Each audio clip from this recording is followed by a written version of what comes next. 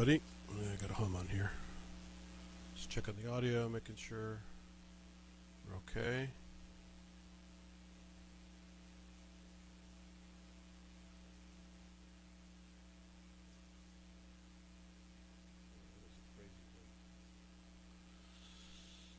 Let me add the link to the chat so folks can join.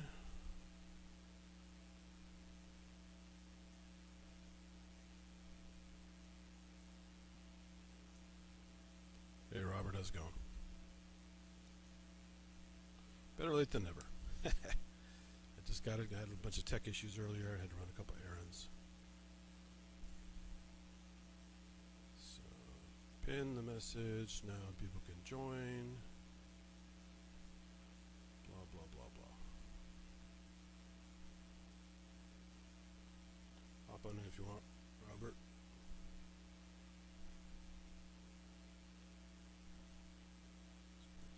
Chat. Still that hum there. I don't know what the hell's causing it.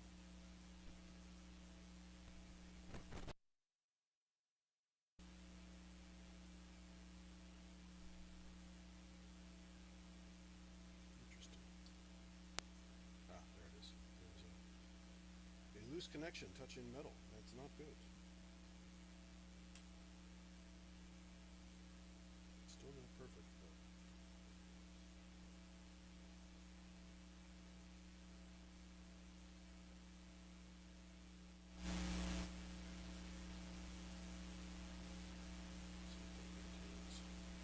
it's worse. I did move some cables around recently. Whoa, it just got worse. All of them. Hey John, hey Destructo.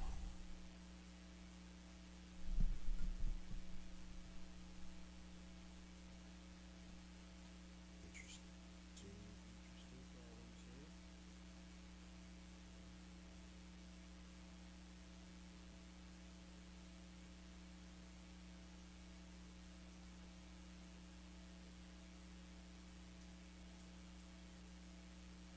Do a quick test to see. Comes through okay. I'll wait 5-6 seconds. Yep, there it goes. Still kind of clean. Not sure what is loose. It's plugged in and causing some kind of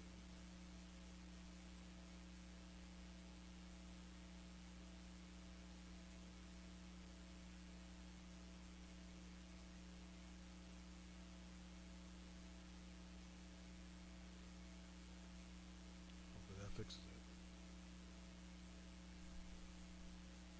So I pinned the link. Anyone wants to jump in, please do so.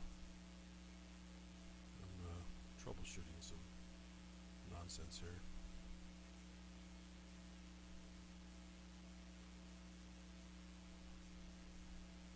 Can't just having USB problems. I'm having audio hum problems now. And I didn't change that much, just a few things.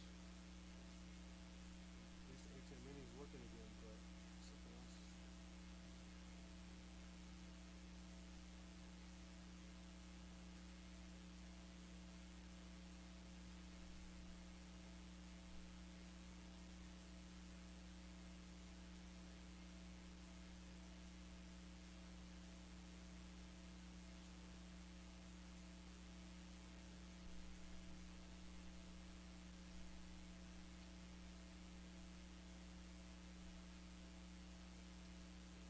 This will recable at one point. It's long overdue. Speaking of sticky, that TC Helicon Voice Lab 2 is also sticky. We were talking about sticky stuff on Ramsey's show earlier. And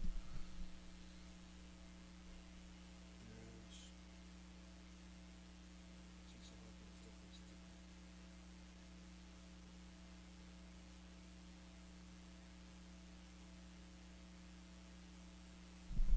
See if I fix that problem. Is it better now?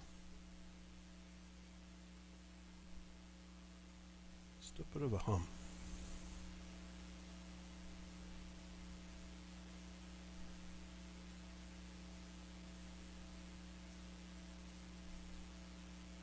What is that hum?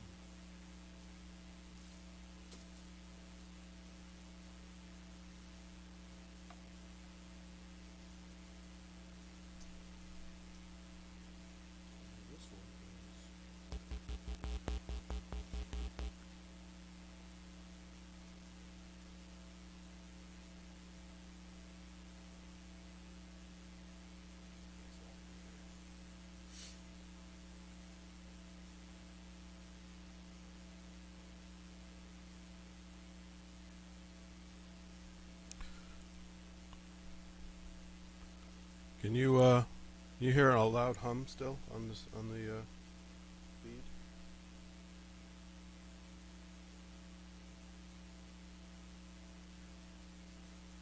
Or loud enough to be annoying?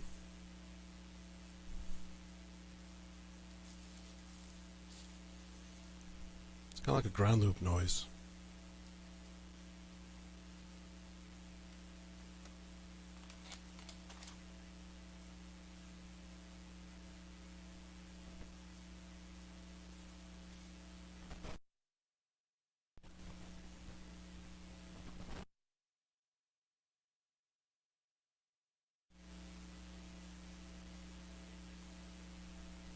Yep, that's no better.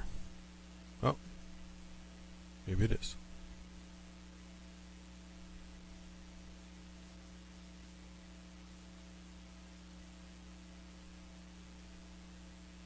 No, it's not one of the channels on the mini.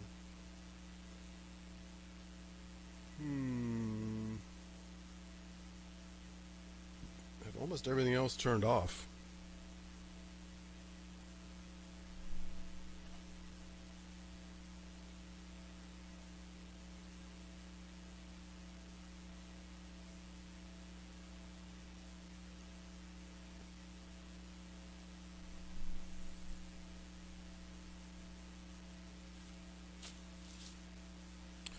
Very strange. Well, if it's not too annoying, I'll just leave it. It's not an ideal sound, but otherwise, if I start fiddling with this too much, I may lose. StreamYard's very picky about connectivity. If I start killing connections, it may drop it, and I have to restart the whole thing.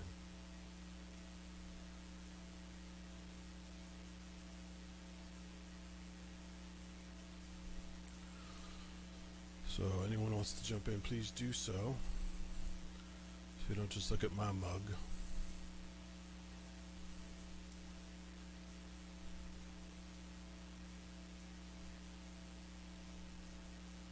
Okay, so the hum might be just a local thing for me. I will deal with it. It's not a big deal.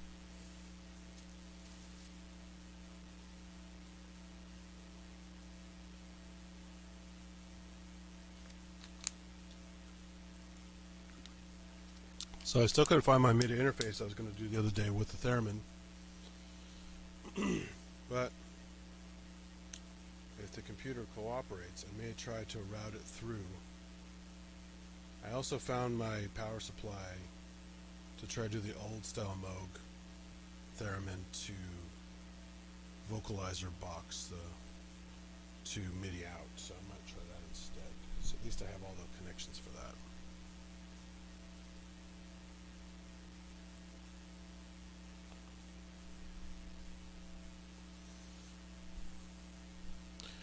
Oh, thanks, Destructo. Yeah, I figured the hum was going out. I wasn't sure if it's super loud or annoying or whatever, but I can't seem to trace it down. I've killed all the audio channels from loose leads that may be causing a hum from touching metal or some kind of ground loop issue. But I've got nothing else on except the mic input, which is right here, going to the mixer. And I swapped ATEM connectors. It's weird, some kind of weird humming noise. I'm not exactly sure what it is.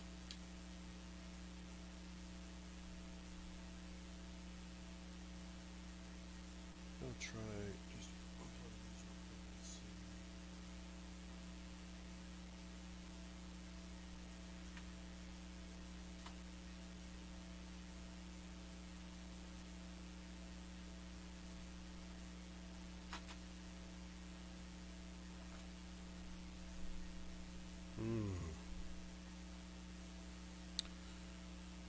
Hasn't stopped yet, so I'm just gonna have to live with it.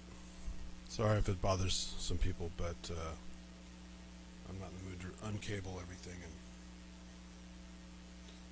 and I don't want to try to run the wireless mic I did last time, which was I did get an extender for it, which makes it probably sound better. It's a little boom mic that plugs into it. It's probably pretty good, but then it makes it hard if I want to plug in anything to make noises. So Hey, Chris said, jump in. Somebody jump in. Link's pinned at the top.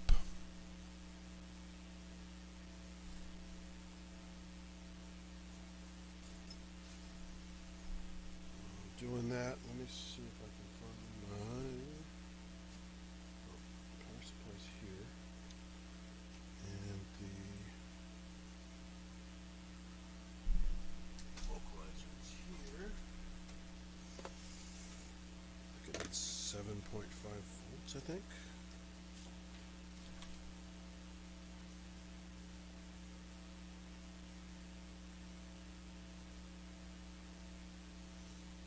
Too good enough.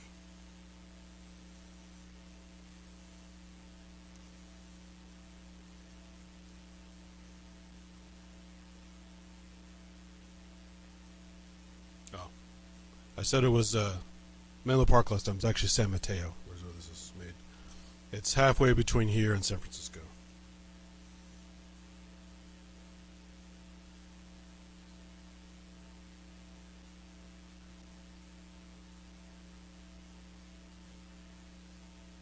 Okay. Let's give it a shot. Let's make sure it's got the juice it needs.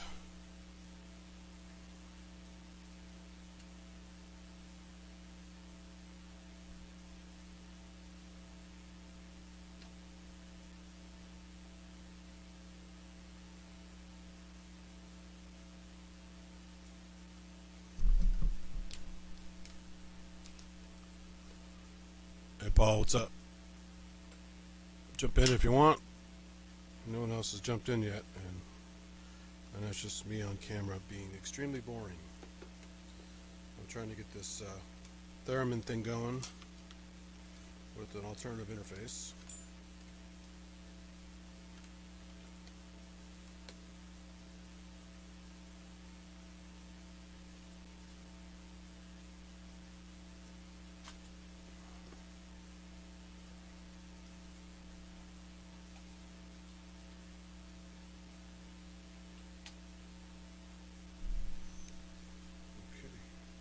Power's on. Good.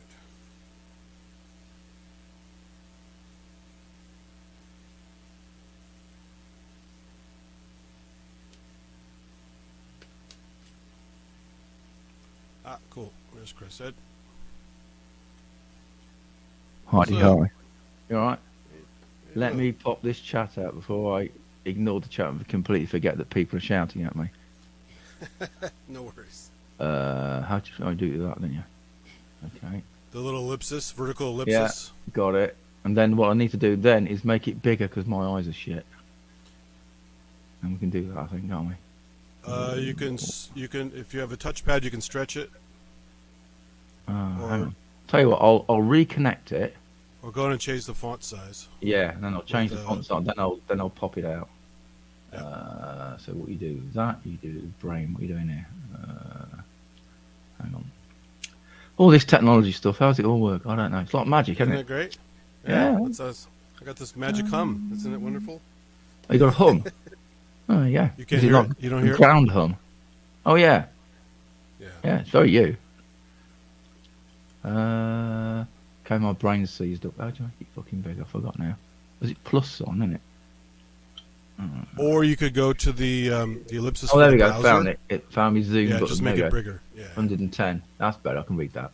Right, now, if I pop it out, it should stay the same size. That's what she said. Whoa, hey. There we go. Oh, shut up. There you go. Hey, look, that works. Woo-hoo. Excellent. See, I am a technology expert. You've done it. Okay. Might not be quite that big. Okay, There we go. Whoa, what's that? Oh, that's Facebook. Let's get rid of that. There we go. Oh, look, I can even read what Inky's saying. Hello, Inky. Yeah. Did you watch the EMOM yesterday? I caught part of it. It was excellent. Yeah, I thought it was pretty cool. No Korg, no Electron, no Yamaha. What else wasn't there? No Moog. Really? Yeah. None.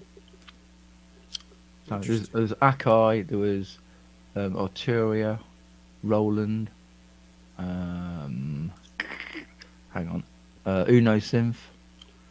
Oh, That was pretty much where it was at, I think, if I remember rightly. Oh, and a push two people running Ableton, two laptops. and Yeah. you got all the stats. Well, as nerds, that's what we do in between That's right. people being and go, whoa, what they got? What's he got? So I was like doing the old I Spy thing. I was literally writing notes on what all the acts were like using, so that when it finished, I could go in and make a post on the actual video and then get timestamps sorted out to get Oh, people nice. to look through it easier. So That's yeah, cool. I had my little nerd alert this morning. I did that, Yeah. and then Jamie converted it into chapter markers. So that's cool. Oh, Makes it good. easy. Yeah. Makes it easier for people to find things, because it's like a Yeah. 4 hour long stream, and it's quite long.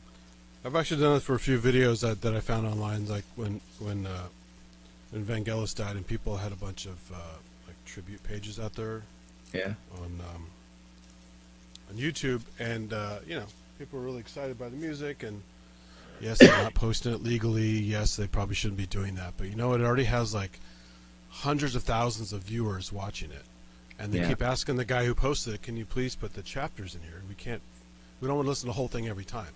Yeah. So I said, I'm a big fan of his music, and people seem to like this thing. It's somewhere in Latin America or whatever. Some guy put this up. So I made some nice chapter stops for him and got to go listen to some tracks I haven't heard forever because it was one of those best of things. It's not hard, is it? But it makes people's experience of watching something a lot easier. A lot more Yeah, and fun. then I got all these thank yous in Spanish and stuff from all over the world for putting the chapters in. So, it's kind of nice. Yeah. But, I think Davey's got a gig tomorrow. His first the gig. Colorado Mountain. Yeah. Yeah. Yeah. I've got an invite to watch it. I'm not sure if it's free for everyone to watch or if it's like a sort of virtual ticket thing to watch it online. I don't know. Oh, It says, wow, it says that would be Everbright, whatever that is. Oh, Eventbrite. Yeah, those Eventbrite, usually is it? cost. Yeah. Oh, is it? Yeah. Okay. I mean, it's like $10 usually. So, Whoa. well, it depends on the company who's doing it. Like Right. do you know Mystery Science Theater 3000? The guys that make fun of movies Yeah, and stuff. yeah. So the offshoots further down the road, the two Mad Scientist guys have a thing called the Mads Are Back, and they continue to do their riffing with various movies. I've seen them live in San Francisco, and they do a thing at least once a month, a live stream on Eventbrite, and it's like $10. But it's totally worth it because you get to interact with them, you get to watch them do the thing. There's a live chat thing.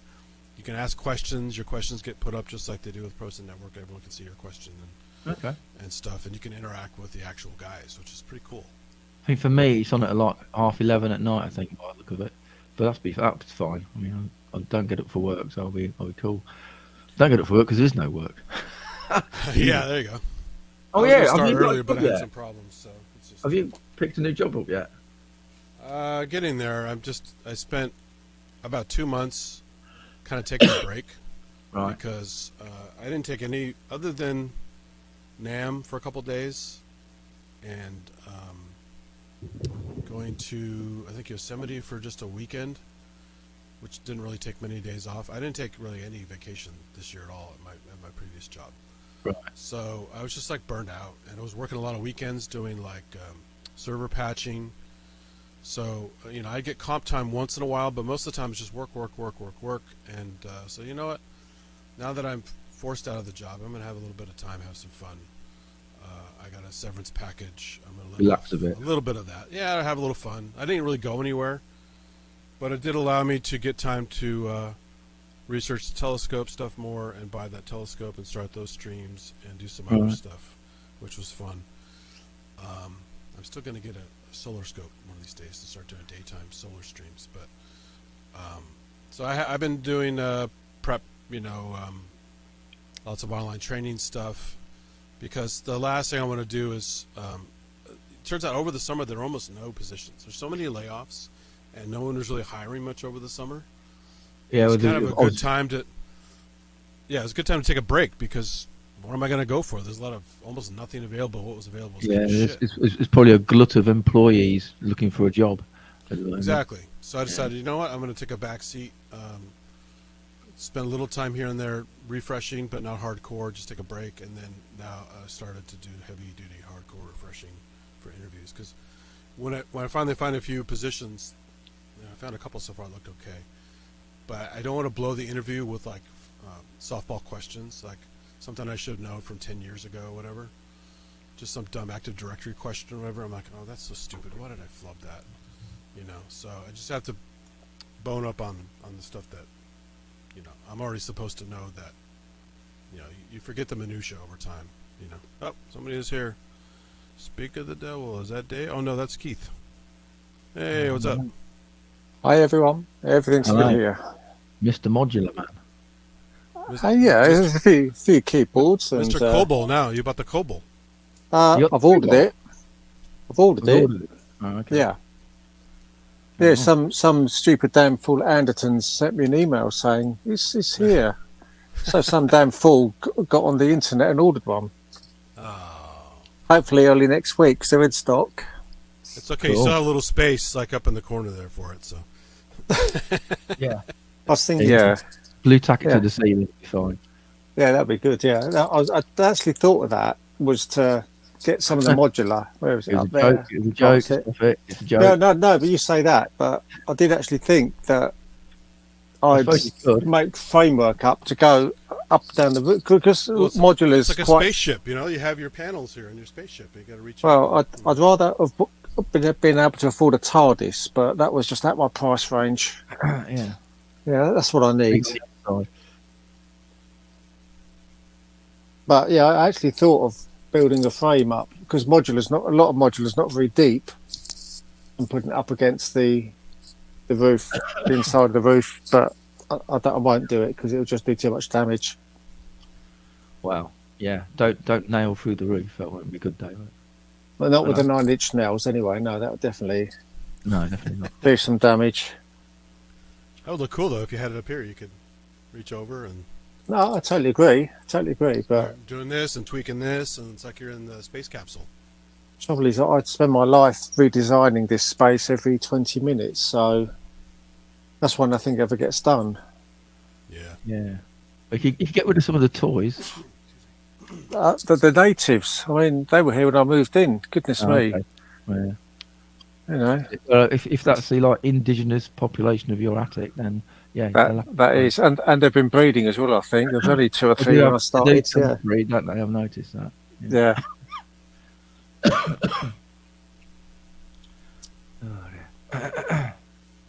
He says I'm only in one channel. Am I not stereo? Testing. 1 2 1 2. You're sort of on the left hand side. Okay, that helps. Let me see. Just mute me for I have a good cough. Steve Elbows. Yeah, I saw something about a video on the Cobol. Must have been on. I think it might have been on the Behringer channel, one of the Behringer Facebook pages. There was a link, but I haven't had time to go and have a look at it yet.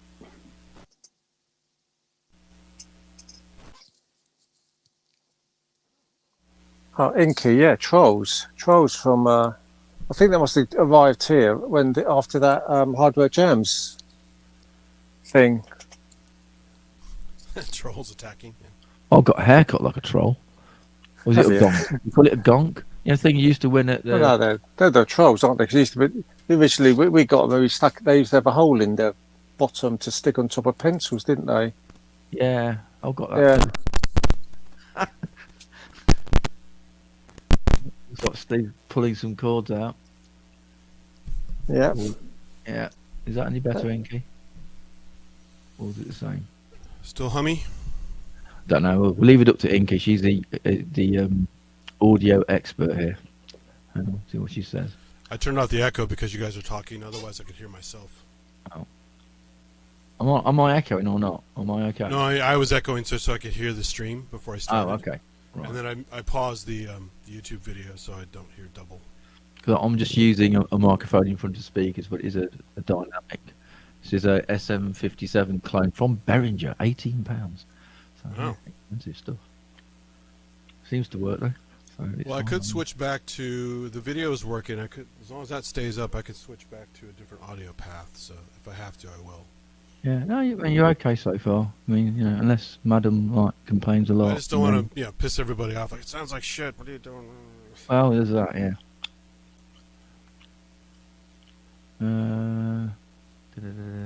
Oh, it's David. Oh, David's in the chat. Hello, David. Yay. Doing EMOM tomorrow. That's his first EMOM, isn't it? I think. I think so. Yeah. Yeah, it's a bit like Darren. That was Darren's first EMOM yesterday. He kept that a bit quiet, didn't he? All his kit. He didn't Well, show no. that yesterday. He put it up. He put a couple of posts up on Facebook, his own page. I said, here's some stuff. Here's what I'm, going to take out. And then he put a couple of more posts up that says, I'm having trouble with this, I'm having trouble with that. And that was right up to about the middle of the week. He was. Yeah, I think he was still changing it, wasn't he? He was still sorting it to about the middle of the week. So, I mean, the fact he got there in one piece and then got it all up and running straight away. I mean. Yeah, he did a good job, I reckon. He did a really good job. Absolutely. Well, he kept me running up that hill for 10 minutes. Yeah. I know that much. Yeah. Akai Force as well. I didn't see that coming. That was like, what? No, I think that's what he must have kept that quiet then, because that's unless that's too big to put up behind him when he's on Ramses and things like that. Until he did that post the other day when he had all the stuff on it, it's like I've never heard of him even thinking about an Akai Force. So, yeah, Mr. Secretive. I thought he was really good for a first gig. He knocked it out of the park. He said he dropped hints about the Force. May the Force be with you and all that stuff. But yeah, but no one would have picked that up. I'm a bit dumb, I won't pick that up. You've got to be a bit more less subtle for me. Like you need a sledgehammer with the word "force" on it and hit me on the head with it, and I'll probably get it. But yeah, he did a good job there, I thought. And I liked his transitions in between tracks as well. That was good. The track just didn't stop. It actually moved into the next track, like what proper DJ mixer would do. You know what I mean? You still have half a track hanging over as the other one came in. But it was dead clever.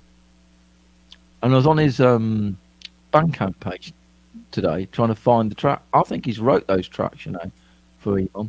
I don't think they're all old tracks he's dragged out. I think he's wrote that, which is even more crazy when you think about it. It's like no one's heard those tracks ever, and he's gone out and done a live gig with them. It's like brave. He's still capable of putting out a song a week if he wants to. Sometimes, isn't he? He's prolific. Up on YouTube and things like that. That's what I mean. It's yeah. But yeah, I was amazed at how smooth everything went. Yeah, absolutely. So I thought it was really good. And then when Jamie says, "Oh, you got any more?" You just drag one out. It's like, yeah. Okay, yeah, he's sorted, hasn't he? Proper. I was like, yeah, he did a good job. He did a really good job on that. I was well surprised. I was just hoping he wasn't going to fuck up at all. You know what I mean? Just hoping he turned up because everyone seemed to be flooded. Thought, he might not even make it there. And then when he did make it there, he just like smooth as butter, wasn't it? It was really good. It's just like he'd done it all his life, basically. Yeah, wasn't it? I mean, you can all do it. I mean, he was coming to hardware jams today, where some of them are blatantly live, and some of them are probably, tracks but put together and things like that. It's definitely like, because I saw him playing these little. He had like a little launch paddy thing to the right of him, and he's playing the keys on that at the beginning. He's actually playing the synth. Yeah. Well, and the pads on the Akai on the left as well. It was that was triggering the iPad, wasn't it? It had a sample playback thing on the iPad. He was playing that. Yeah. So I was hoping to have a good interview on Ramsey's show today would have been ideal, but that didn't seem to happen. It's a bit of a shame. But yeah. So I'm hoping maybe Jamie at some point will get hold of him. We'll have a proper interview. But you are right. I mean, I'd have liked to have seen something about the routing of all his stuff as to what like you said, what triggers what and where's that sound coming from, and things like that. Yeah, that would have. Because is that the first person I've seen at an EMOM with a Akai Force? I think it might be. I don't think I've seen anyone with an Akai Force. Well, should I say that not that big? It's huge, isn't it? Yes, that's what I mean. It's It's huge. They're big, yeah. I Yeah. don't use mine as much as I should, but they're fun.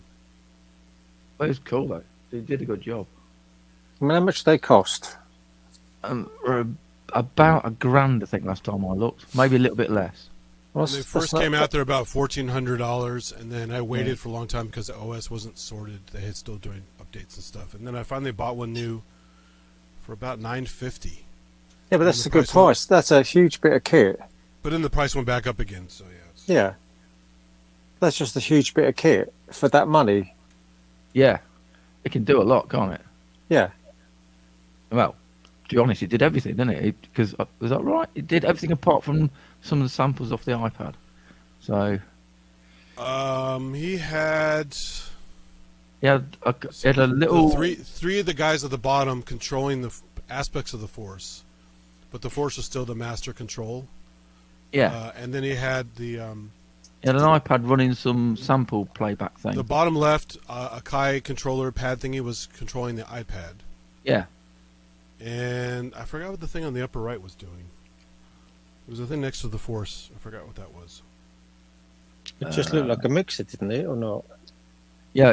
There's a mixer on the bottom right. Yeah, on the Top Facebook right. post he had two other synths, but he didn't take those.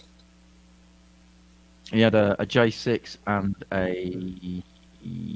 Was it the Pro VS? It's a Pro VS, wasn't it? He didn't take them, did he? Yeah. No. I suppose he had enough room. Well, I don't know, but he did a good job. He did a really good job.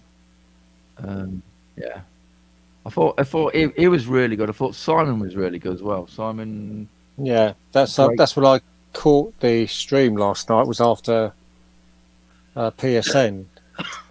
So right. I've got to go back and watch the earlier acts. Yeah, you can do it. Yeah, it's on there. Yeah. Yeah, there's chapter markers on there now, so you can easily navigate to whoever you're trying to find. It's nice that somebody put those in there. That was me. I know. I know. It's me. I'm amazing. No, I was bored. And I just, it's something I wanted to do because I wanted to play it back because I thought while I'm here, I might as well just note down when it is and whatever. But yeah, Simon was really good because he usually takes out MODX, doesn't he? We took out Roland Phantom. Sounded as good, if not better, than the Yamaha. But basically, if I think if Simon took out a brick and a sponge, it would sound great because Simon's just really good. Whatever he does is really good. Great bass lines, really good bass lines. But I'm a bit of a sucker for bass lines. So. Simon did a good job. No, he did absolutely. And again, just a faultless performance. Yeah. Because at the end of the day, a workstation's a workstation. It doesn't mean to say that it's perfect, does it? That something won't glitch or something like that. So. No, I don't know how he had. Again, it'd be good to have a chat with him. How he assembled all this because he's got several songs. Are they all in one project? And does he have like tempo changes and things like that to go into the next song or whatever? And how's he move from one to the other? So all that would be like interesting stuff to hear. All these people who are thinking about doing EMOMs, any information of how things are put together is one less worry out of your head, isn't it? Like, they do it that way. Oh, that's how you do it. That's one more step closer to somebody else doing another EMOM, which is like, nice to see it grow, get more people involved in it. Yeah, I mean, I think your best bet then is to have a word with Jamie. Because he's got something this weekend, doesn't he? He's got something tomorrow night going. Yeah. Whatever he's doing. Yeah, and say to him, can you get Darren and Simon back on and anyone else? Yeah. If they've got, an amount of time to come on a Sunday night and go through their kit and all kit set up, they're playing, their, how they produce what they do. Simon's in the chat. Simon. Join the show. He was there. If you're available. If you're not available, join the show anyway. Yeah. Not a hint, it's an order. Get on with it. No, if you're around, it'd be cool to hear what you've got to say. Then I can just shut up and let you talk. And that'll be great for everybody. You can just talk your way. We'll have to just close our eyes and imagine. Yeah. But yeah, good stuff. Have you done any EMONs, by the way, Keith? No, it's disgraceful. I've got all this stuff here. I've got the Behringer Go case to my right, with full up, with probably enough stuff in there to make a noise. And I've got it to make a noise, but not fit enough to go out. Because Andrew Brooks has sorted he's got a Behringer case, hasn't he? Or he used to have a Behringer case. Don't know what he uses now, but he's got a. But he's got a case, and then he had the lid built for it. Oh, he did, didn't he? Yeah. So I can't remember whether that was a Behringer or whether it was something else he'd got. Sort of lid out, didn't he? To make well, it. Yeah, someone at school, one of the sort of teachers at school who probably was a woodwork teacher, yeah, carpenter or something. Yeah, woodwork teacher, made in the lid. And the only thing that the only issue with the lid he's got now is it's so big that it obscures anyone's view of what he's doing. Yeah. And I think Jamie's probably got that more sussed last night because he had a behind camera. Yes. That was good on the gear coming down, because especially with that lighting, you couldn't make out. You couldn't make out. Jamie decided to push out was hilarious, wasn't it? It's like, where's the world gone? It's all gone blue. Oh no, that's just the light hitting all the smoke. But I'm just saying, I think there was less smoke last night, but more lights. And you'd only got so much of someone working their gear, playing a keyboard or whatever. But yeah, he had a behind cam, which worked really well, I think. They also had a screen there as well, because I think whatever the camera was showing, you could see on the screen. So that was behind him, wasn't it? Yeah, that's right. Yeah, it's near Jamie, wasn't it? So I think if you're in the audience and you're looking at Darren, who was sort of like sort of obscured, wasn't he? Oh, hello, Simon in. And you could see what was on the Force because you could look at the screen as well. That's right. Yeah. Hey guys, how you doing? Hello. Hi, Simon. Man of the moment. Talk to us. Well, what do you want to know? Okay, so first question then. Did you transfer your songs that you already had on your Yamaha over to your Phantom, or did you rewrite them? Half and half. To be honest, out of the 3 tracks that I played last night, 2 of them were new tracks anyway, so it was only the very last one that I'd done on the Yamaha previously. Okay. So on the Yamaha, you've got a USB function so that you can actually put your backing tracks onto a USB stick, and then that will play the backing track, and then you just overlay the parts that you're playing live. Okay, right. So would you just like create a split on your keyboard to have like bass here and keys here and a lead somewhere else? Is that what you do? Exactly that. So on both keyboards, on the Phantom and the Yamaha, you can have key groups so that you can have throughout the track different sounds for different sections. So you can just press a button, and then you've got a whole new range of splits. Right. So if you've got a different set of sounds in the verse, and then when you move to the chorus, you just click the button, which brings you the new set of sounds on the keyboard. So depending on how complex the track is, I guess, but it's pretty straightforward, to be fair. I've got a weird question about pitch bend. So if you've got a multi-split keyboard where you've got, like, say, a bass, a pad, and a lead, can you assign the pitch bend not to work on certain bits, or does it work on all of them? How's that work? No, absolutely. You can on each individual part or each individual sound, you can select which controllers are available. Yeah. Right. So you can disable it on. I mean, on the first track I played last night, I was using a control pedal, so that I was using the pedal to bring in a string sound on top of the pad that I was playing gradually, and then there was another vocal sound that came in.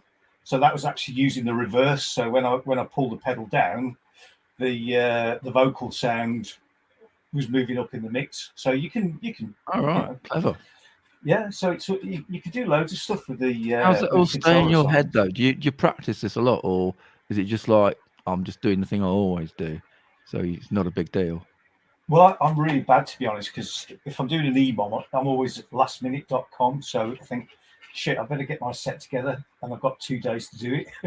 But then within that 2 days, it's pretty intensive. So by the time I get to the gig, it's all fresh in my head what I've got to play. So, but yeah, it's I tell you what, it's just great fun. And if anybody's ever tempted to do one, absolutely go for it, because it's just a really great night. You meet some great people, and it's a really good way of testing your music out, see how it goes down. Well, yeah, in front of an audience now it's the real thing, isn't it? So well, yeah, that's it. Yeah, if you fall flat on your ass there, then you know that your music's not very good. yeah. It's a remix. Yeah, yeah, that's right. Or just remix into the bin. Yeah, or retire. Or reinvent yourself. You never know. That's right. Yeah, change your name and come back as someone else the following month. So you had multiple songs. So were they all programmed into one session, or how did that work? How did you go from one song to another? Well, the one thing the Phantom's really good at is you've got seamless scene changes. So each scene is effectively a new track. So right. you can be holding a sound on from the previous track while you're actually moving to the next scene, ready to trigger the next song. It's got like a carryover, hasn't it? It's got a carryover. You can hold down a chord, then change the scene, and your previous chord will still be playing until you let go and play again. Right. Yeah. Yeah. But it's the scene is also contains all your sequences as well. So you can move from one track to the next really, really easily on the Phantom. It's not quite as good as that on the Mod X, to be fair. Right. But yeah, I just thought I'd change it up last night because everyone's sort of you did good. I got the moniker of Mr. Mod X, and I thought, oh, do you know what? I'm going to just bring a different one and then throw everybody off the track. You need to calm down your basses. Your basses are a bit too good. I'm a bit annoyed. That's everything for me is the bass lines. If you get a decent bass line, then you're onto a good thing. Yeah. Well, were all the tracks the same tempo? I mean, I didn't notice, or did you change tempos per track, or what's happening there? Well, the first two were I think there's a 1 BPM difference. Right. So I haven't got that adventurous yet where I'm changing tempos mid-set. But the last one was obviously a completely different tempo. That's it. Oh yeah, when Jamie said, "Have you got any more tracks?" Was that like, "Yeah, I've got loads in my pocket. I'll just pull another one out"? Or was that a bit of like, you have to like work out what to do? Yeah, you got it exactly there. I thought I was going to finish on a high, but luckily I had got that other one which I played previously. So I do like to try and do different tracks. Each time I do an EMOM, certainly the same EMOM event. So I don't like to go back with the same tracks twice. Yeah. So exactly. And plus the fact it makes you more prolific as well, because it gives you a bit of an incentive to write some more music when you know that you've got an EMOM coming up. Yeah. So when you go to an EMOM and they say you've got whatever, they say you've got 15 minutes, and you're thinking, well, that's 3 or 4 tracks. But by the look of it, you don't get 3 or 4 tracks ready. You get like 6 tracks ready, and then you choose 3 of those tracks. No. I'll get 2 or 3 tracks ready. Because I can't write that many. I haven't got the luxury of writing 6 tracks and then being able to choose between those. So I'll generally. You had a spare track ready to go though when Jamie says you got another track. I was just trying to work out.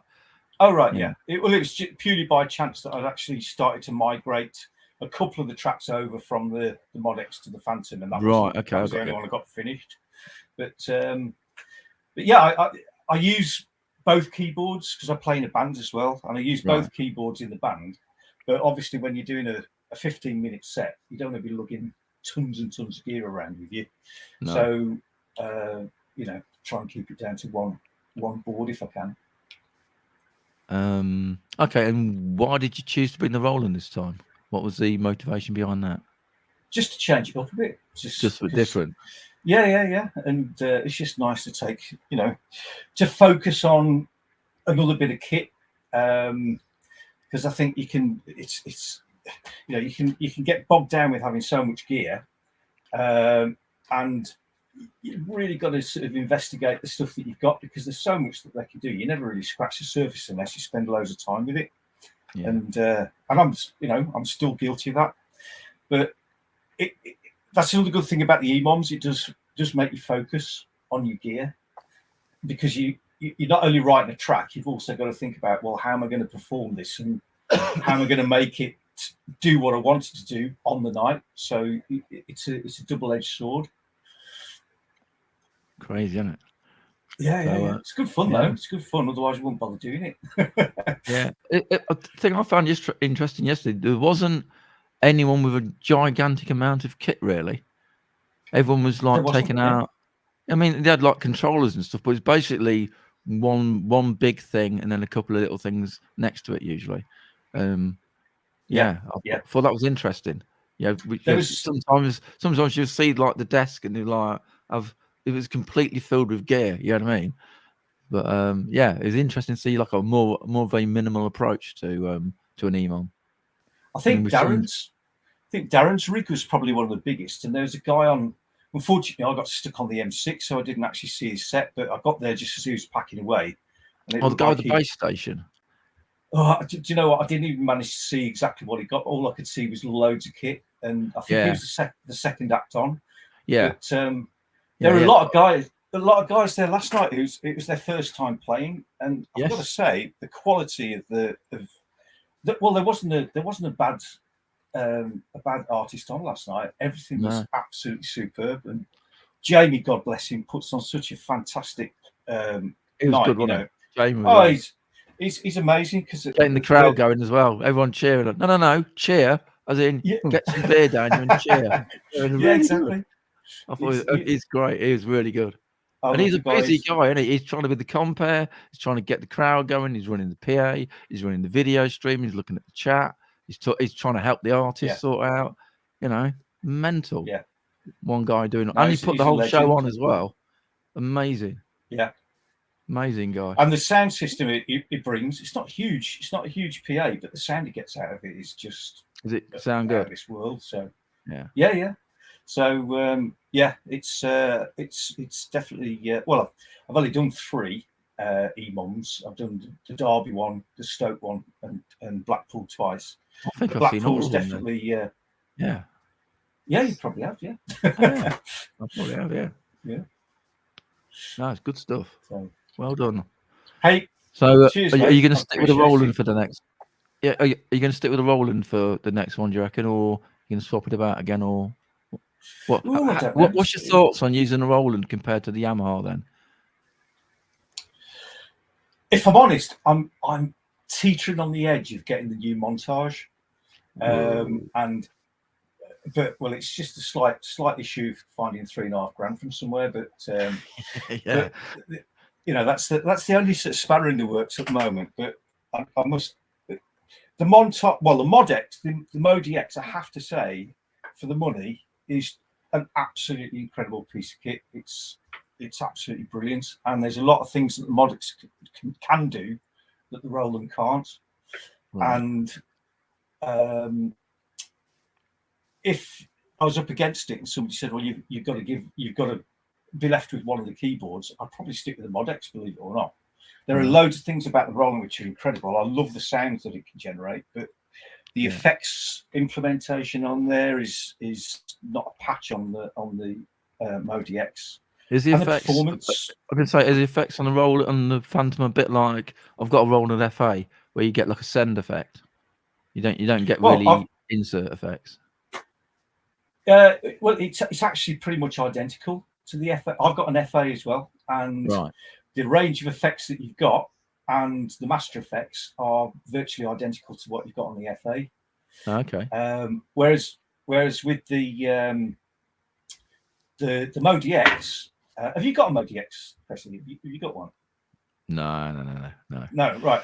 Well, with the Modi X, for each part, you've actually got 2 insert effects, one of which can be a reverb, There's only one global reverb on the Roland, and you could do all sorts of amazing things with the effects with the super knob.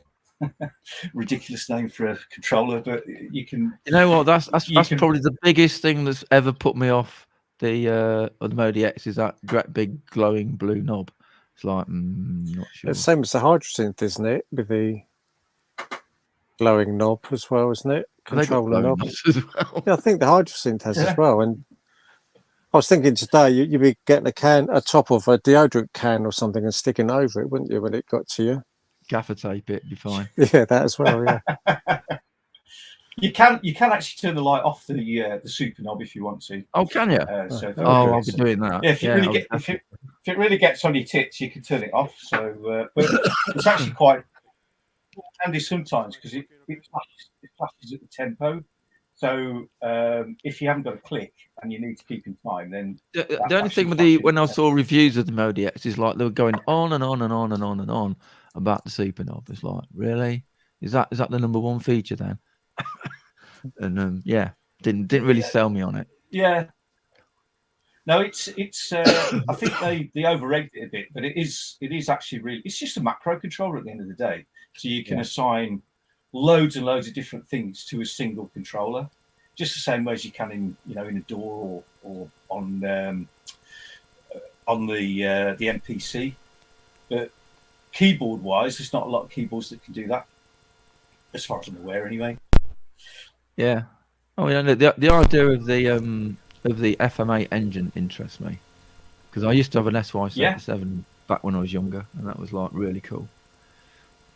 Same. Yeah. Oh yeah, the FM's amazing, isn't it? Yeah. So is this mic working okay? Can you guys hear me? We can hear you, yeah. Is it bad, low, fuzz, hummy, shit, whatever? Fuzzy? It's okay. Distorted, or is it? Yeah, distorted now. Yeah. I've turned it a bit loud. Yeah. Okay. Simon, is the Phantom showing its age against the Yamaha now? I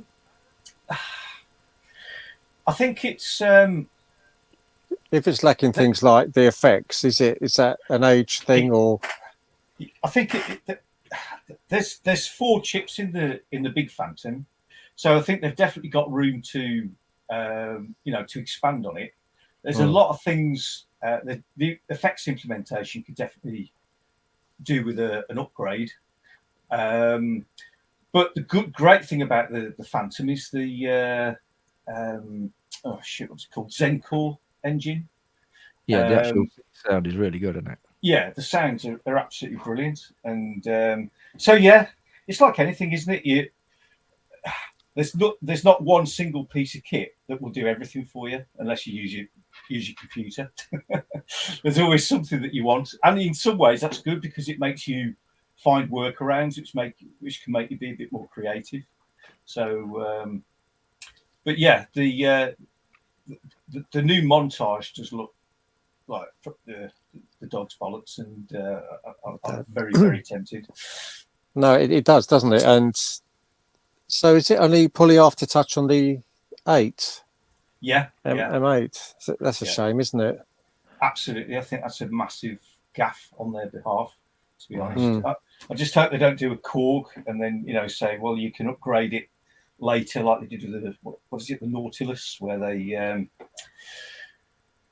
sent it out without aftertouch on and then said to everybody they could have a 400 quid upgrade to put aftertouch on the keyboards. Is that a new keyboard then? Well, I think it must be. Yeah, I think it's that rather than software. Yeah, we hardware. Yeah, it'd be a hardware upgrade. Yeah. How are you getting on with your Technics, by the way, Keith? You told me about that when I saw you at Synfest. Very slowly, to be honest. I need to print out an owner's manual, which I don't think there's much of it, but I do. And then where it's sitting, which is there, that's it. All right. Okay. I've got the strip light above it, which then sort of obliterates half of the display. So I need to sort something out. Screens So do get dim. Mine is getting dim. So it's got a brightness thing on it. It's got a brightness control. I'm just saying it's all the time ideal these where days it is. dim.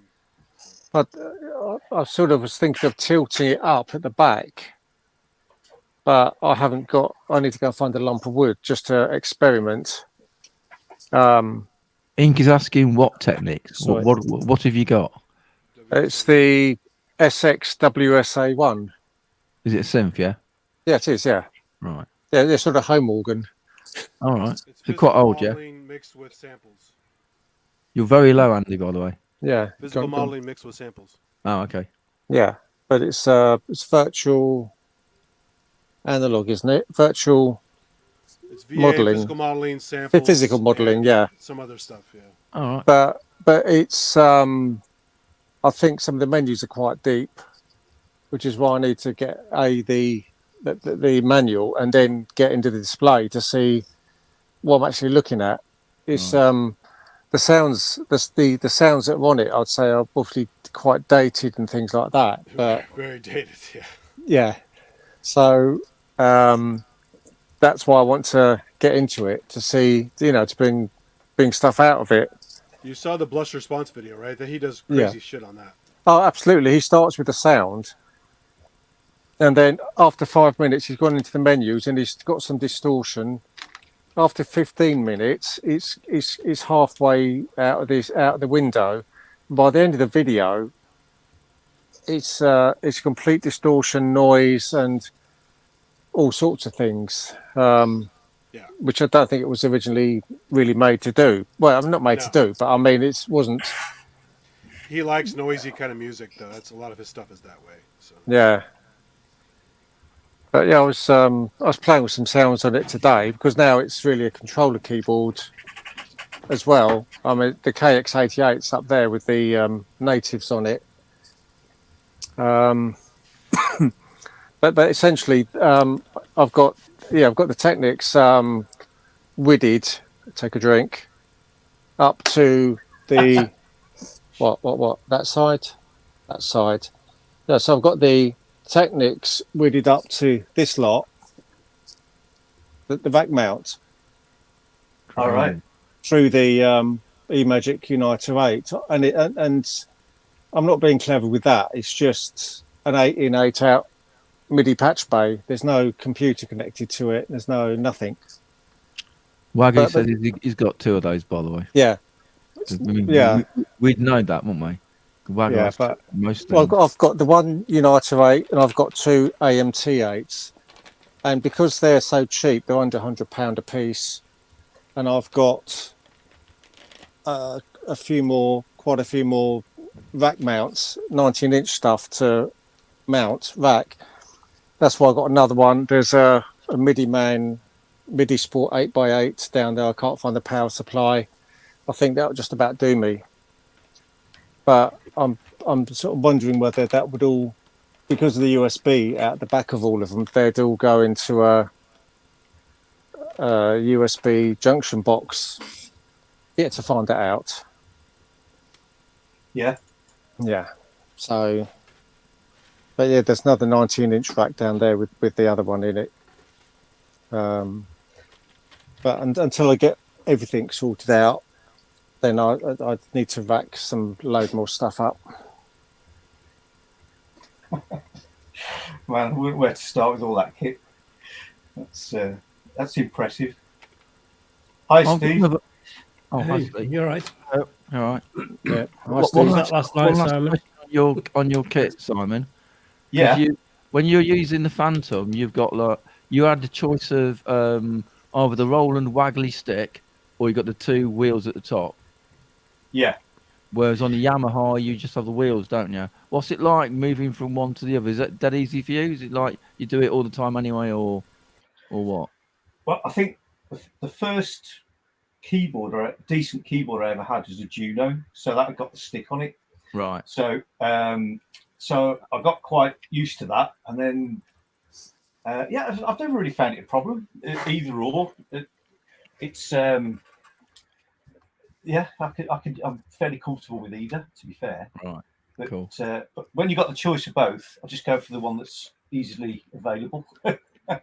Closest So one. the closest, yeah, at the time when I'm panicking, yeah. So You're far too talented, mate. So that's what it is. oh no. It's it's just love, isn't it? You do it for the love, and you just hope that everyone else enjoys what you're doing. So You did good yesterday. It was cool. oh, cheers, man. That's all right. Appreciate it. No problem. Simon, does any of the stuff you write for the EMOMs get put into the band, or vice versa? Well, some of it I've got the band, which is, I mean, to be honest with you, that's just going out playing house covers generally. So we don't do any original stuff in that. But I have got a little project called Love Face, where I stick stuff out on vinyl, and some of the tracks that I do with for the EMOM stuff does find its way into that project. So yeah, we've put a few. I think we're on volume 7 now. So we usually do a D mix of a well-known vocal as the sort of A side, and then we'll do a couple of supplementary tracks on the B sides. So yeah, you can find all that on Love Face on YouTube. So, but it's all very sort of, house or disco boogie type stuff, electro boogie. So, if you like the kind of stuff I do at EMOMs, you'll probably like that. You know, your band you go out with, do you have a vocalist on that then? We've got 2 vocalists. So, has that transferred at all over onto your little project you've just been talking about? There's a couple of tracks where we have used. Hang on, I'm just trying to think actually if any of those have been finished yet. No, we're working on a couple of tracks where we're using the singers from the band. Right. We use the guitarist a lot from the band on the Love Face stuff. So yeah, I mean it's useful having a pool of musicians who are your mates who you can just say, do you fancy coming into the studio and just laying some parts down? Like a little super group, isn't it? It's cool. Yeah. It's like a little collective, so it's a nice little vibe. But yeah, it's keeps me busy. That all came out of the lockdown actually, when we weren't able to go out gigging, so we just thought, right, we'll start a little project and get some stuff put out. And we were lucky to get a P&D deal, so we just get the vinyl pressed and it gets distributed for us. Wow. So that's really cool. It's just having the time to actually get everything done. That's the problem with work and everything. Yeah. But I think everyone's in the same boat, aren't they? Yeah. Well, especially with the lockdown, I ended up doing an LP when you had the lockdown. There's nothing else to do. All my clients disappeared. I thought, oh, okay, I'll just do some music then. So yeah, a lot of that sort of stuff happens, doesn't it? Absolutely. Yeah. I loved lockdown. I did. I probably get shot in broth. I mean, it's great because a few people did, I think, didn't they? Yeah. This is my time of not seeing anybody. I'm awesome. Yeah, but lockdown for me meant I was furloughed, so I started to pile money up because I never went out, and I bought most of this stuff. I'm still buying stuff now, but I mean, I bought an awful lot of stuff over furlough, and then most certainly the last 3.5 years. There you go. You know, I've so was that? Yeah. Was that room empty before lockdown then, Keith? Sorry, no. I had some synth stuff up here, but it was just gathering dust. But I dated. I looked at something today because I thought I'd like to buy one of them, which Steve has in his background on the top shelf keyboard there. And I looked at the date it was made, and that dated the monitors and the Roland XP30, which is sitting over there. And I've got a Alesis 16-track USB mixer buried under the other half of the loft. But it dated all when I sort of started to get a little bit of money together, so I bought that lot, and then it stopped again until about 3 years ago. There you go. So there's a huge gap of buying a little and then spending, or buying a lot. Yeah, I can see a Euro rack behind you. Yeah. Yeah, that's that goes up a bit higher. It's like building the pyramid, isn't it? It is, and the best bit is when you get to the top. It don't stop. Well, no, it's not that. I can't with the range of Dreadbox stuff, which is the coloured rack. I can't reach. Right. I'm going to have to. You have to get a Euro rack step. Yeah, I'm going to have to build a step to be able to get up there, and probably the second floor be below it would be a bit difficult, but hey ho. Makes it a challenge, doesn't it? Literally. Absolutely, yeah. Yeah. I mean, the thing is, all that Eurorack rack is some of it was a little bit of it was wood that was laying around the house. All their shelves out of next door flooring. Oh, you've sort of like racked all that up yourself then, that stuff? Yeah, oh, absolutely. If you looked up close, I mean, it's all balancing on top of each other. Right. It needs dismantling. It needs screwing and gluing together, painting, and then especially that corner down there. And well, no, once you've screwed and glued it together, it'll all straighten up, and then put all the power in. There you go. So yeah, there you go. It's Steve's been very quiet. Better talk to Steve, or get told off. Hiya. Yeah, Steve. I know. I want to know about his radius. That's what I envy. Oh yeah, in the background. Yeah.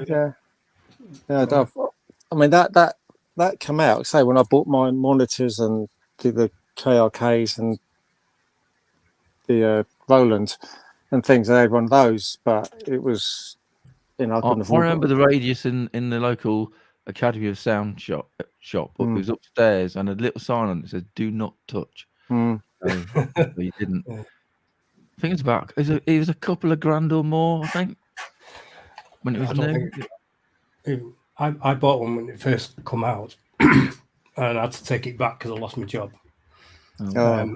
Yeah, so at the start of lockdown, I was a bit like Keith. I was like a kiddie in a sweet shop. I bought a load of stuff, including the radius. Yeah, and I bought a few more keyboards as well that I'd wanted for ages, like the JD800, which had the red glue issue, and I had to refurbish that completely.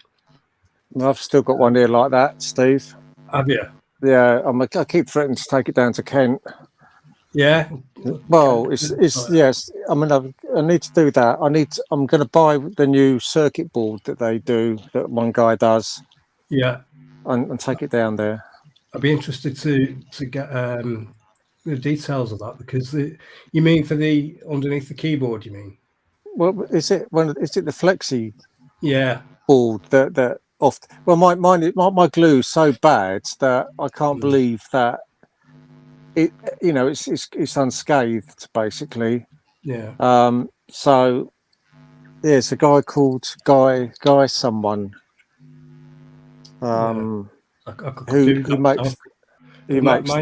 Mine's a bit dodgy on that. I've had to bodge it a few times. It works. It works all right. And the JP8000, I refurbished that as well. That needed a bath. It was gipping. That wasn't. No, unfortunately, I bought mine on eBay. It was bottom dollar, and they said, it was coming out of a studio and it had been looked after. And I think, fuck, it was. Yeah. To be honest, studio. Well, when you go into a studio that's actually got air conditioning, and it wasn't set up in the studio; it was probably in the storeroom. Yeah. So, the studio was air conditioned, which probably wouldn't have brought on the onset of the glue if it had been kept at a constant temperature. But no, when I got it, it was, and then there was probably half a dozen notes stuck, and there was one dead note. So, for what I paid, it wasn't worth trying to take it back. I couldn't.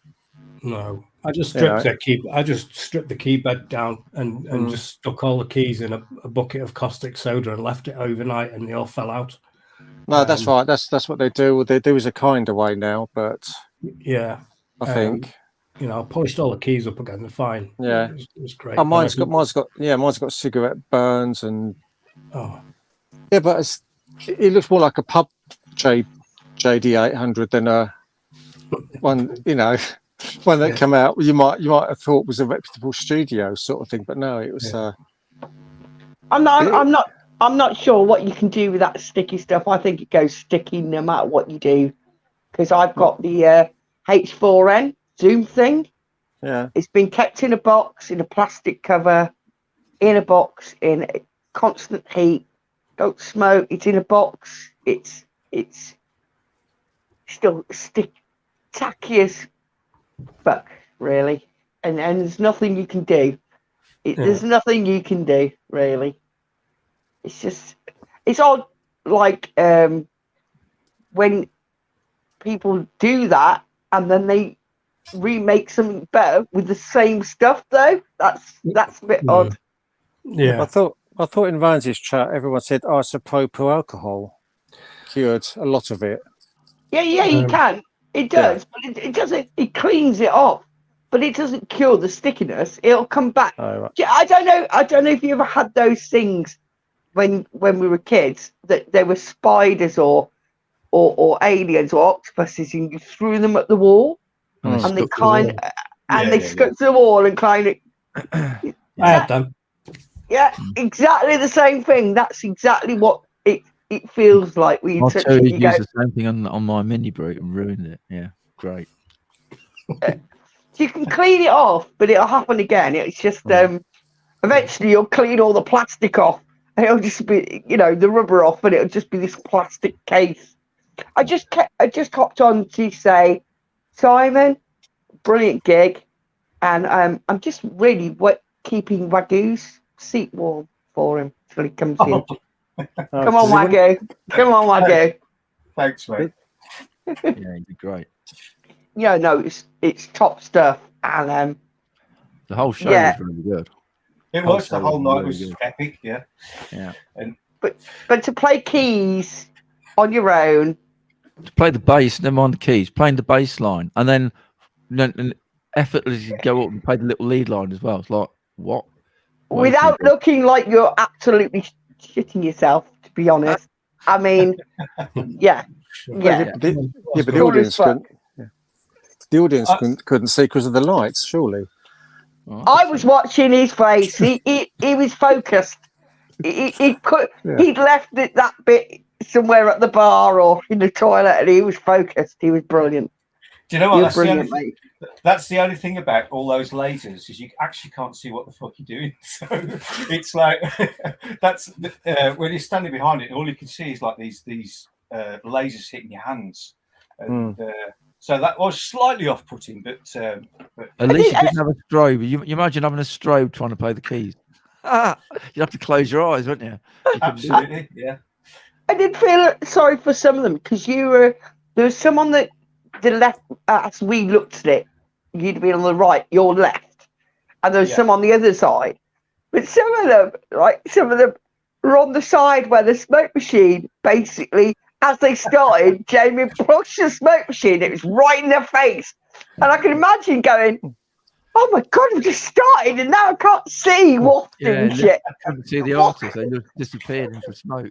But you can't see machines. It literally blew in their face, and you go, I'm supposed to be doing something now, but I can't see my hands." I think what Jamie was doing is trying to make it a bit of a challenge for people, keeping them on the toes. I mean, great. He loves that smoke machine. He does. Yeah. He actually ran out the last time, didn't he, Mom? And he literally ran out of the building, round the corner of his house to get some to top it up. He loves it that much. PA will be fine. The video will be fine. I'm just going to be 5 minutes. Going to get some smoke. Be back in. Well, do you know Jamie's a bit of a star in his own right? He's amazing, isn't he? No. I mean, in like He's a bit of a legend. Yeah. UK music dance scene, he's a legend. So when we had the raves, didn't he used to do body popping or something when he was younger? Yeah, but no, lino and stuff. Yeah, but what we had is when you had raves in England, they were in Coventry, Blackburn, and London. Before they were in clubs, and you had to go the old thing where you had to go find where the rave was. Well, Jamie was the DJ at the pub where you found where the rave was. Oh, in he's Coventry. he's like Mr. Secret Map person. Yeah, and he was a very good DJ in his time, which he Wow. won't tell you. That guy's far too talented, isn't he? He needs to calm down a bit. He's Mr. Under describing himself. You know what I mean? He never tells you what he's actually done. He's also on the patches of a new synth, isn't he? On the patches of the new Yamaha synth or something? Done some Modi X patches, or maybe. Well, He's done something. Montage patches, probably. Yeah, he's done something, and I went, oh, no, the GeoForce synth. Yeah, I know what you mean. Yeah, the new soft synth. Yeah, that's right. Yeah. He never says that, does he? He never goes, I've done this. Just like, yeah, whatever. I mean, the guy, I think we all need to give him a little round of applause because he's so understated and he does a lot and he doesn't really big himself up. I think he's very humble for what he actually has done in his life. Yeah, agreed. Yeah, he's Yeah. cool. He's incredibly modest and very, very, very talented. Yeah, and a really nice guy to boot. So, yeah, he puts himself out there to get stuff done, which is like not everyone will do that. He does. So it's a good chat. Yeah. There you go. If you're watching, Jamie, you can come down off your cloud now. I'm amazing, me. Yeah, I know you are. He'd be hiding in the cupboard going, it's not me, it's not me, it's not really me. He's a lovely guy. Right. He's got a show tomorrow, hasn't he? We'll have to all pile in the chat and like just send him loads of like you're amazing. See how he No, just send him loads of hearts, just so he goes, what the fuck is going on? No, just send him some random. We should all do emojis randomly that he does not know what is going on. And cats because he did. Do you know another thing that makes me laugh about him? We'll do that heart thing, make it go over the top like doing that lot. Do you know what he did? This cracks me up. He got the Barringer cat synth and he bought cat treats for the Barringer cat synth, right? And he bought all these treats and then he felt guilty that he bought all the cat treats. So he went to the local cat rescue and got a cat. And the only reason he's got a cat is because he bought the cat synthesizer. He did this thumbnail, this stupid thumbnail, which you give up on now. But you know the thumbnails where you're like, hey, I've got cat treats. And he bought all the cat treats. And the next thing you know, he's got a cat. I said, how come you've got a cat? He should have felt guilty. I've got all the cat treats. Just shows you what sort of guy he is, doesn't it? Exactly. That's 100%. I don't know. Simon, so what other music do you play? I mean, we know you from the E-Moms, but you must have a band. Can you? What's your band called? The band is called House Jammers, and we go out and we basically do it. It's a conventional lineup band. So you've got guitarist, drummer, vocalist, bass player, and obviously keyboards. But we go out and we just do mashups of classic house tunes. And, cool. So that's what all that's about. Right, you're gonna have to PM me the name of it and where we, is it on YouTube? Is it? Can we see it? We're just having we're actually getting a new video done because we've had some lineup changes recently. So we did a few festivals in the summer, so we've had some video taken. So we're just getting. It's professional. Yeah, we just did a few. We just did a few festivals. He slid that under that carpet there, didn't you? Nothing much.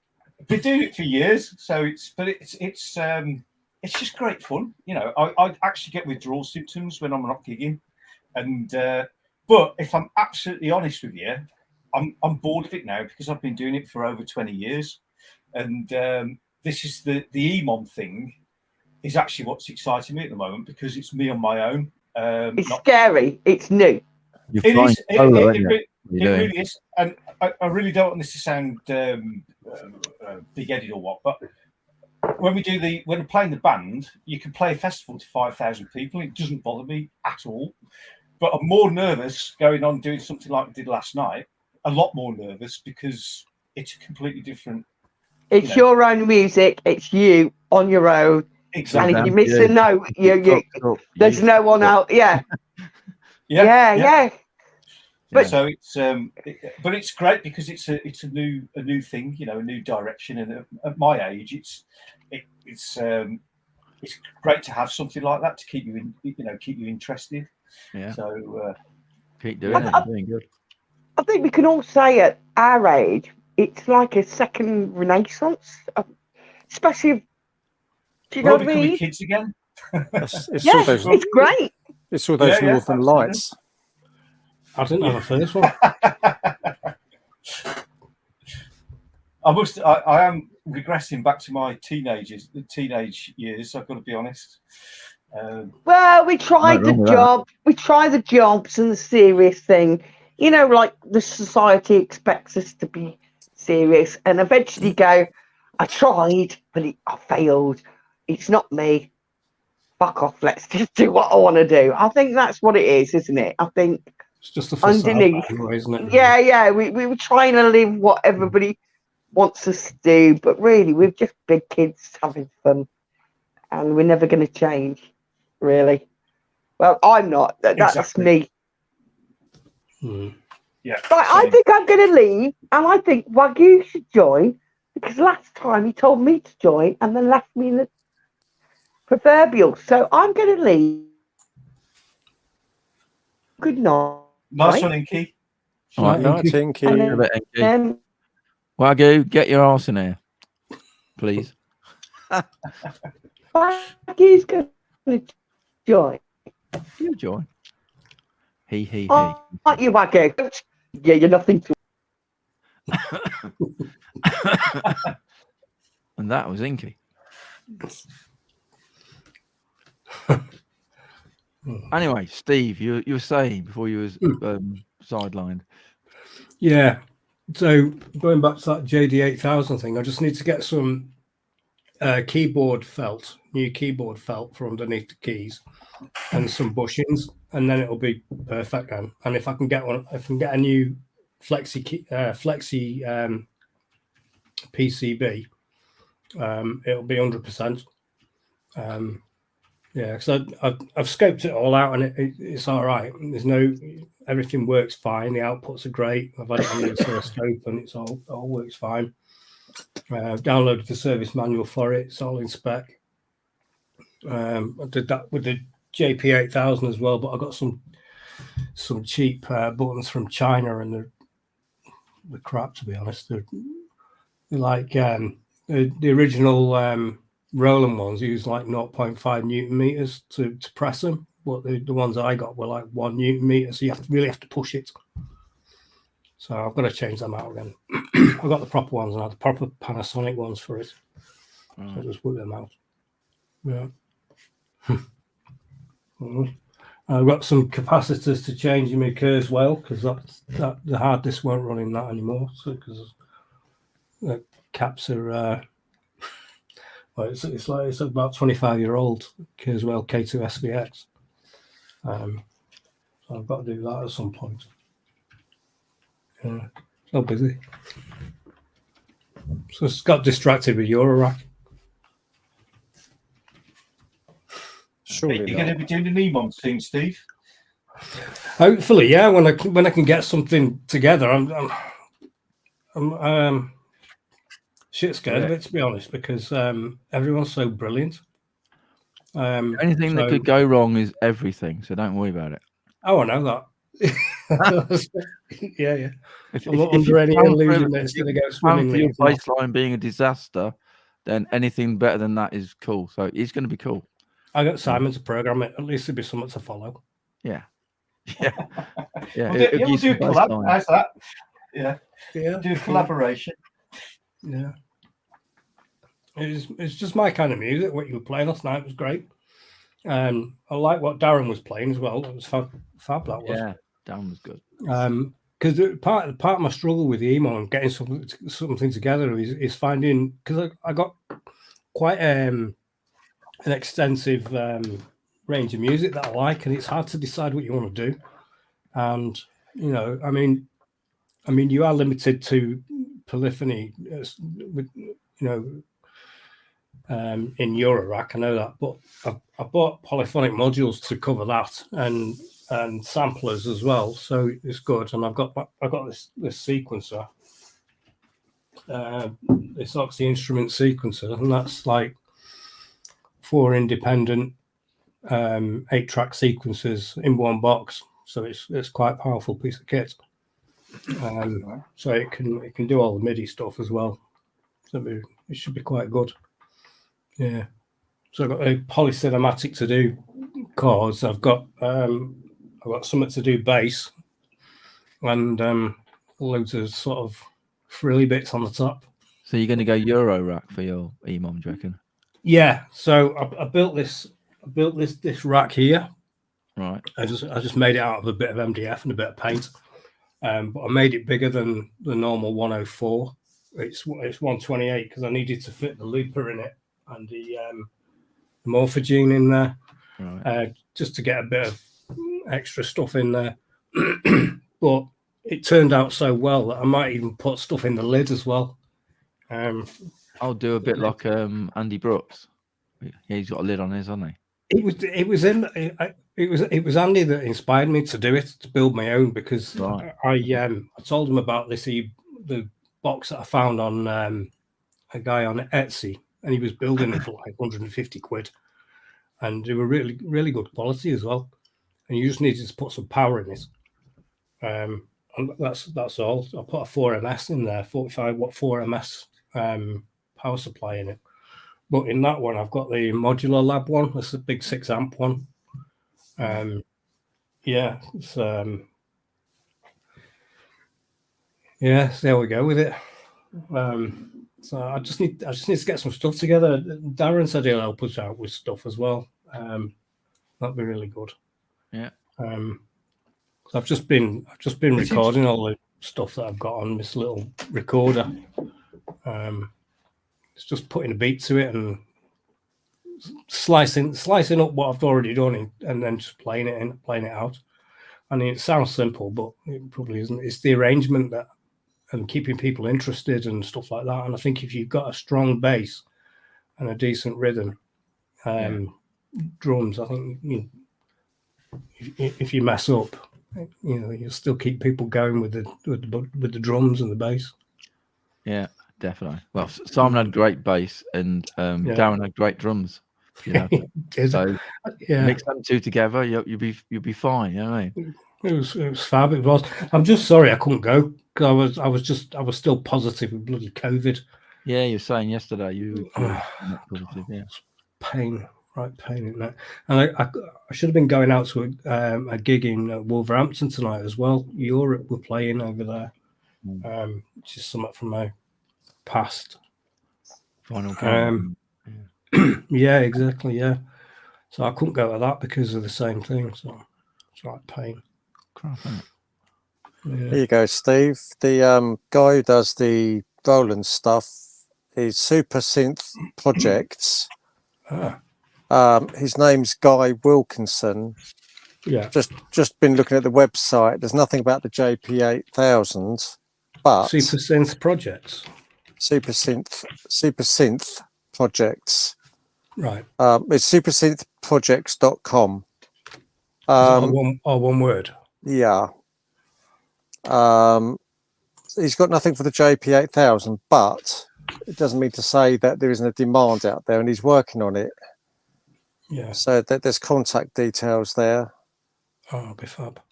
But it's just worth a try, isn't it? You say he certainly does a JD. There's quite a few others, but yeah.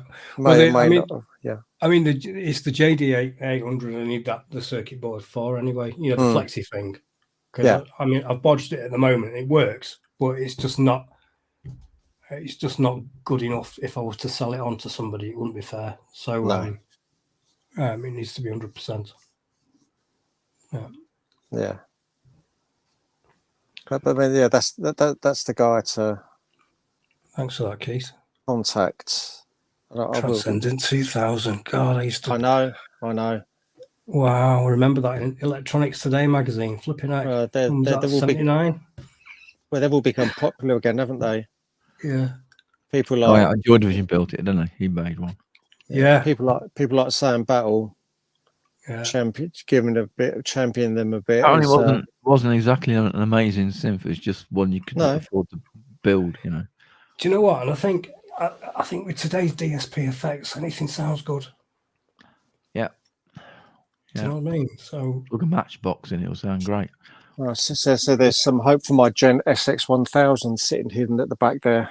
The band I used to know, you saw one of them. You still got the paper patches that go over the top of it. Yes, I have. Yeah. Well, I don't know how many there were originally, but I've got the ones 20. that were About 20. Oh no, I haven't got that many.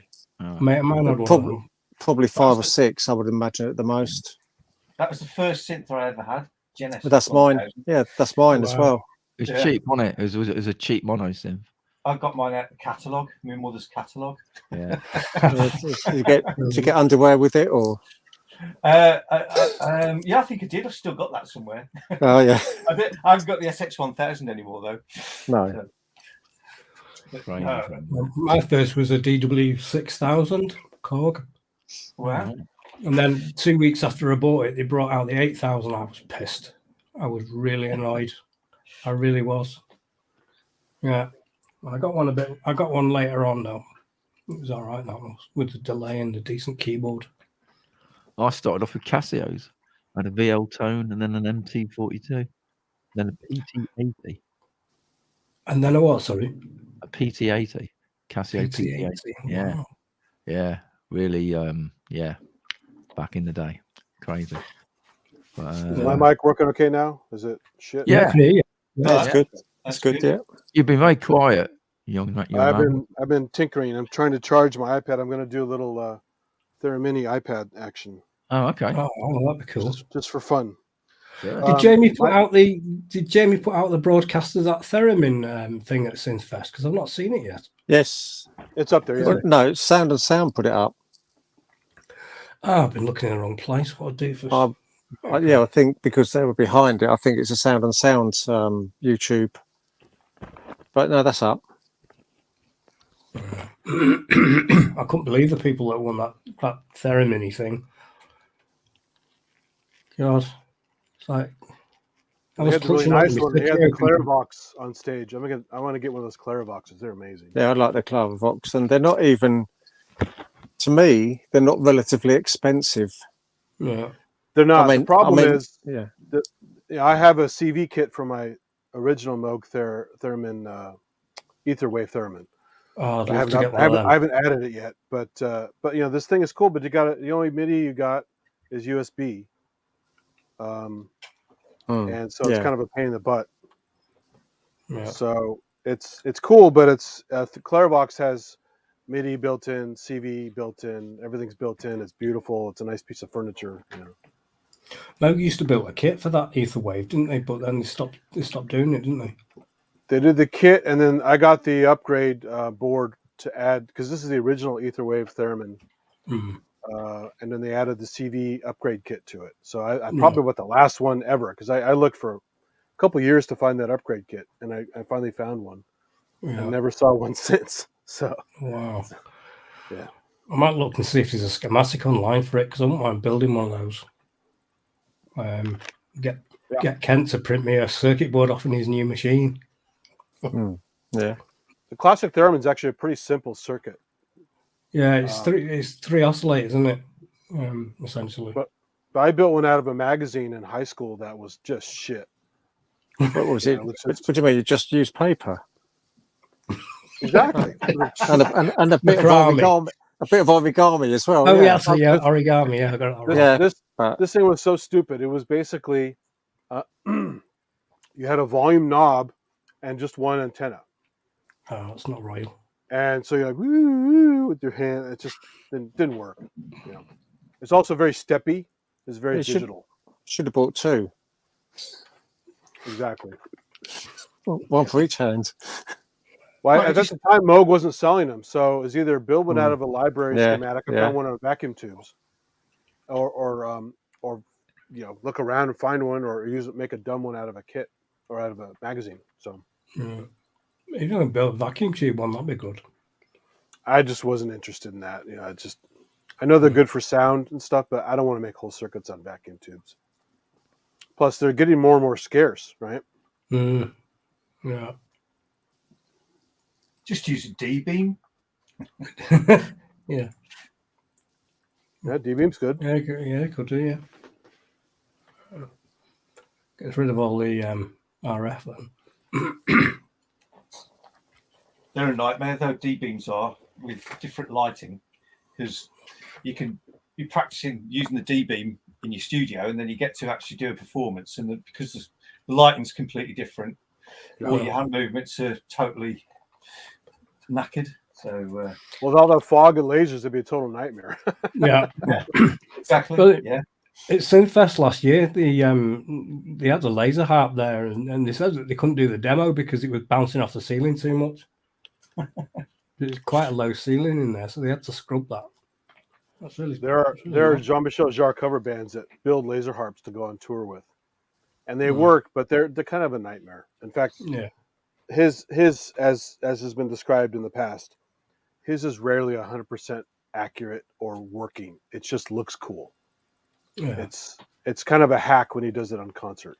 It's just a show thing, isn't it? It's a show thing, yeah. Although you can't get him to work, it's just he wants it to always work, so he's just miming and someone's playing the synth in the background. So. Yeah. Yeah.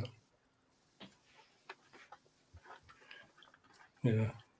Oh, that was amazing. That when you did that China concerts, did you ever see that? Oh yeah. It was amazing. 81. That was 81. Yeah, it was about that. Yeah, I think so. All right, it's good stuff. Yeah. I'm waiting for this iPad to charge because I probably could use my iPhone, but I had better apps on my iPad. I could run a Model 15 with it, I suppose. Let's see.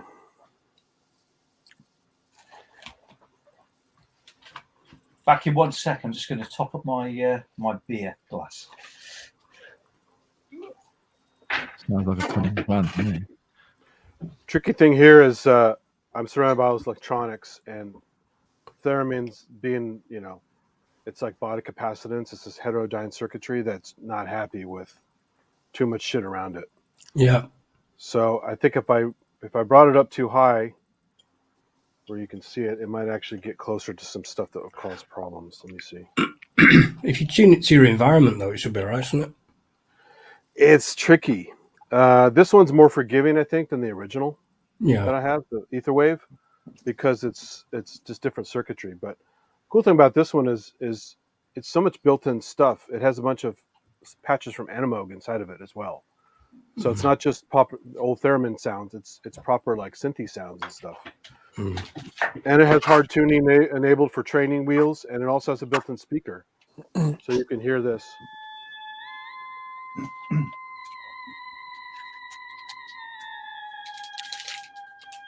Is that okay?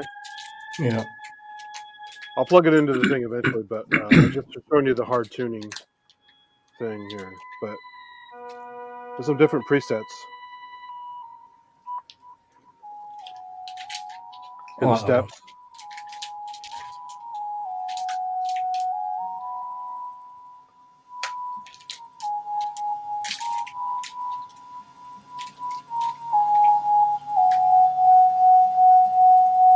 That's a Mixolydian scale.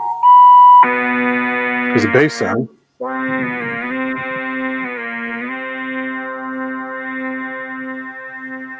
I'm not getting a lot of range because there's so much interference. Yeah. I tried to use this on a hardware jam that's 6 months ago, maybe more, and there was so much shit around it. I couldn't get to perform properly. It was the range was severely limited. Normally, you can get several octaves out of this thing, but the stuff I had practiced before I fired up everything didn't quite work. I had to go way out of my way just to change pitch, and it didn't turn out right. But hey, that's live, right? Yeah, I don't think I'd be much good if we won in here, would I? No, it'd be a real nightmare. I have enough. Yeah, I'm yeah, but- stuff in there off right now. I just have a few things on around me. Yeah, but There's you enough laugh. interference. You laugh, but I've got one of those. I've got the Roland Dax Edge. I can't. I play it like a double bass. Yeah. I can't play it that way or that way because it takes everything out. Yeah. That website, Keith, by the way, is brilliant. It's got loads of stuff on it. Yeah, it tells you how to do the job if you've got the 800. That's smart, that is. Yeah. Yeah. No, he's worked really hard on that. I missed what's the circuit for? I missed that part. JD800. For if you get the red glue destroying your circuit board or what? Yeah, the Flexi circuit board is had it on mine. Right. Okay. I like that. I like that OLED display as well. That's really good. Yeah. I might swap that out. Yeah. Everything's orange on Roland stuff. Apart from the iris. Well, it's all greeny yellow on the black mounts, isn't it? As well. Yeah. It's not until you get into the Integra 7 and Phantom XR that you start getting brighter displays. That's wicked, guys. Wow. Huh. Did you see that guy at Synfest that does all the new panels and everything for you know, he had a panel there for a Jupiter 8. Oh yeah. Oh, that was really neat. That was Sweet something, wasn't it? I can't remember the chap's name. He was dead polite. Yeah. I remember listening to him talk to, I think it was Nick from Sonic State. Nick was interviewing him. I was stood behind the camera. I didn't want to get in the way. But I don't know if he's the guy who also sells the kits. So the KX88 up there, it's well known for the whole strip degrading and things, and also pushing the buttons, or not buttons, the membrane or whatever it is, ends up cracking over. You know, if you thump it and over a period of time, it gets brittle and things. I'm not sure whether he's the guy that does those kits, so you can take those off and put a new one on. Yeah, I've got a few of them. I had to replace a few on that JP 800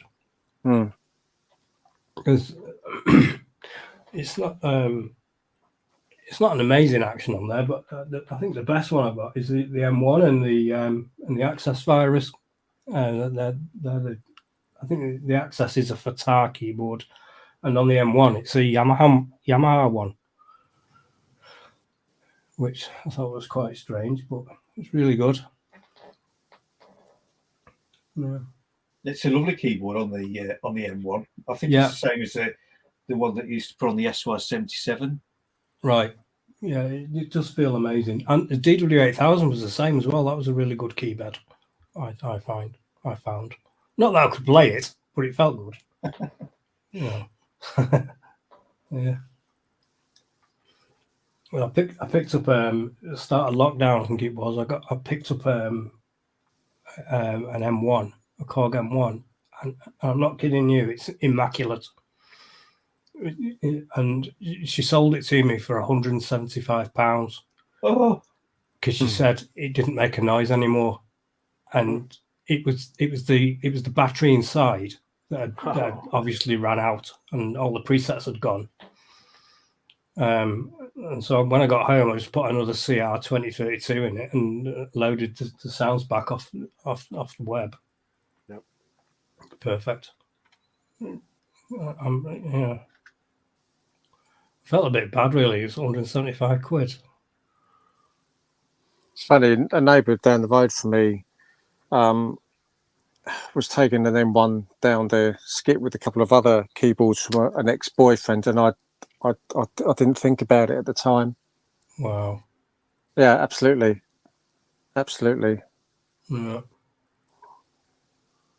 Well, I mean, these guys don't know what's going on with their stuff. My local store, I get a bunch of used stuff from. Yeah. I've got some crazy deals there, like because they're mostly guitar guys. They don't know much about synths. They go online, look at prices. They go, "Oh, it should be this price."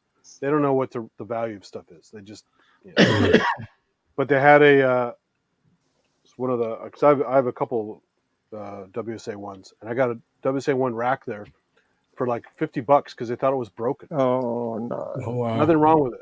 Nothing wrong with it. They just don't know how to program it because it's And that, Yeah. if you don't know how to enter patches into it, you get stuck in this mode where like nothing happens. What is going on? Yeah. It's got a weird workflow. it has, and that's the thing. With it is it's without the manual, at least given some pointers. Yeah. I struggle to find out how to change patches and things like that. It's silly, but I mean the VAX mounts even rarer than the keyboard. Yeah, it's a weird animal no matter what. Even with the manual, they're like, okay, I see what's going on here. I found that with the access virus, it's difficult to when you want to sort of scroll through the presets pretty quick, you have to step through them one by one. Oh, put in categories. That's the best way. Really? You know how to do that?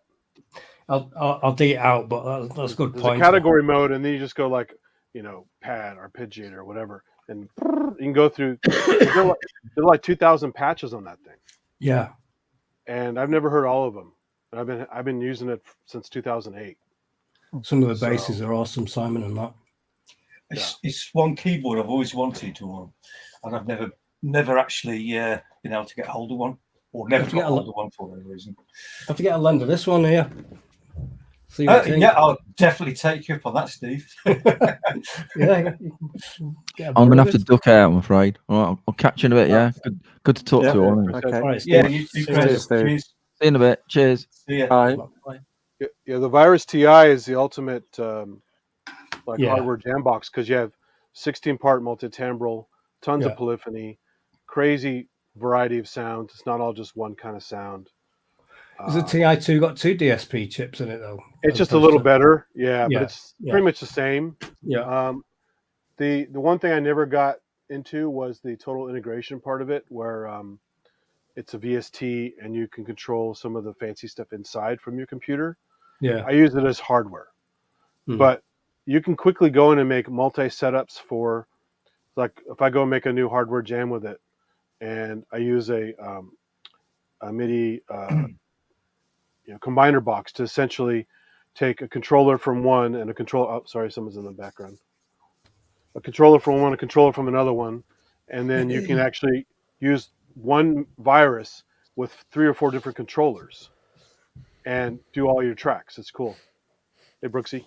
Oh, Andrew, you're late, but Hey. Yeah, well, I've just got back in from Grace's. We've just done a jam for hardware jams, and I'm feeling a bit grotty, so I'm wrapped up in my dressing gown. I'm gonna have a beer. Got a beer. good man. And so I just got in and just uploaded it to good old Tube of the U. What, your beer? Fun. Yeah, that as well. Yeah. You were missed last night, mate. Yeah. Oh, Simon, honestly, watching it back, both Grace and I have said, what a shame. I mean, seriously, Yeah. I mean, there's no way we could have got there. I mean, just no way. I mean, because I left work at 11:30. Just going to get a No, coffee. I work in Nottingham, 38.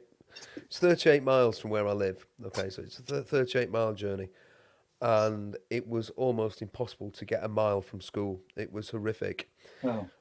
And it took me an hour and a half to get from Southwell to the.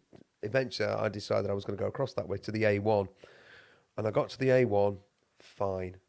A57, fine, and it all went absolutely bloody pear-shaped again once I got to Sheffield, and it took me a further 2 hours. Once I'd crossed the border of Sheffield to actually get home. Oh, my The, God. the final stretch, I got all the way down the A57, and then the last stretch, which would have got me up, was closed. And I'm thinking, how do I get from it? It was just terrible.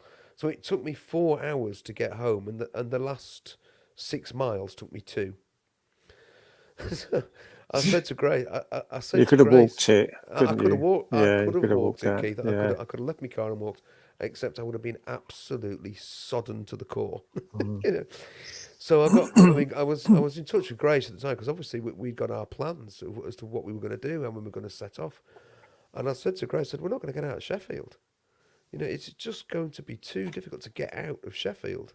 I mean, Grace had said that, she couldn't, she wanted to go to a shop round the corner and she, she just, the road was, because it's right at the bottom of a dip, great big lake had appeared. It's just ridiculous, but that's what it was like. So we had to knock it on the head, and I'm really gutted because forgive me, Simon, for saying that you're in second position, but I really wanted to see Darren. I wanted to see Darren's debut gig. I He was really wanted amazing. to see Yeah. it. And it was blinding. I mean, I will say also, you were blinding as well. And I'm not just saying that because you're sitting in the chat and we we're mates. I sat there watching you playing that Phantom. I was going, oh my God, this guy, he's so in control. I mean, I know Grace had commented to you about the playing of the bass line and then the sequence of taking over and then taking it back on again, and it was just seamless. It was beautiful. It was a joy to watch. You can play, man. You really can. It was just amazing. Oh, thanks, mate. I'm I blushing know. here. Well, you blush. You keep blushing, and the tunes were fantastic too. And then I'm going to come back to Darren now, and just thought, the man knocked it out of the park, didn't he? Goodness me. Absolutely. I hope he gets loads of bookings from that. I really do, because he thoroughly deserves it. Wow, what a set. And, what a night. I just gutted that we weren't there. Well, I mean, it looked, by the time it got round to you guys, it looked like it was quite busy in the pub itself. Well, I've got to be honest, I didn't think I was going to get there because I'm not surprised. I travelled for 4 hours on the M6, and then my sat nav told me that they closed the M6 ahead of me, so I was stuck on it. And then my sat nav was saying I'm going to get there at 10:30, and then 11:30. No. So, but then all of a sudden, miraculously, everything just cleared, and I got there about 8:30 in the end. But it was. There was a point where I was pretty soul destroyed, to be honest, after spending 4 hours on the motorway. It's a bloody long way for you to come anyway, isn't it? It's a good stretch. It was, to be fair. I mean, normally you could do it in 2 hours, but it was just, obviously the weather yesterday was just insane. So it was. So. But there's another one apparently on 15th of December. So yes, Jamie sent me a message and said, "Will you be able to make this one?" I said, "Of course we will. We can't be defeated by the weather twice." So we'll be at that one, and hopefully Darren will be. Hopefully Darren will do another one. Cool. I'm not sure. No, man, I'll keep your gob shut. But yeah, I think it'll be a good set. Anyway, sorry, I feel like I butted in and taken over. So No, not at all. Anyway, hiya Steve as well, and hiya Keith, and hiya Andy, who's doing his accounts. He's doing his accounts now. Andy, is that a theremin? Yeah. I saw that. Yes, thing sir. sticking up. Yeah. Theramini. Theramini, yeah. I was gutted that I was gutted I didn't win the raffle to win one of those. You and me both. Synthfest, yeah, I know, yeah. They're not very expensive, so. No, I know. It's definitely it's a definite on the list because. But you have to be into it because after a while, most people probably put it in a closet and don't use it. So. Oh yeah. It was the seminar, the Theremin seminar at Synthfest, which was terrific. Have you seen it? Have you seen? I've only watched part of it, but so far so good. I really like it. So. Yeah, it was good. Yeah. I mean, he has a beautiful clarivox on stage. That's what I really want is a clarivox. Oh, that was delightful. Yeah. Well, you go and spend 1,800 quid on one then, Andy. Yeah, not anytime soon. Is that what it costs? But I will. The Clarivox one, it's really expensive. Yeah. Wow. There's one on eBay or Viva for about $12.50 UK at the moment. Is it? Yeah. Even so, that's a lot of money to spend on an Oh, instrument I yeah. can't play. Yeah. So. But it is more affordable. Yeah. Steve, how are you getting on with the dreaded C word? Because I know you said you weren't very well. Oh, blimey. Yeah, I mean, I've been off work all week with it. And then Yeah. I did a test yesterday afternoon and it was still positive. I was gutted. I couldn't go No. because I didn't want to make everyone sick. Right. So, yeah, I really wanted to go. I really did. It'd have been great to see Darren do his debut stuff and see your new case and everything. But I wasn't Yeah. there, so you wouldn't have seen it, even if you I managed to know. go. I found that later. Yeah, and then tonight, I should have been going over to Wolverhampton to to watch Europe, and I couldn't go to that either. So yeah, At least you didn't have to go to Wolverhampton. Simon. it's a means to an end, isn't That's, it? that, You Midlanders. that- Oh. well, and that's from somebody that comes from Wolverhampton. So I can't remember the last time I went, to be fair. Is that where you were coming from last night when you went to Blackpool? No. I live in Stafford now. So Do I was you? coming from Stafford. Yeah. Wow, I didn't know that. I'm I just don't down the think- road from you, and I'm in Kidsgrove. Oh, right.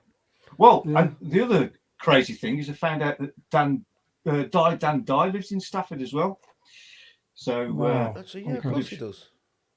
yeah, I didn't know Yeah, that. yeah. So I know most muso people in Stafford and never come across him before. So, but yeah, sharing a car next time. That makes sense. Yeah. He was brilliant as well. He was absolutely incredible. Yeah, he's always good. I first saw him at the Blackpool Emon. One of the first ones, the one that was at the Arts Centre in St Anne's. That was, seems like an age ago now, but it's only, I suppose, about a year, I suppose, yeah. Mad. How things have rushed on, really. Yeah. When are you going to do an It's- Emon, it's Keith? almo- Me? I need a grace in my life, to be honest, Andrew. No, seriously. I know You know, exactly what you mean, yeah. I can, I've got my I've done Emons without grace, you know. my go case is sat there. It's full of stuff that's probably more than capable, and I just can't get. I can get one thing going, but I can't get two things going together. Never mind thinking about a third. So I need someone. I really need someone to sort of say, right, this is how you get this one going. If you want to beat, say a drum, and then this is, start working on something to do a lead line or whatever. It's it's all patched up and just doesn't do much. Ooh, but confessions. it's Have you got a Beat Step Pro? no, I haven't. I've got a basic key step. These are quite good, Keith. Oh, yeah, that well, yeah. No. Seriously, no. That is That's more than quite good. That's pretty awesome. no. That's a grey 64 square blindness box. Right. Honestly, I cannot cope with anything like that at all. And even a basic MPC with 12 or 16 pads is like about as far as I'd probably get in that form of being able to trigger and things. It's just something. It's just something that you can run as a sequencer, though. I mean, you can, That's how I've program. seen it. Yeah, a guy did a Buchla demo with just a poly and his Buchla system. It was amazing. Yeah. But I've just got a blindness for that sort of thing. Just Right. Okay. number of 8, 16, 12 In or which case, pads. something like a Key Step Pro. I know that's a chunk of outlay, 350 quid, 400 quid. But you get drum sequencer, you get 3 melodic sequencers, you can have it as 4 melodic sequencers, and it integrates really well. And then you think of your modular rack in separate components. So you've got voice A, voice B, voice C, drums, bit of mixing, bit of effects. And you say, right, okay, I want a bass sound. So you right, that bit's there is going to do the bass, and this bit's going to do a lead line, and Yeah. exactly. That's what I use. I use it all the time with the modular stuff. It's amazing. Yeah. Steve, why do you need a KeyStep Pro and an Oxy sequencer? Just Because I'm basically an idiot, and to be honest, I hate that key step. right. I'll give you 200 quid for it. I really hate it. The key, 201. I'll outdo Andrew. Yeah, you've got to do it. The keys are awful on it. I really do hate it. Oh, the Why keys do are you hate rubbish, but I mean that's by the Just the by. keys? You know. It's the mini keys, Andy, and they're very hard to push as well. I've got a KeyStep 37, and I've got used to it now. I play it quite a lot, and I have got you. But I have to be honest, I do understand. Yeah. My first keyboard was a Casio MT500, so I'm used to mini keys. So. What was that you wafting, Keith? Oh, is that the? That's the SHO SH4D. oh, So I've got one of those. You know, more than capable. That's I've an got email box. Yeah, no, I've got a Boss RC505 Mark II down there, gathering dust. I'm a hopeless case. I got another little controller as well. Where is it? There it is. I've got the four octave version of that. It's great. It's got a really nice key bed on it. Brilliant, yeah. Yeah. Nice aftertouch. Yeah, it's really good. Yeah. I like that half god, half beast just raised it to 205 quid. Bugger. They got a I bidding hate war that going. damn thing. I really do. Right. Well, if you buy the black one, you have to buy it from Japan. It was like another $50 more. So It was the black ones. You've got the black one, haven't you? yeah, I had to pay another $50-$60 more for it because they don't sell it in the US. I've got the Behringer version. I'm joking. Swing. Swing. Have you got a better key bed on it, Simon? No, I was joking. I really haven't. No. I haven't got any Randy has a modular. swing So. now. Randy bought a swing. Really? Yeah. I need to offload a waste state as well if anybody wants one. Silence. Yeah.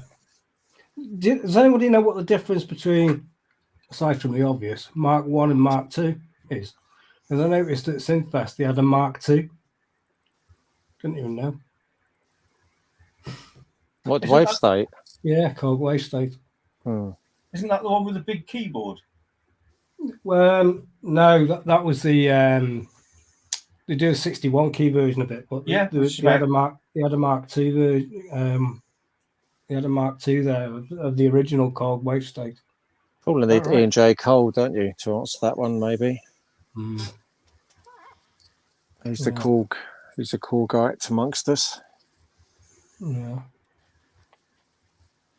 Huh. Yeah. So I don't know if you saw, Andrew. I've ordered the Cobalt. Glutton for punishment. Oh, is he gone? Oh. He might have just dropped out. Oh, he's had an internet bloody problem. Okay. I don't know if Andy Synchrotron was in earlier, wasn't he? His morning stream went down twice on him. So You could do a really good e-bot just with those two bits of kit that you just showed, Keith. I know. That's a powerful rig. I know. Yeah. And what gets me is, it's little things like the Boss, the RC505, I think, come with an owner's manual, and the Roland didn't. And there's nothing like, I'd rather sit with a pile of paper reading it than going online and looking at a screen to go through a manual. It's yeah, I'm with you on that one, Keith.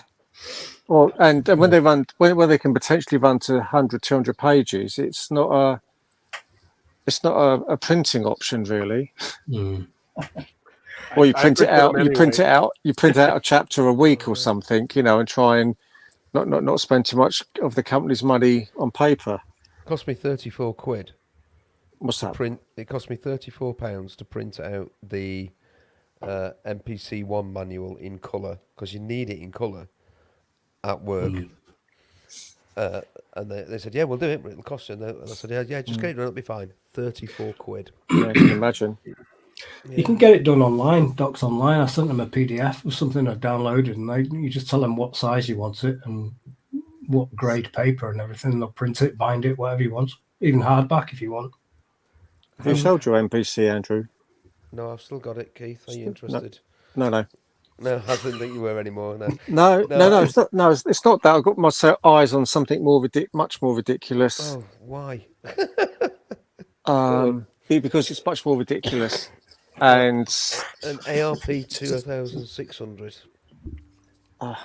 No, go on. It's even more ridiculous than an NPC. Keith has just enough room for a Colossus right in there somewhere. No.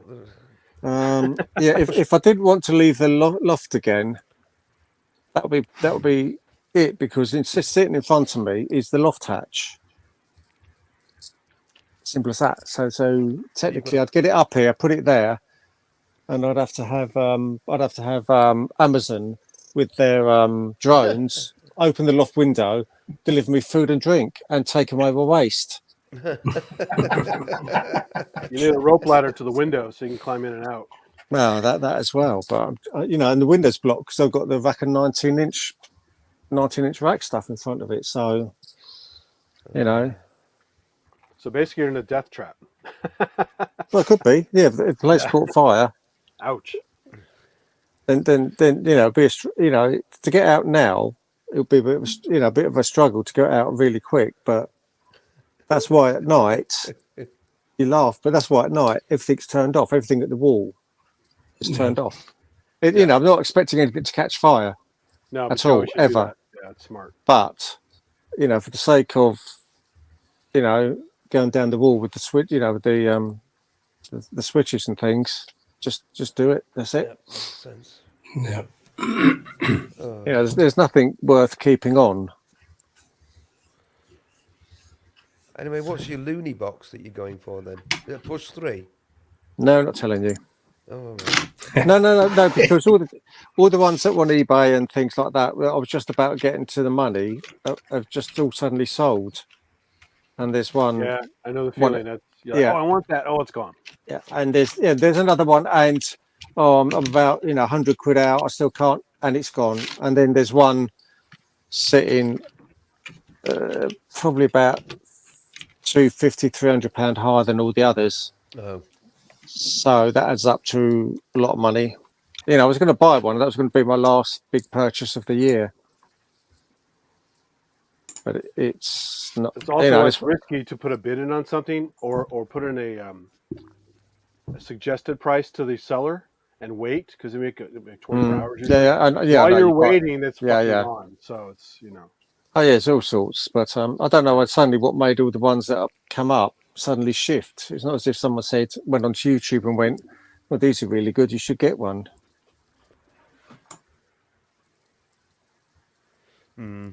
Which is what happened to the JP8080 when I bought that. The something else, they suddenly went out of reach. Oh, the Roland Integra 7, went from sort of 650, and then Gaz Williams got one, and then someone else put one on YouTube. And that was that. Price has gone through the roof. Yeah, that was that. And I bought it not long ago, and it was just under £1,000. Yeah, some prices went up. There was a local JP880. It was like $1,500. Oh no, it's kind of expensive. Yeah. But then again, try and buy a DX Mark 1 for under 500 quid now. Yeah. They were happily sitting about 350, 400, or it's another £100. But I got mine locally for 450 with 2 keys I had to fix. Otherwise, it's fine. It's because we mention them on shows like this. Yeah, but some of that's true. Some of it is true.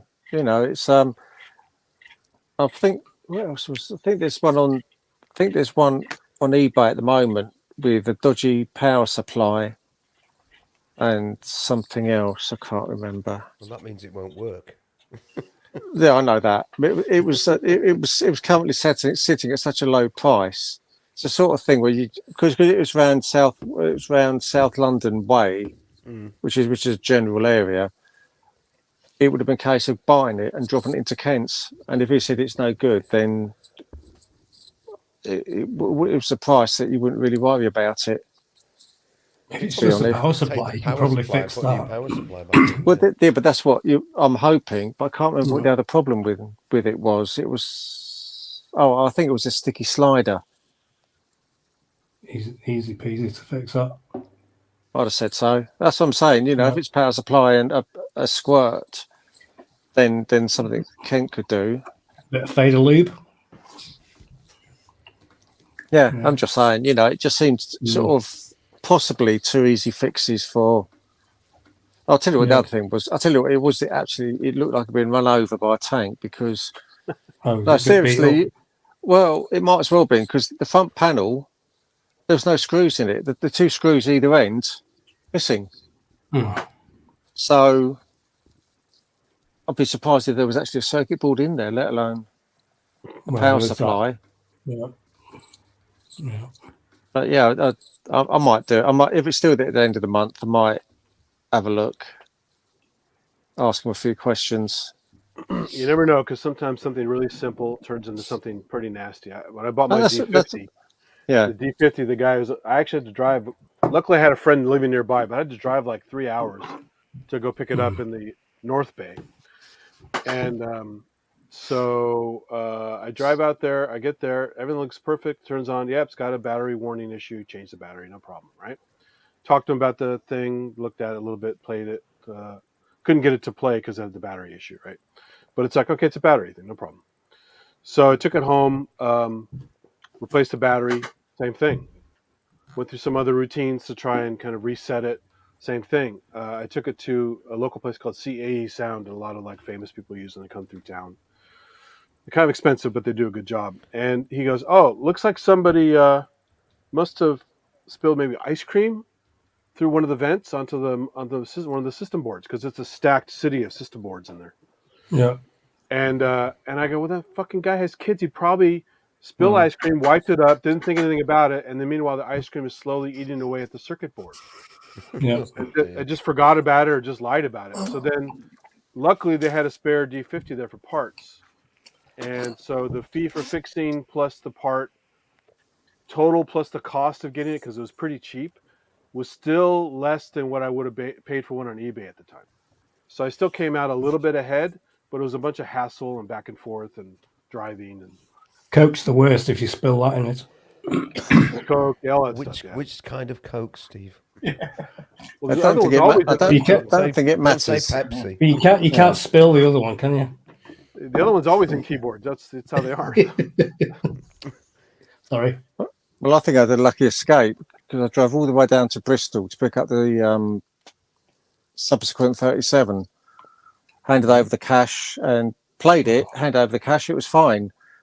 Managed to get out of his house, down these steps, down the path, into the back of the van, put it in there. And it wasn't until I got home, I took it up the van, I probably tipped it up to get it out. It was because they're sitting in one of the dog cages. So I tipped it up and this death rattle as I tipped it up all the way down. So I thought, here we go. Tipped it up the other way, death rattle all the way down. Yeah. So I couldn't do anything about it because that was on the Saturday. I had to wait for the missus to go out on the Sunday. Got it out the van. What? I've got to sneak things in. So I got out the van, put it on the bed, stripped it, and he's got at least one little kid I saw there. I don't know if they had another one. And so I took it apart, and underneath the key bed Wow. was that. Bit of Lego. Oh No, oh, it's the it's headphones. Free yeah, it's adapter cable. no. It's it's a 1/4 inch to Headphone adapter. 3.5 mil adapter. Yeah. But that was it.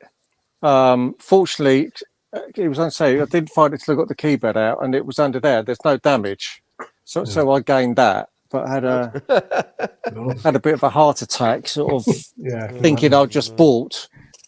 Yeah. But the thing is, the guy, I mean, I've been really surprised. And it was one of his kids, because under the keys, there's a space. There's not on the Technics. There's not on the Moog up there.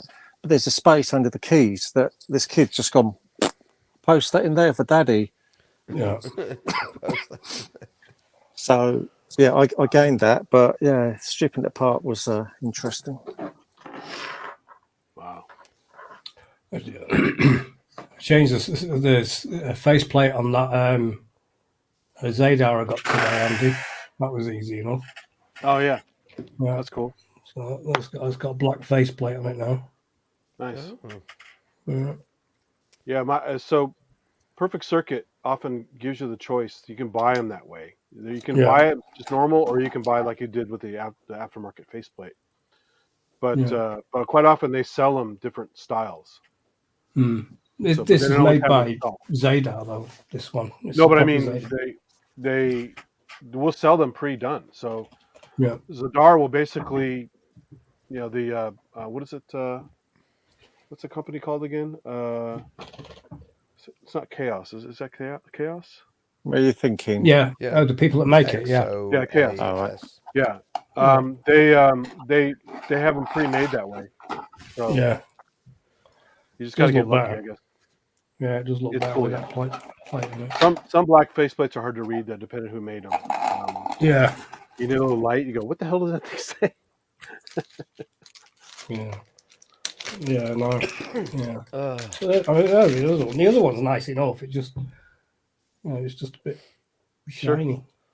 Yeah. I quite like silver face plates. Yeah, I have a Batumi that's silver. It's fine. I'm not going to change it. Because if I change that, then I have to change the POTI, which is the add-on board for it. Oh, And that's also yeah. silver. Mm. So it's just like at some point you go, well, I can't replace them all. So I have a mixed bag of shit, What does the POTI do then? What extra features does that give you over?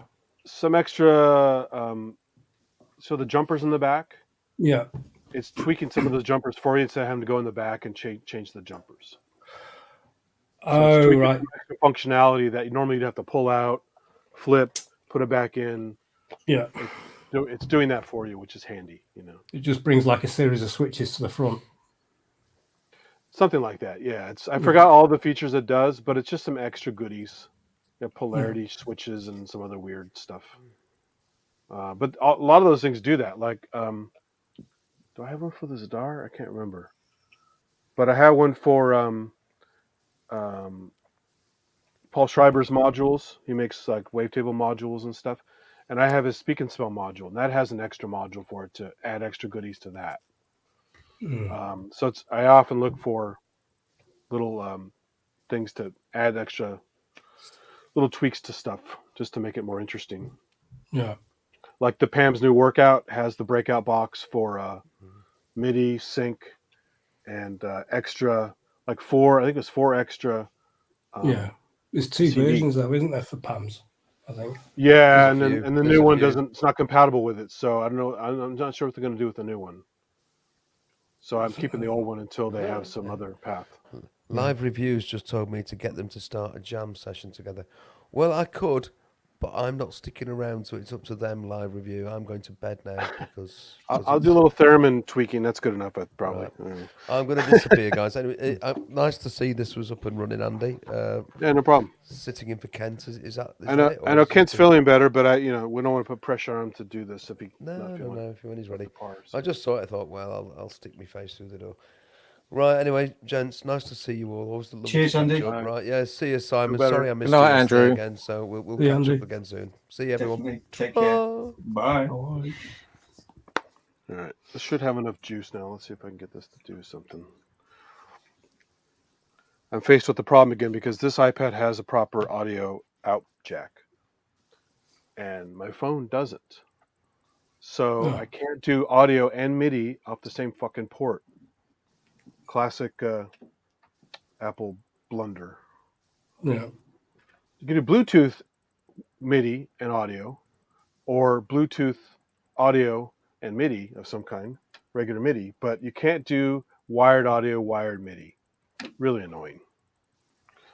If I had one of those docking stations, you probably could. There's little aftermarket docking stations. that allowed you to do the extra stuff.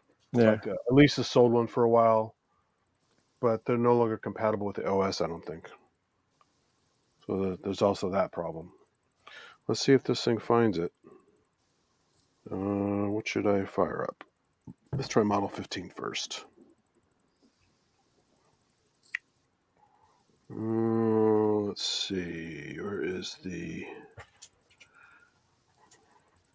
settings? MIDI. I'm going to have to jump out too, guys. I've got a big day on tomorrow. But thanks for having me on. Oh, Good thanks to for chat to coming. you. Yes, And, Simon. yeah, take care. Speak to you all soon. Thanks. See ya. Yeah, See you see later. ya. Bye. See you Bye. later. Bye. Okay, so that is. Let's see if that's down. That's not sending yet. That's not sending yet. Okay. They're mini. Interesting. Why is it not going? It should be firing off right now. Even says it's hooked up. Channel Omni. Let's go to channel 1. Nope. Oh, that's not good. Let's try patch 1. Basic settings. So that's there. It sees it. Interesting. Yeah, MIDI's hooked up, but it's not sending notes. That's not good. That's probably the first time I've hooked up an iOS MIDI thing through a nice program like this, and it got no results. It's a reboot job, Andy. I don't know. I mean, this iPad's running fine otherwise. It shouldn't need to. Try another app. Maybe the app is acting weird. Let's go to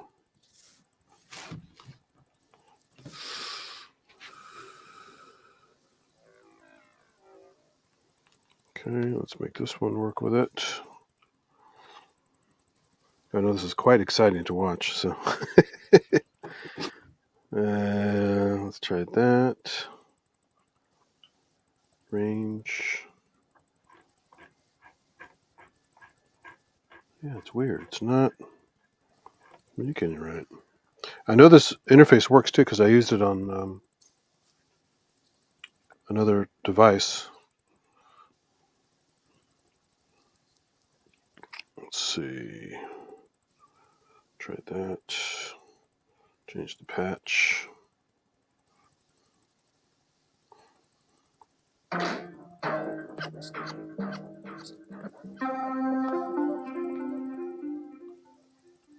So it's still sending out.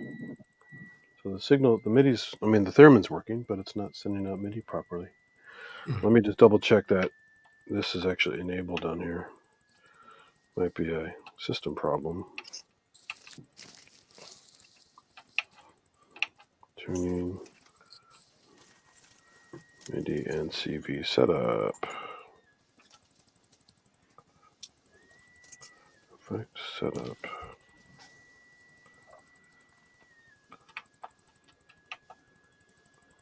Advanced setup. I think that's what happened. I didn't have it set to do MIDI over USB. Press effect for MIDI. I did press effect.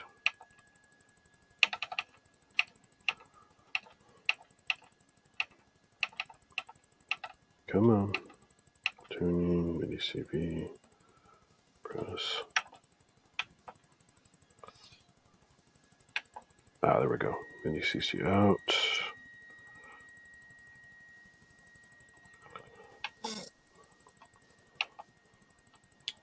MIDI CC channel 1. Interval. Source note. Range. Correction. I can't tell it USB for some reason. Should on make go to USB. This is more steps than I thought it would be. I thought this was plug and pray.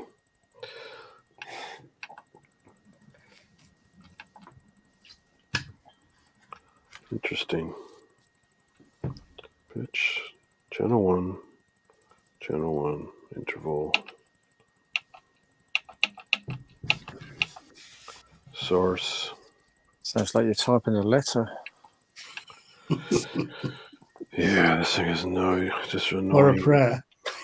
Yeah.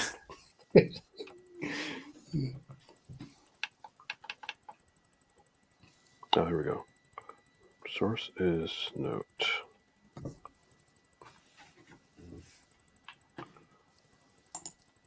Yes. Range 5 volts. Pitch correction, no.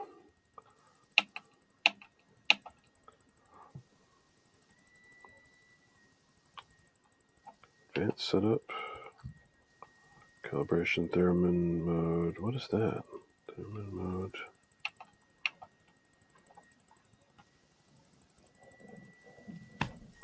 Interesting.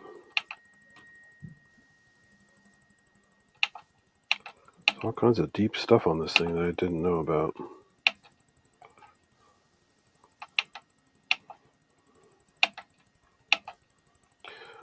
Live demos, you gotta love it. I should have done some research before I started screwing with this thing. It's really weird. It's not behaving. I still can't get it to... And it's reading it correctly. So the MIDI part is configured correctly, but the Theremin Mini is not sending out the correct shit.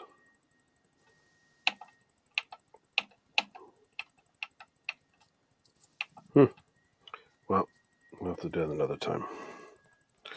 So much for that. I can at least play some of the weird sounds on here while I got it hooked up. Where's my audio thingamajig? Got the headphone jack in the front. Let's see how this sounds. You guys hear that okay?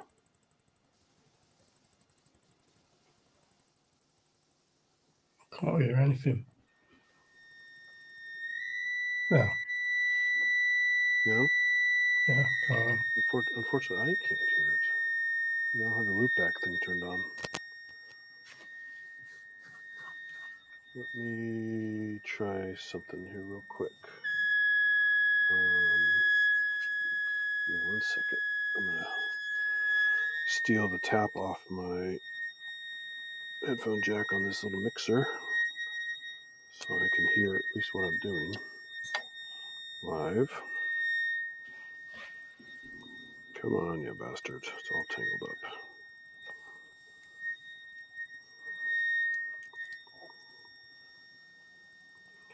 So what's fun is they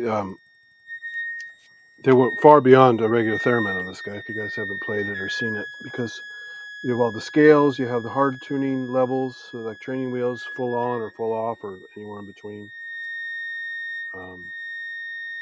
And let's see if I can hear.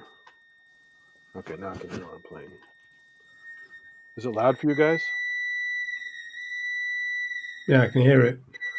Andy, Neil said to tell Andy that he thinks it only sends control data on MIDI, not data. Just I thought it was, I could have sworn I got it working with iOS before, with an iOS device to control the synth, but.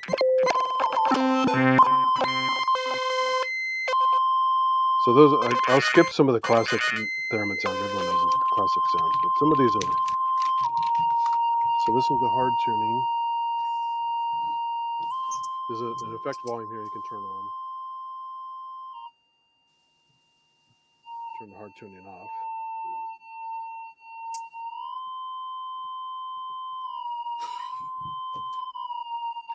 I'm also sitting too close. It's actually interfering with stuff. I'm not getting the range I'm supposed to get. See, it's not. I've got too many gadgets nearby. That's one thing you have to learn about this is where your body is, how you move around it, Yeah. and what other shit's on around it. Well, this preset's a little bit better. So there's the hard tuning. This is the Lydian mode. Turn the hard tuning all the way off.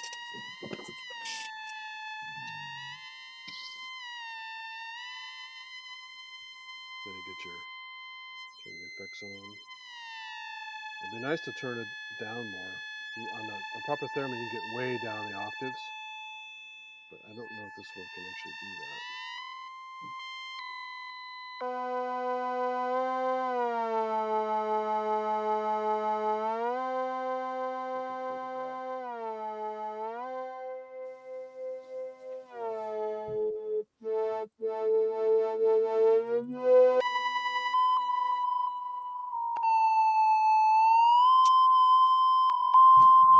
Staying in the high pitch, which I don't really want.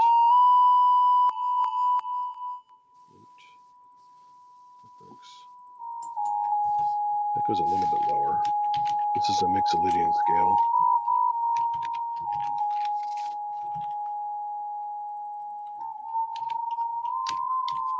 Turn the hard tuning back on. So I'm not getting a lot of range. I'm not even really getting an octave out of this thing. This is just doing 2 frets. I should be getting all kinds of. So I need to set up around some less material next time. Less things on, because the ATEM Mini's right here, the mixer's here, the computer's here. Pretty much everything else is off around me, but there's enough interference from shit. It's not being correctly. This is why taking a theremin live is a huge deal, because There's all the metal as well. Which one? All the metal around you as well. Everything, affect your capacitance. Yeah. And you have to stand in the same place. That's why you see people look like robots when they play. Yeah. Because you don't want your body interfering at all. It's all this kind of very specific gestures, like this little like knuckles for different notes, and vibrato, like really subtle movements. And you don't go too far this way or that way, and your body just stays. So if you watch Clara Rockmore, the real virtuoso of it, playing classical music back in the old days, she was incredible, just playing proper classical music on it with expression and everything. And she just kind of looked very stiff, but the hands were fluid. Yeah. And it's a funny look, really. So you can see why people laugh when people play. It's kind of like D-Beam. It looks ridiculous. Can you imagine, though, people from the 1920s listening to that kind of music for the first time, what they must have been thinking? Well, yeah, especially since, have you watched that talk in the theremin yet? Because the guy goes into the history of the how it even evolved from some other studies the guy was doing. It's pretty weird how he came across the whole thing. I've seen a documentary on his life, and in fact, that documentary has old footage of Bob Moog sitting in there at the table with Lev Terman and Claire Rockmore and some other people having dinner. Yeah. And then the lady goes over and plays piano, and Clara gets out and plays the theremin, and Bob Moog just sitting there like, "Yep, I love my theremins." You know, it's pretty fun. Yeah, yeah. He was working on proximity detectors or something like that. I'd learned from the it was. They definitely didn't want him out of their sight. I mean, he's a very clever guy, and defect, they were so pissed. You know, it's pretty crazy. Very clever guy, though. There's a theremin, his life and adventures. I don't know if I got the name of a man and his instrument, whatever the documentary was called. It was kind of circling the small theaters around here when it came out back in, probably 10 years ago, maybe 15 years ago, maybe more. If you haven't seen it, it's worth watching. It's kind of interesting. It is. Well, we've had it on probably Sky Arts over here. Oh, yeah, okay.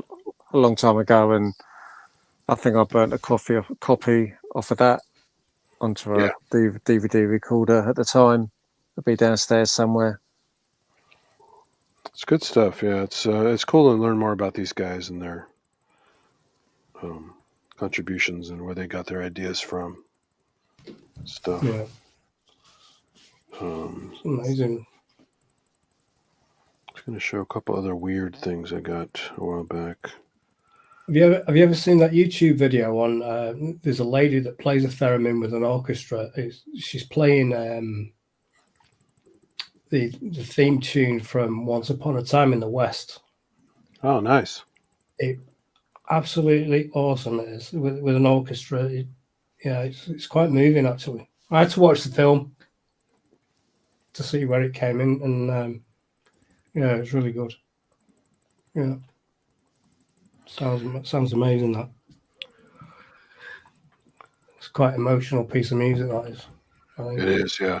Yeah. Yeah, some good music for sure. I had some weird.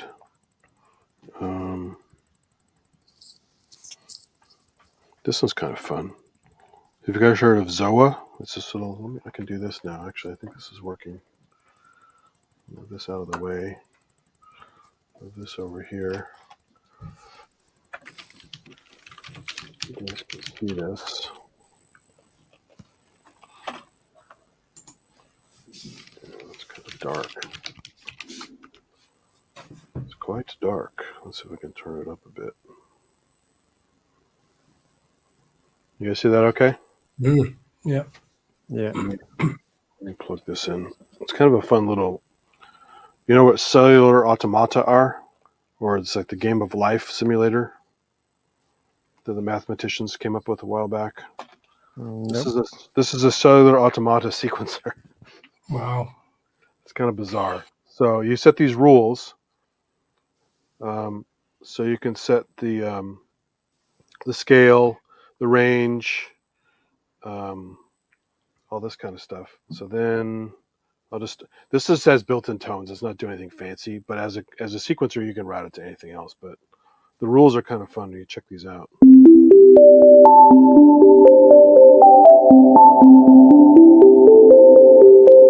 that too loud? A little bit. Yeah, that's better. So you can choose a region to start from, and using the rules that you've set based on the basic rules of cellular automata, the nearest neighbor kind of blooms, and so it acts like a Tenoriana at a glance, but it's really doing a lot of rules, mathematical rules, to build these sequences. And because you're stuck on a scale, it's always going to sound pretty cool. It's not going to sound all wacky, right? But it's just fun because it's experimental. It's like aleatoric music sped up.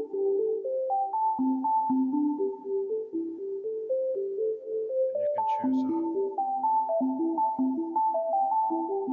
change the rule, up, down, offset, different patterns.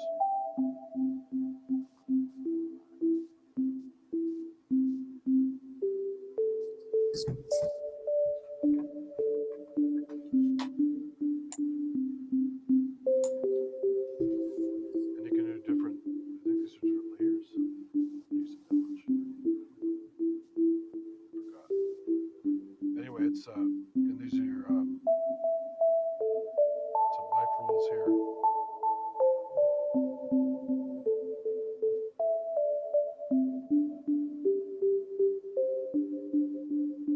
Just a fun, weird thing that I came across. It's something alternative to most of what you find out there. Do you understand what it's doing with those patterns? I used to read about this stuff back when I was, I never got a computer science degree. I just studied it for fun. But it's That sounds good. Yeah, it's interesting theory behind it. Kind of mixes biology and computer science, mathematics. So there's some different presets people have loaded. I think it's about time someone made the Netcher sketch. Yeah.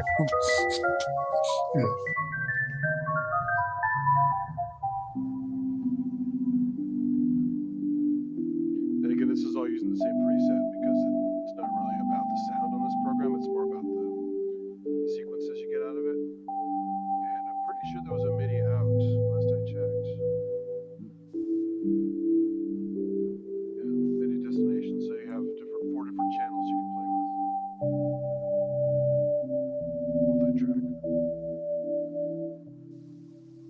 a fun little thing. And it's dynamic. You can sit here and play with all kinds of various settings. Tweak it. I find that interesting. So it's called Zoa. Was that free or pay? Zoya. The hardware, Zoya. This is fun too. Poly 2. Have you guys seen Poly 2? You set these.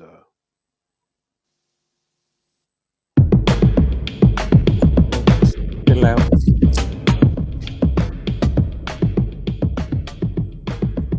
Better? Yeah. It's pretty boomy. You just move your different parts to different layers.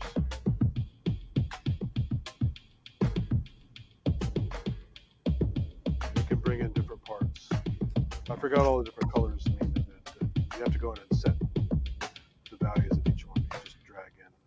I think you can mute them and turn them on. I think I just screwed it up here. Some override mode. You can set your tempos. You can edit the waveforms that are being used. Samples in there. It's just fun for some alternative rhythm and performance stuff.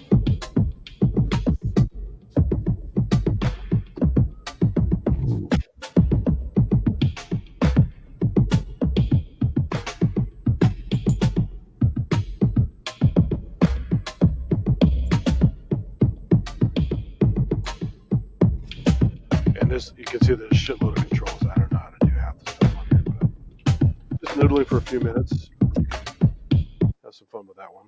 That's called Poly 2.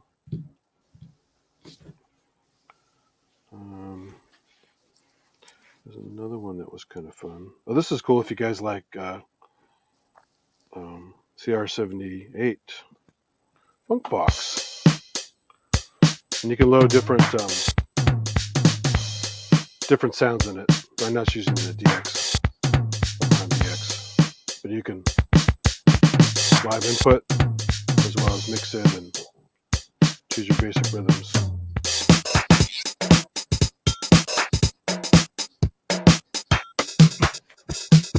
There's a drumulator, emu drumulator.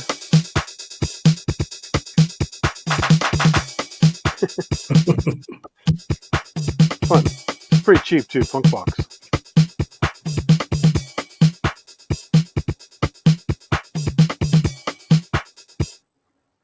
There's that nice retro interface. I had a few other weird ones loaded on here. Let me see. Boy, too many loaded. I should have closed some of these. Sampler's really fun if you guys like granular stuff. Gaz used to talk about this on the old iOS show they did on Sonic Talk or Sonic State. You have control, multi-touch control over the playheads. That's great. That.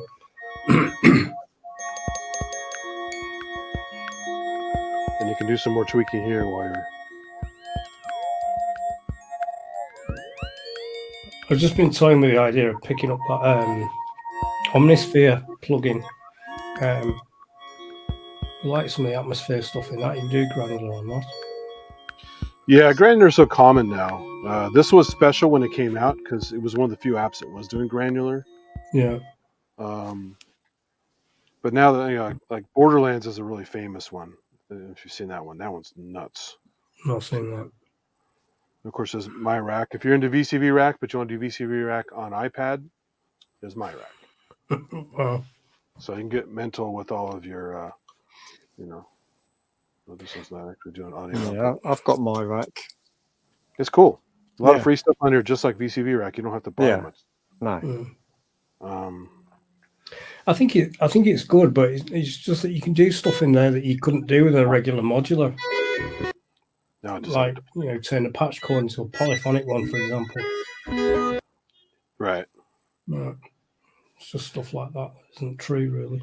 Cycle's fun. This one's kind of weird.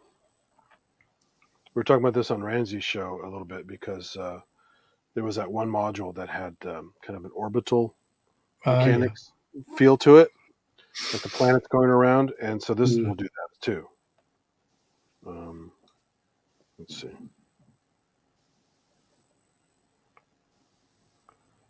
And I don't know where the audio is. Where's my audio? Does that record? Oh, I don't want to record. I want to play. Interesting. Don't want to do that. Yeah, for some reason there's no audio on this. Usually there's audio.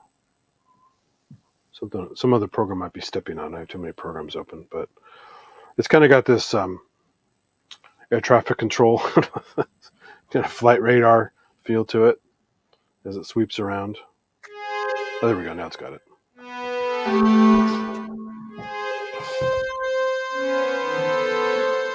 course, it sounds like crap because I just hit random notes, but they'll slowly die out based on some settings you give. And you can just do some generative stuff with it.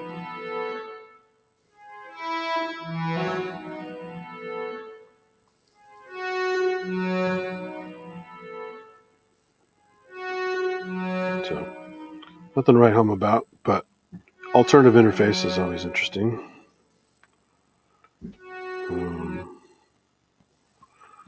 Got a couple other ones that were kind of weird. If you haven't tried the SWAM instruments, outside of something like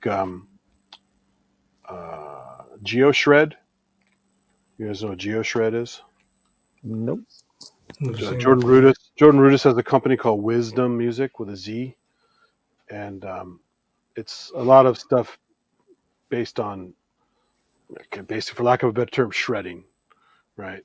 But you can do plenty of cool stuff with it too. There's like you load the SWAM sax into GeoShred, and I was playing the Pink Panther theme, and it sounded really good because it's proper sax emulation. Once you learn the articulations with this little XY pad, and then doing rolling off the keys a certain way to get the portamento and stuff.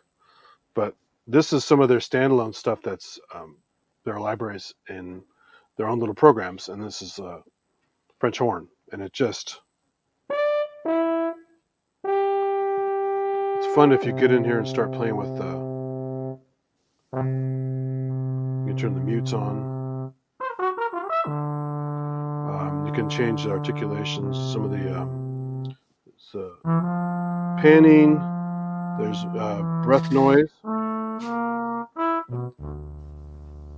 don't know if that's coming. Is that too loud or is that?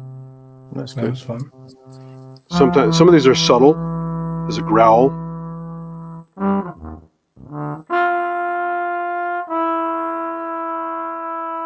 And flutter tongue.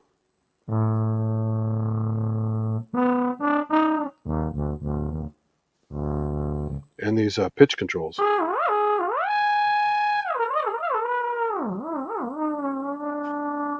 Vibrato. It's not the best interface. It's best to hook to a keyboard to it, or use a wind controller actually, like that that red flute I showed you guys at one time.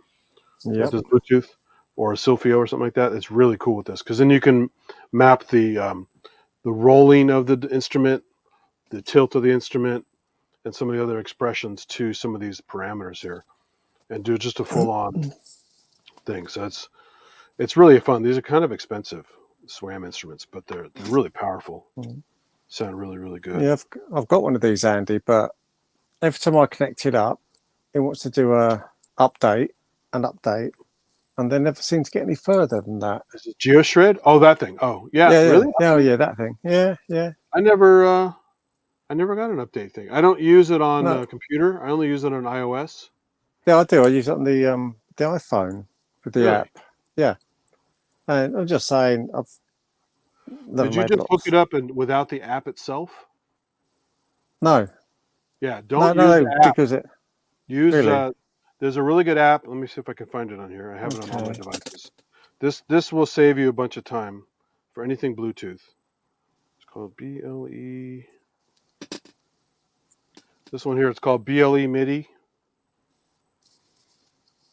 BLE MIDI. And it shows you all of your Bluetooth things available. You know how some instruments don't show up in the Yeah. normal Bluetooth gear menu Yeah. on the device? Because the app is going to take over and actually add them that way. So BLE MIDI takes over everything. Don't even go Right. to your gear. As long as Bluetooth is turned on, don't even go to the gear menu to go add it that way. Go to BLE MIDI, find it, make sure it's turned on, sync it, grabs it, go to any app you want to use Bluetooth with, boom, you're done. Okay, thanks for that. And if you're just going to use it to do routing MIDI out, like I did with the other day with the Matrix Brute, Yeah. where I had MIDI flow controlling the flute going out through the device to DIN 5 MIDI, then all you need is BLE software just to get it in there. And then the other apps will find it. That's the best way to do it. So yeah, I used that maybe 2 or 3 times. Yeah. You know, it's kind of fun, especially if for kids, want to learn how to play stuff. Mm. Some basic tunes, how to finger Well, basic. it's just another controller, isn't it? At the end of the day, Exactly. As well. I mean, that's what I bought it for, something different. But BLE MIDI is really, really good. It saved me a lot of headaches. So sometimes, where the fuck is the instrument? It's not in the gear, and the app hasn't seen it yet, and it's still blinking blue like it hasn't paired. Yeah. I'm like, why is it pairing? Oh, BLE MIDI. Boom. Goes right in. There's something, I mean, unless it's been updated, and I've been on the app for a long time to see. I'll have a look tomorrow. I'll leave it charging tonight and have a look tomorrow, see if it makes more sense. Definitely, yeah.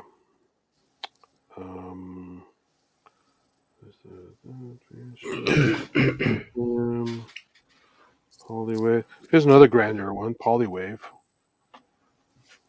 It's maybe not an awesome app, but it lets you do some granular stuff over some.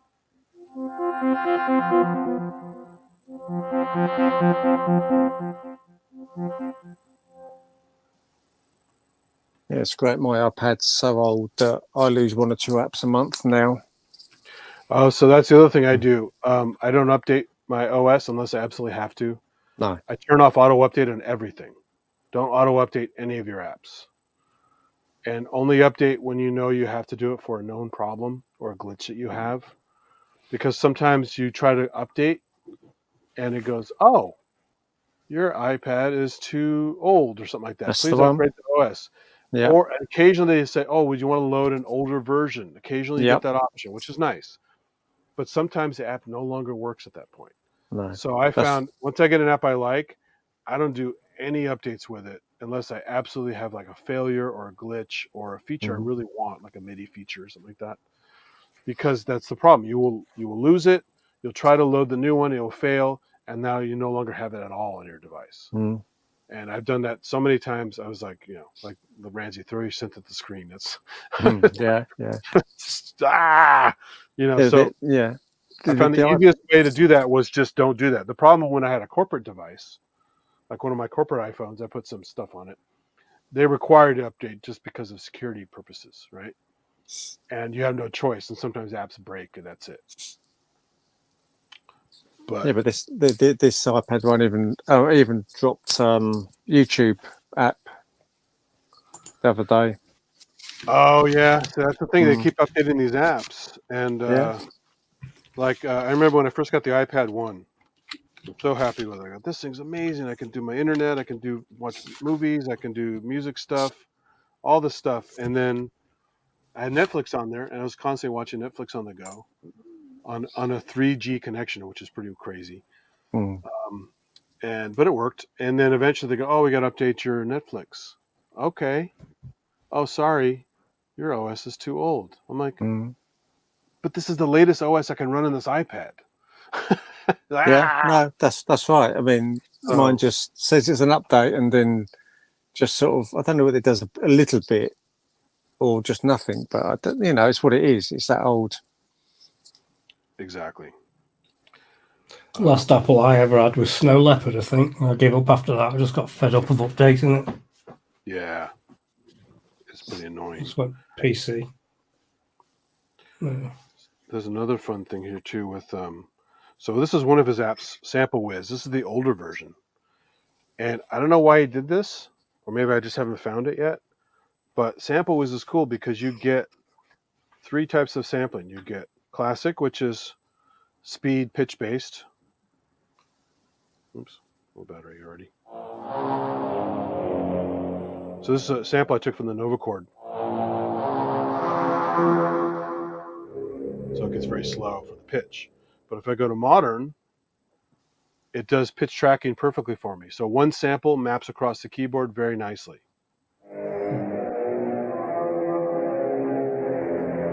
So you can even, if it's not too muddy, you can do chords with it. And they work. They're not like different speeds, right? Yeah. Wow. So that's really fun. And then there's also the granular mode, where you can take it off the keyboard and do weird stuff with the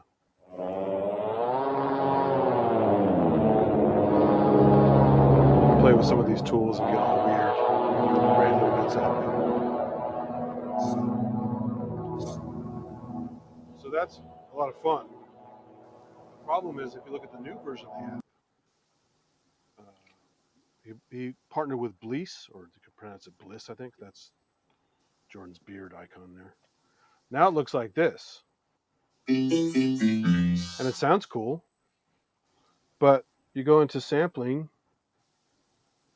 Where's my sample? Sampling mode.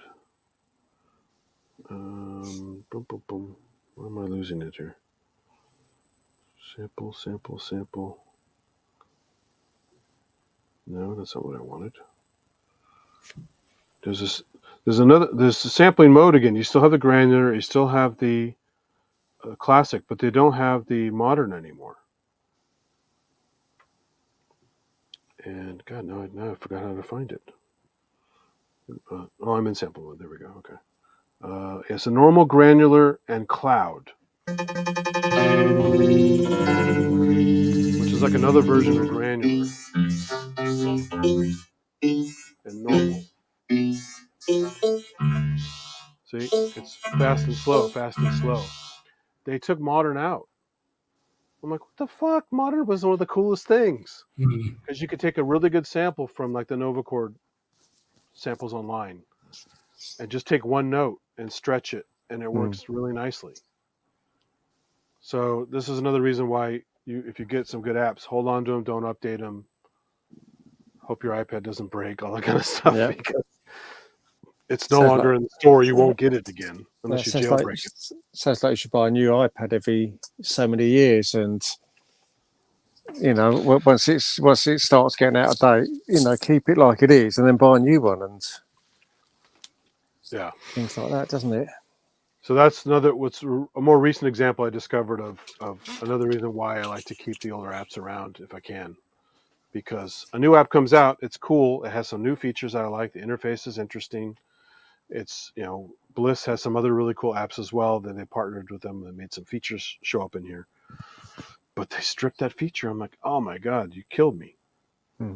Because on that other one, I had a whole bunch of Novacord sounds in here. Let me see if I can get back on here.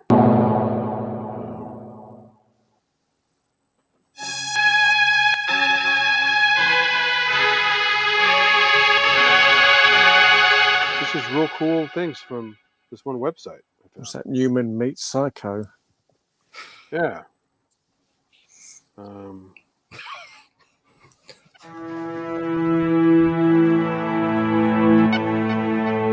a little glitch that I have to edit. But these beautiful sounds from a Novacord, and only works because I have one sample and it's in modern mode. There's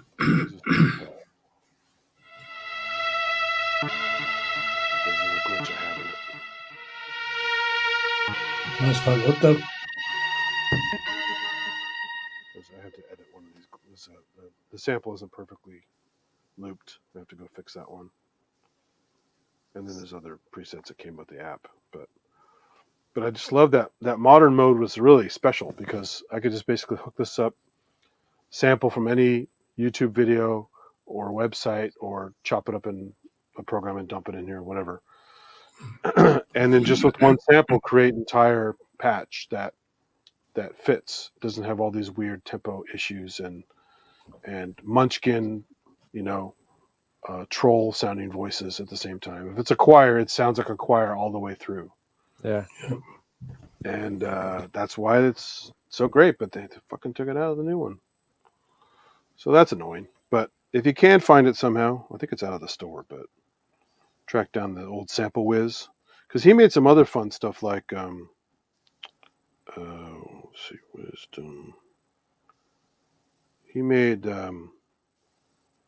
like his Mellotron thing called the Jordantron. He's so he always puts his name on shit. His Jordantron. There he is with his little wizard outfit, and it's some nice Mellotron stuff, but stacked. So you got four things stacked here at once. So you have these big layers of stuff. Other Mellotron apps usually give you maybe 2 layers. This one gives you 4 layers. You can individually change one layer to something else, and has built-in effects and stuff. So that's pretty clever. He also made one called. Hold on, where's the damn search thing here? He made one called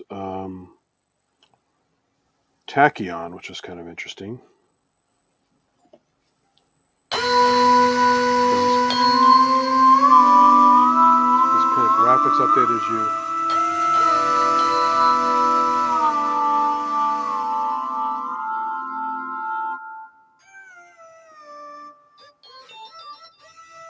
So this is a different preset for me, but visually it was kind of a fun little thing to play with. But I don't know. I'm not sure if that one's even available anymore. And GeoSynth was an earlier version of GeoShred. It's a pretty harsh sound on that one. There's that one. There's some different presets on there. But the best one is GeoShred, because this is all the SWAM instruments. So if you go, and I got all of them. So you go in here and you can, what? No, don't advertise. So the magic is, so for example, here's the sax. And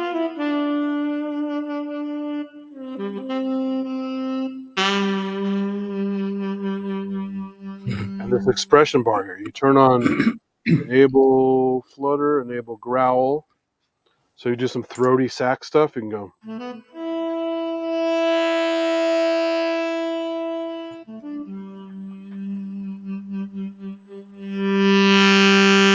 Like Lady Aptitude likes this a lot. She uses this program for stuff because it is very powerful. You turn on flutter, turn growl off.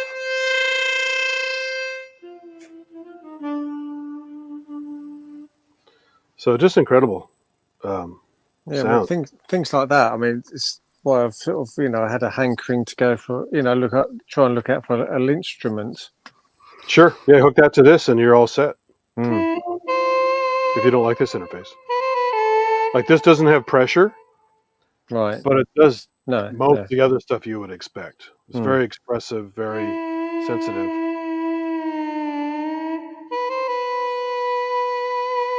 It's a nice Duke sound.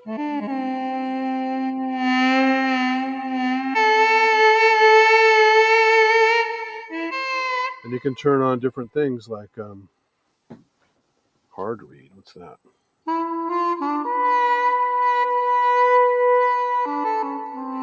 It's more of that hollow sound you expect to hear with Duke.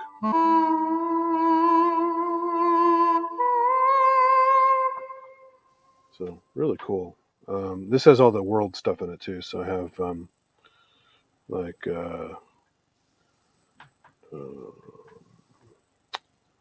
this is Indian instruments, Bansuri flute.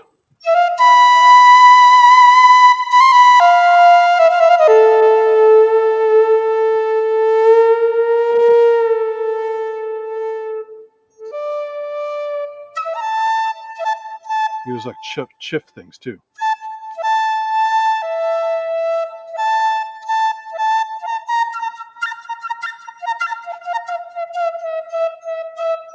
Kind of what you can do on a Z1 or a Prophecy in Korg. you Yeah. know? I mean, who needs But a with Rolly real Rise? samples, you know?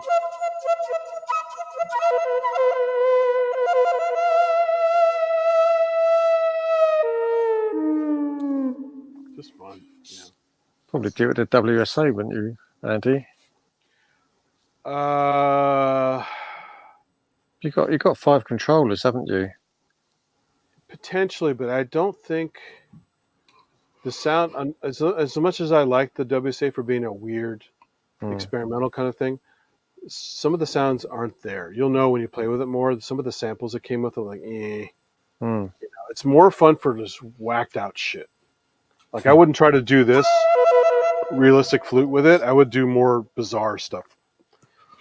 Not as noisy as the blush response guy, but fun and wacky, crazy. Yeah. Just like, when Manny had that guy playing the VP one, and how whacked out that was on some patches. Just weird. Somewhat familiar, but still different tones. Some of you haven't heard before or haven't heard quite that way. WSA one is kind of like that, but nowhere near as good as a VP one or VL one as far as that expression goes. But it's just a different animal.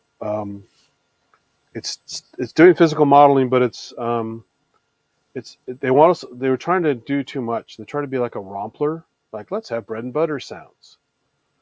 Oh, and you can do this weird stuff too. It's like, well, so that's why until the manual wasn't that great, so I fiddled with it here and there and got some fun stuff out of it.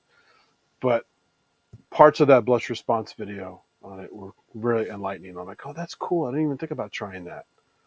Just not taking it to that noisy level. No.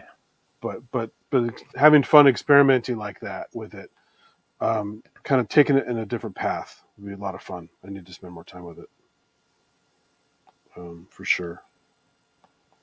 Let me see. I got some other fun thingamajigs here. What's going on here? No. There we go. Of course, you guys know about AOM, so I don't have to show you that.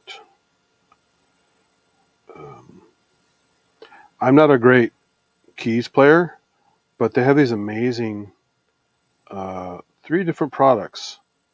One's called Tynes, one's called House Mark I, and one's called V Tynes Live. This is the fanciest one for doing like Fender Rhodes.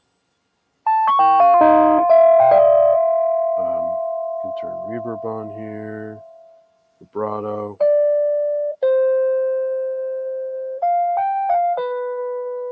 Treble and bass tweaks. There's distortion. Has it got a Jesse Sprinkles setting? Yeah, this would be perfect for him to play. Yeah, it would be. Yeah. He uses the actually the Yamaha Reface CP has a really nice Rhodes patch on it, and he hooks his bigger keyboard to that. So he's not playing the small keys; he's using a big keyboard to control it. But the sounds on it are quite good. So V Tynes is really nice. Even Robbie heard of this one. He was talking about it one day when I was showing some stuff. This one's pretty good for e-piano stuff like Wurlitzer and all that, called House Mark I. This was a project. I think some college kids got together with some people and built this pack. Tremolo.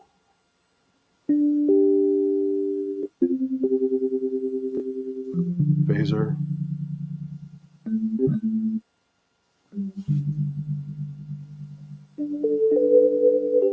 Very 70s. Just, a lot of soundtracks sound like that in the 70s. Especially the movie. You ever saw the movie Martin? It's a George Romero vampire movie. It's all like that. The soundtrack is totally like that.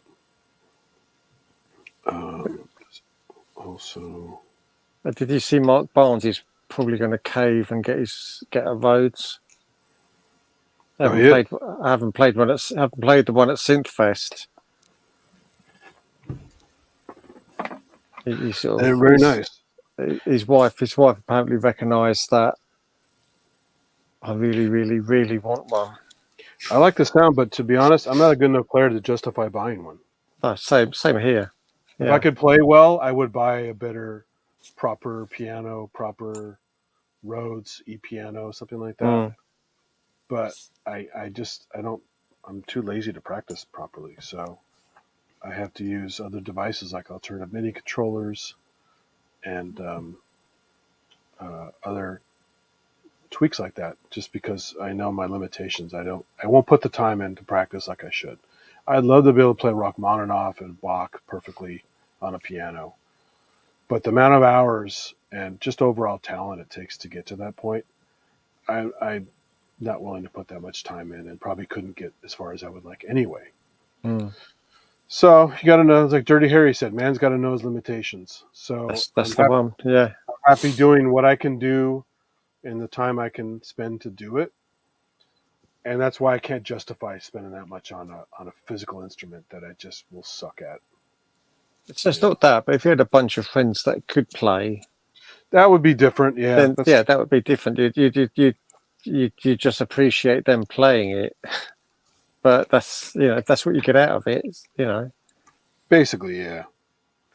Also, you said you don't like some of those sequencer things.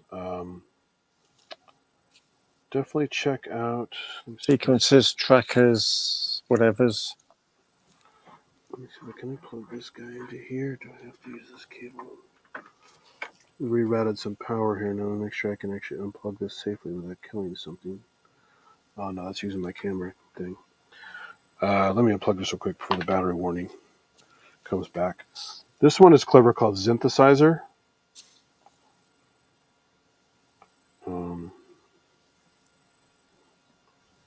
If you have this thing MIDI'd up, this is a really nice step sequencer for basically really cheap. Where did I put it? Synthesizer. I might have quit it by accident.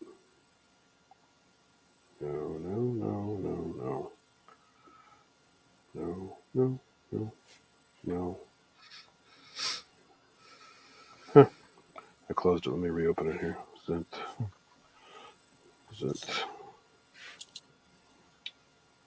No, not wisdom. I know the battery's low. Stop it. This one. Very colorful. It's just MIDI. There's no audio. But you can do like his device was doing there with... oh my God. Obviously, the steps are smaller. How many buttons? How many squares? How many colors? Well, that's the thing. At least it's color coded, so it's less confusing. It's not a rainbow thing of all different buttons. I might as well be all the colorblind. greens stay with the greens, all the reds stay with the reds, all the whatever. But you can go way out here and do. You can probably go beyond this. This is just the default that comes up. But look at all those tracks you get to make stuff with your modular or whatever. So it's pretty glorious, actually. And it's MIDI, and you can obviously MIDI to CV with the interface. So I think that's pretty fun, actually. And with AUM, you can actually do this internally, just MIDI through the OS and just have it trigger stuff in AUM or directly in another program while this is running, and you can actually sequence your apps on the iPad without going to hardware, if you like. But it's a cheap alternative to something that's... I mean, I'd love to have one of those big linear pad controllers like that, whether it made sound or not, because the original one didn't make sound. It was just a sequencer. I think it was just called a Poly.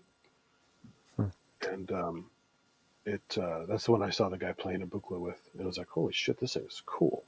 Now, how many tracks does yours have, Steve? I forgot. It has 4 independent sequences built in, and you can set them to either mono, poly, or... So you can have like 8 tracks on each sequencer. So 64 tracks. Okay. Pretty nice. Yeah, yeah, and it does modulation as well. It does LFO and all that Yeah. kind of stuff, and you can draw in all them things, and it'll even do like it'll play chords. It has like a chord mode where you can just press one button and it'll play I don't know, an F-7 or something like that. So Nice. it's brilliant. And it has different modes as well. It can have like a staccato mode, or it'll even harmonize different tracks together. If you've written a melody, it will harmonize another track for you. So I'm happy with the way it looks, but would you prefer if it had colored lanes? It's all colored. Yeah, it all lights up. No, I mean, it's all white though, right? You can't change the colors. And it changes depending on what mode you're in. Oh, it does? Yeah, yeah. So let me see if I can power it up. Come on, we're trying to sell Keith on this thing. Yeah. Oh, so. No, look at those grey boxes. No. No, and there's some smaller ones on the side. No. It's out of batteries. Oh, phew. Give me a sec. You got saved there for a second. Yeah, I've got to plug it in. I know what you mean. I mean, I when I first got a circuit, and I thought, I understand the gimmick. It looks like a lot of fun. And then I finally just got one. I go, man, this thing's a blast. And the multicolor thing initially kind of threw me off. And then I said, no, it's okay. I like it. And now everything's like crazy multicolors. You know, all the touch controllers, all the drum machines, all the groove boxes, you know, Force, Machina Plus, Push 3. Just everything's, you can't get away from it now. They're all multicolored forever. But the features you get out of those programs and the control you get, especially on the Machina Plus, the pads are literally the best pads I've ever played at anything. They're just so good and so expressive and sensitive. Because you know the finger drummer thing is cool from Yamaha. I mean from Yamaha. I'll probably get one, but the finger drumming on a Machina Plus is probably better because I bet the pads are much better. Just from my experience with it. From doing really subtle, you know, rolls to just flat out banging the thing, and then pressure beyond that. So when you're in arpeggiator mode, using it for melodic stuff and not rhythmic stuff, or even rhythmic, the how you just gently press and get expression out of just that simple arpeggiator with the pressure is unlike so many things I've ever tried. It's just really cool. But you have to get past the colored buttons. So yeah. Oh, got off. It's too flat to run. I'll let it run flat. So I have it all charged up. how long do battery life do you get? Usually get about 8 hours. Oh, that's good. Yeah, it's quite good, and you can run it from USB. Yeah. Yeah. Let me do this. See your setup better here. Oops, not me, but you over here. Can't work it properly though. That's okay. I've only seen them in person once, so I don't know much about them. Yeah, no, it's amazing, but it's just so there's just so much to it. It's quite a learning curve for it. But so the buttons on the left got ledgers on. The buttons here on the left, the left-hand buttons, so that got ledger on them. This so it's like the small buttons on the left. They're like a beat step. It has the labels on it.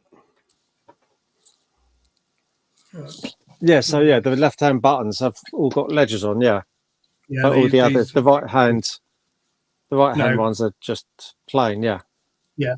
So on the if you were drawing a sequencer and you just go onto the sequencer and obviously it's set to external clock at the moment. That's why it's not. But when you press play, it sends a play line across.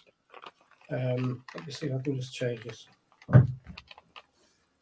And this model called what? I forgot which one this is. It's the Oxy one. Oxy one. Oxy Instruments, yeah.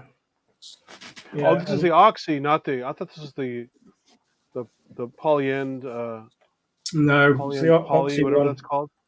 It Oh yeah, I comes remember with the Kickstarter for this thing. it comes with a free case as well. Yeah. Okay, yeah. I remember now. Yeah. Yeah, this looked pretty cool. Do you like it a lot? Yeah, it's great. I like it a lot better than that key step thing. Yeah. That's how plus that was. Okay, £207. So I've raised my bid.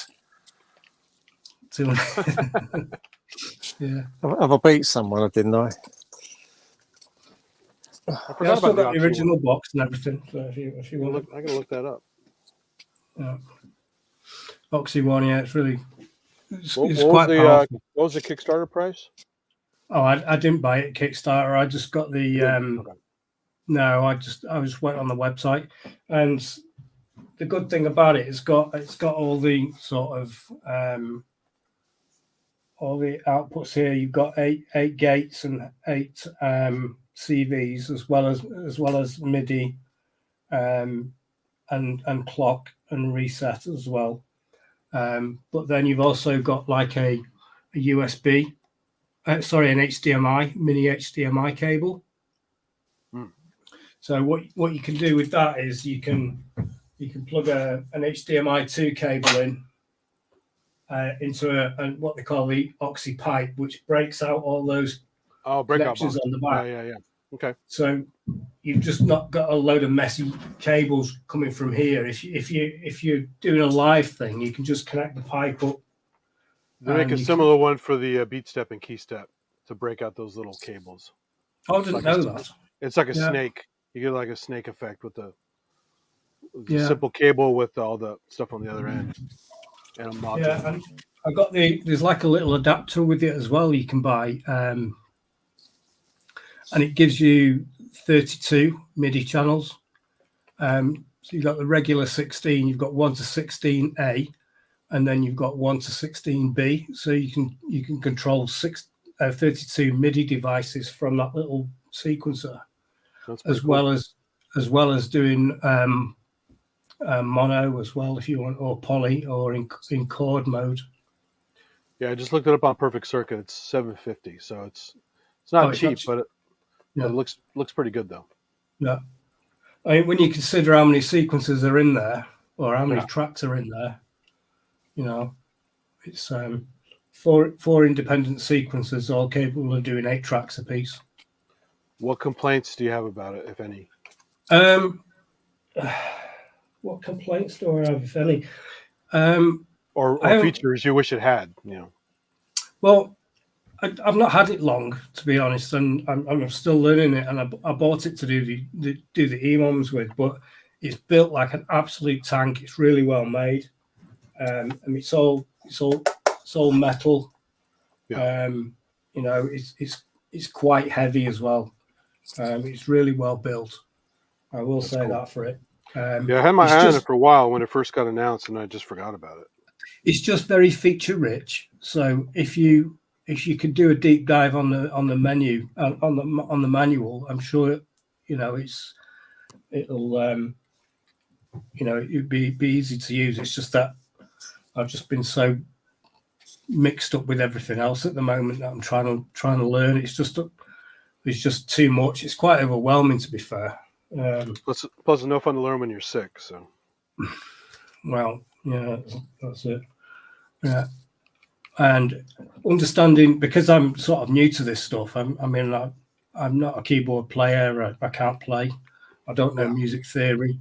I just like dabbling around, and the modular stuff's amazing. Once you know the signal paths and stuff like that, it's good. And that's what I tell people. That people go, "Oh, I can't. I'll get lost on there. It's crazy." I'm like, I strip it out every time, and I can build an entire setup for an EMOM in about 2 hours. Yeah. And then just fine tune some stuff and fix some problems I had or whatever. It's not that hard once you understand what you're doing for basic signals and how your modules work. At least the basic stuff, Yeah, I mean, once you get down, once you sort of got a grip of what a basic voice is with your oscillator, your filter, your amplifier, and your envelope, Yeah. and modulation from LFOs, and you know where those signal paths go, and you know the different signals. I mean, it's rinse repeat. Yeah. For a lot of it, and and I think that's when the creativity kicks in, because it's okay having that simplistic approach to it, but you still need a lot of creativity as well. Yeah, because Um, at first I was doing the same patches Yeah. over and over and over again. I'm like, oh, I got to do some other shit. This is crazy. Yeah, I mean, you can have the best toolbox. You can have the best toolbox in the world. It doesn't make you a mechanic, does it? Right. So you still got to have that creativity. I think initially I was not only confused about some of the stuff, but also scared I would patch wrong and break stuff. But then I learned that a lot of stuff has protection in it, and it's hard Yeah. to mispatch things.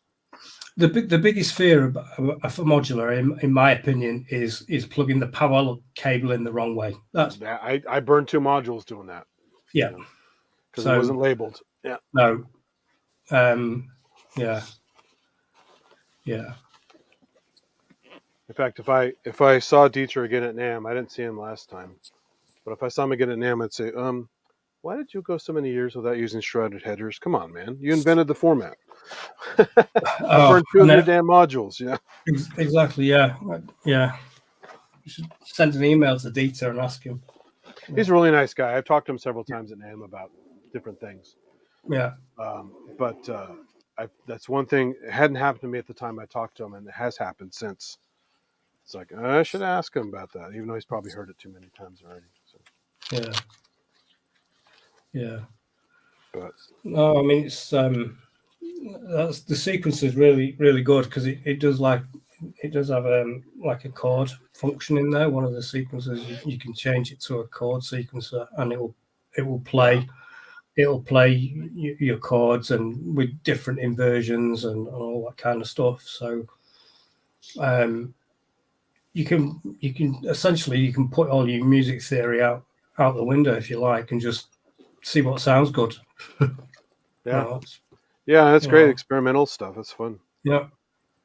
I mean, I find the more time I spend up here playing the keyboards, which I'm no more than rudimentary, the less I see in I'm playing in a certain key or another, and my ears just go between the white and black notes, and it just sounds, whatever I do almost sounds okay to me, so that that I find quite liberating. Well, you know in yourself what sounds good, don't you? I think. Yeah. Yeah. I mean, I'm right. Andy, whose show was it who said we'd write a piece of music? Was it Kent or was it Ramsey? What show did me forget it? No. Me and Andrew and someone else said we're going to write a thing. piece we're going to write a piece of classical music for December. Yeah, right. For December to be to be put out and things like that. And so I started my writing. I don't know. I started writing. I then got more black notes in it, so I kept changing what key it was written in. And in the end, I gave up with trying to define what key it was, because I think after so many bars, I think it changes anyway. So I'm not writing that out. I'm not writing it out with keys. I'm writing out the notes and things like that, but not in the key. I'm just remembering which section has got how many flats or sharps in it. I know it's a lot of ways to skin a cat. So that's right. But I'm just saying, you're saying about music, learning music theory and things like that. Well, I'm just essentially throwing a certain amount of what I know out the window, and like you said, playing what sounds good and writing what sounds good to me. That's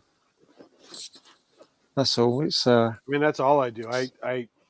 We were talking about this a while back, and Chris said on one of the streams, and all the stuff I make for Hardware Jams, at the end of the show or a couple days later, I have no idea what I did, how I did it. I couldn't recreate it. It's almost like somebody else made it. And every time I do it, it's like a whole new experience. And because I'm not approaching it from the typical composer point of view, where, like you're saying, they write it out on proper note staves and all that stuff. Mm. I had a decent amount of early music theory when I used to play instruments. I played violin and played some brass when I was a kid.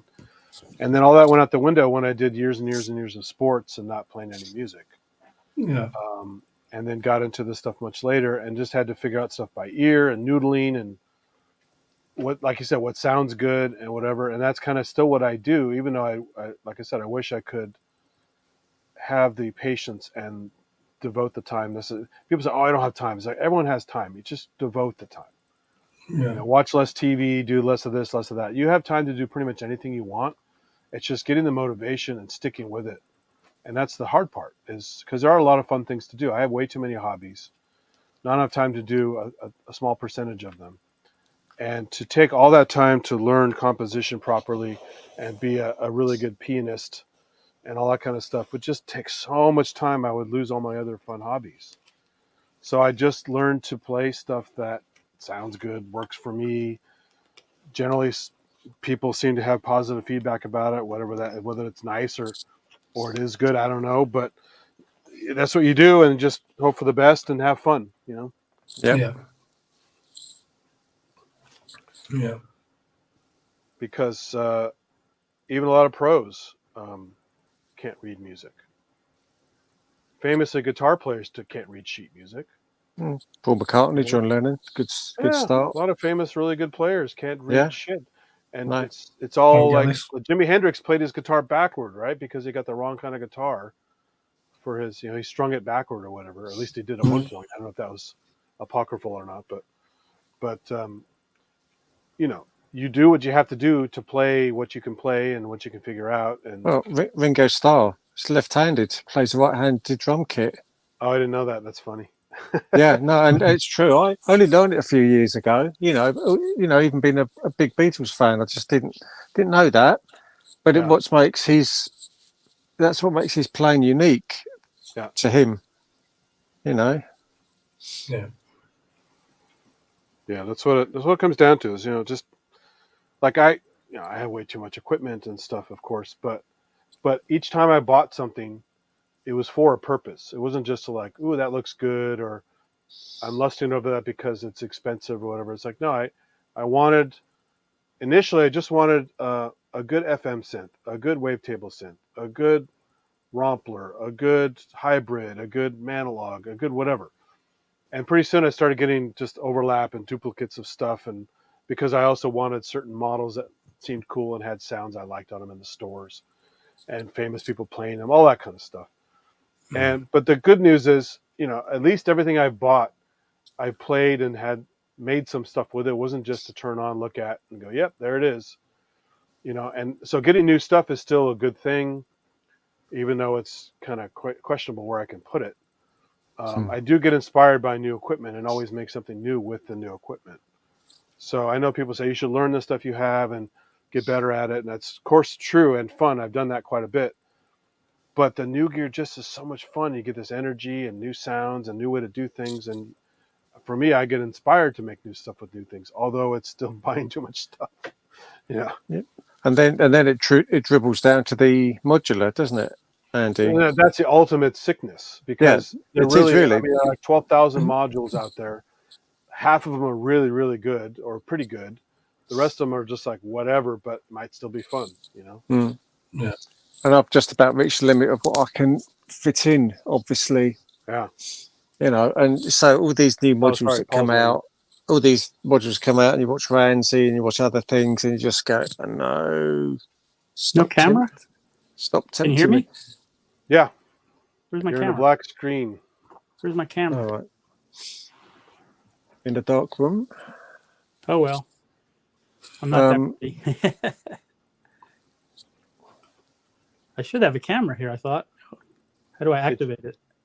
Did it show up as your option to browse cameras? It's a cover. You just Yeah, I thought I did. So If it's there, it should work, but sometimes it's there but not quite ready. Or do you have another app open that might be using it? Nope, I don't Like think so. I occasionally use the camera app in Windows to preview what my camera looks like before I go in. If Yeah. I leave camera running, this app can't use it. Ah, Does okay. it have a privacy window on it? Privacy camera? shutter. No, nothing like that. No, I might have accidentally hit don't allow or something like that. I Maybe, yeah. thought I said You allow. you can rejoin if you want. I'll let you back You know in. what I look like. Insert picture from last time. No change. There you go. Yeah. So I did shave today because I was going out. But Oh, yeah, so I had a score today. I'll tell you what, man. Oh, big day for me.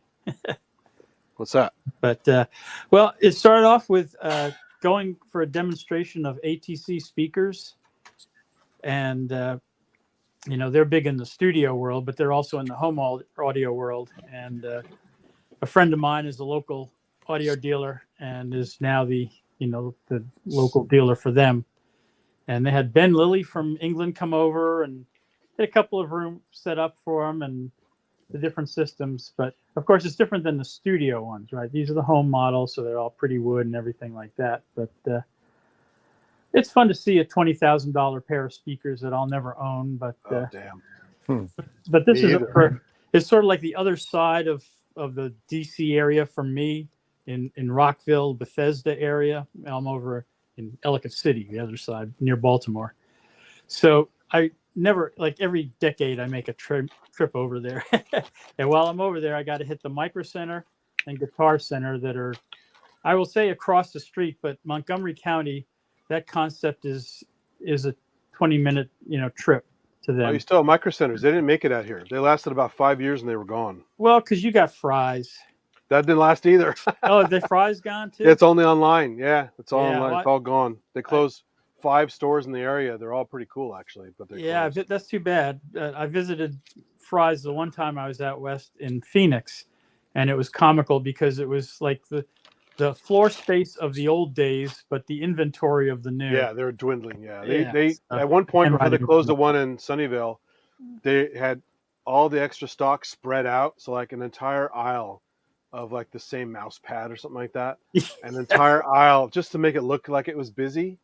Because Exactly. they really were dying. I mean, I think for a while there must have been some kind of front for something, because there's no way they could have stayed losing that much money for so long the way they were. Yeah.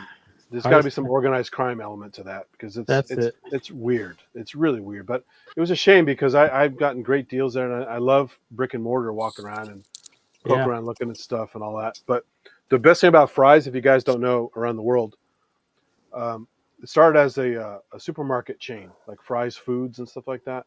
And then they spread off into this electronics store, kind of like Radio Shack, but more advanced and cool components and more advanced, more elaborate stuff, oscilloscopes and all that. And then they started like doing more consumer electronics and computers and all kinds of stuff. And it got really crazy. At one point, they're doing like appliances, microwaves and refrigerators at these massive fucking stores. But the great thing about them was always they were themed like Disneyland. So there was an Egyptian one. There was a Wild West one in Palo Alto. There was a Mayan temple one in San Jose. It was fucking huge. It was awesome, right? And not just the outside looked like it, but the inside was all like painted up, decorated. All the sconces for all the lights were all tweaked, and it felt fun walking through there. How could they not still be in business? I don't know, but the original one before they moved to the larger model down the street in Sunnyvale was you're inside of a computer, and there are giant resistors on the floor, and giant capacitors, and it was really cool because it's just like now you're miniaturized inside of a computer. Yeah. So, but I hit Micro Center they sent me a coupon in the mail the other day for free 128 gigabyte thumb drive if I come into the store and visit them. And it's like, well, let's see, I'm going to be right down the road. Sure, why not? And while I'm there, I'll buy a few cans of compressed air. I always need that stuff. But fortunately, I'm not shopping for anything in the computer world. But first I stopped because across the street from them is a Guitar Center. And I researched what they have in their used stock. And it was like, oh my, oh my. So I picked up a used Motu M4 that I need for my iPad work. And that was $220. And is that like the Traveler? or is that the? No, that, oh, I wish, yeah. Okay. I want to get the Traveler, but they went from being a $500 box to a 600, 650, and it's sort of like, yeah, I'm not there right now. But this M4 is for my iPad work, and it's like I don't do that much on the iPad, so this is the right level of money to spend right now on it. Yeah. And I've got other stuff going on, but that gets me DIN MIDI at least into the iPad and all like that. So Yeah. the M4 for 220, and it's in the box. You know, it basically looks new in the box. I don't know what the story was, but all good there. But the other score was a Emu Proteus 2 for 180, and looks beautiful, except the power button, the actual black button itself, is missing. So I take a chopstick and press in the white tab, and it works just fine. And but first run through, and it works just fine. It's it's a Proteus. So I got a Proteus 3 already, and I'll pair those up at some point and have some great fun with those. Yeah, I got a Proteus 1 Plus or whatever it was a while back, just because why not? And it's just, it's all the orchestral stuff and some extra goodies and stuff in there. And this newer one had a plastic case for some reason instead of a metal case. Yeah, I've got the orchestral 2, and that's got a plastic case. Yeah. It's quite grim, really, isn't it? Well, they were just cutting corners. Yeah. I mean, it's thick plastic, but it's a metal. I mean, it's a solid metal faceplate, so that's what's taking all the weight and everything. Yeah. But, yeah. And but anyway, so that's fun, and I haven't bought a synth in a few years here, so piece of hardware for that. And well, you're mostly a VCV rack, right? So you don't need. Yeah. Well, I do the VCV with soft synths, and that's just like I say, I'm just so effing lazy that by the time I pull one of these out of the rack or hook it up or turn it on, dial in the sound, I've got 3/4 of a patch done on VCV and software. It's all zoom fast. Yeah. But I because I have the hardware, I feel guilt and like, oh, I should start using it, and it's mostly just making a setup where it's accessible. Like you have a desk safe set out with a bunch of gear laid out, and then it's just bringing my sequencer, in this case me rack or whatever I'm going to sequence with, key step and go, and build it up and then go. And so that's one thing that I'm going to be working on. But I gotta wait. I'm waiting to get a ceiling painted here above me, which is the final step of this bathroom remodel that's been going on for about a month and a half. And so I don't want to start bringing out all the gear, and then he shows up and says, "Oh, I got to cover everything up and whatnot." So, yeah, oops, sorry, we dropped something on your equipment. So yeah, that's it. So yeah, that was my wild adventure today, going shopping, and there's a guitar, but it's sort of because they really don't deal. I mean, you can't offer them cash or anything; they don't care. They're a corporate glob, so whatever the price is, that's it. I'm surprised they're still around too. There's got to be some more organized crime there, because they should have closed 10 years ago.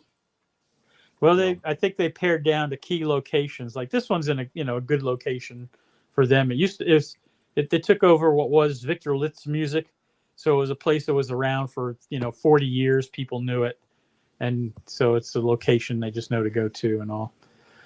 But the GC north of Baltimore here has got a DP2, but they've had it for a while now, and I'm like, and they're asking like $650, and I'm like, no. Yeah, that's.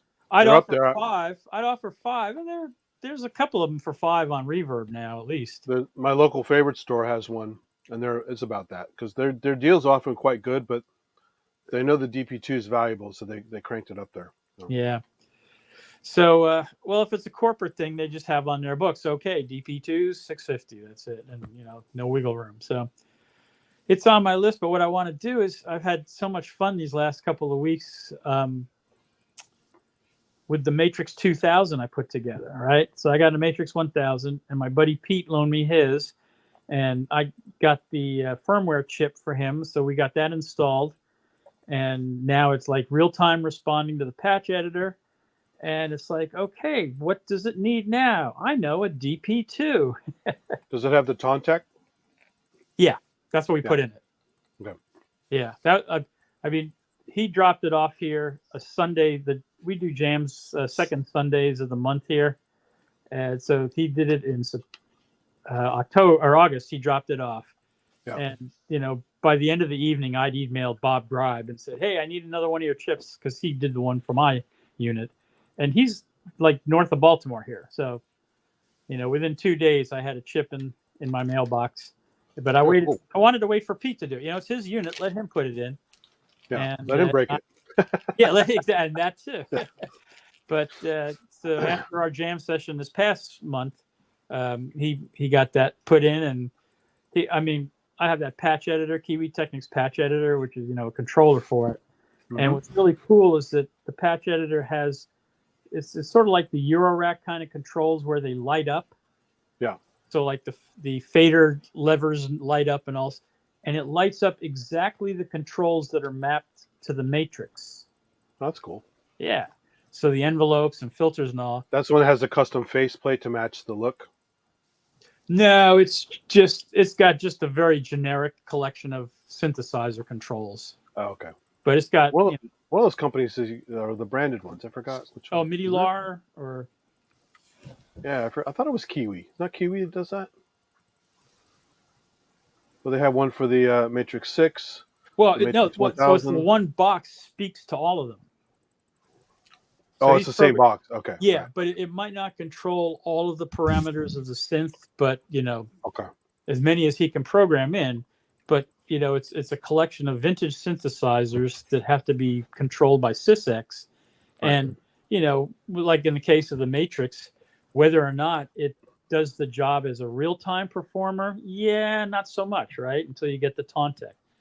But so Pete puts the chip in, he hooked the power up, hook the patch editor up, start a sequence going, and immediately hit that filter cutoff, and he's like, "Oh my god, yep, instantaneous, no lag, nothing like that."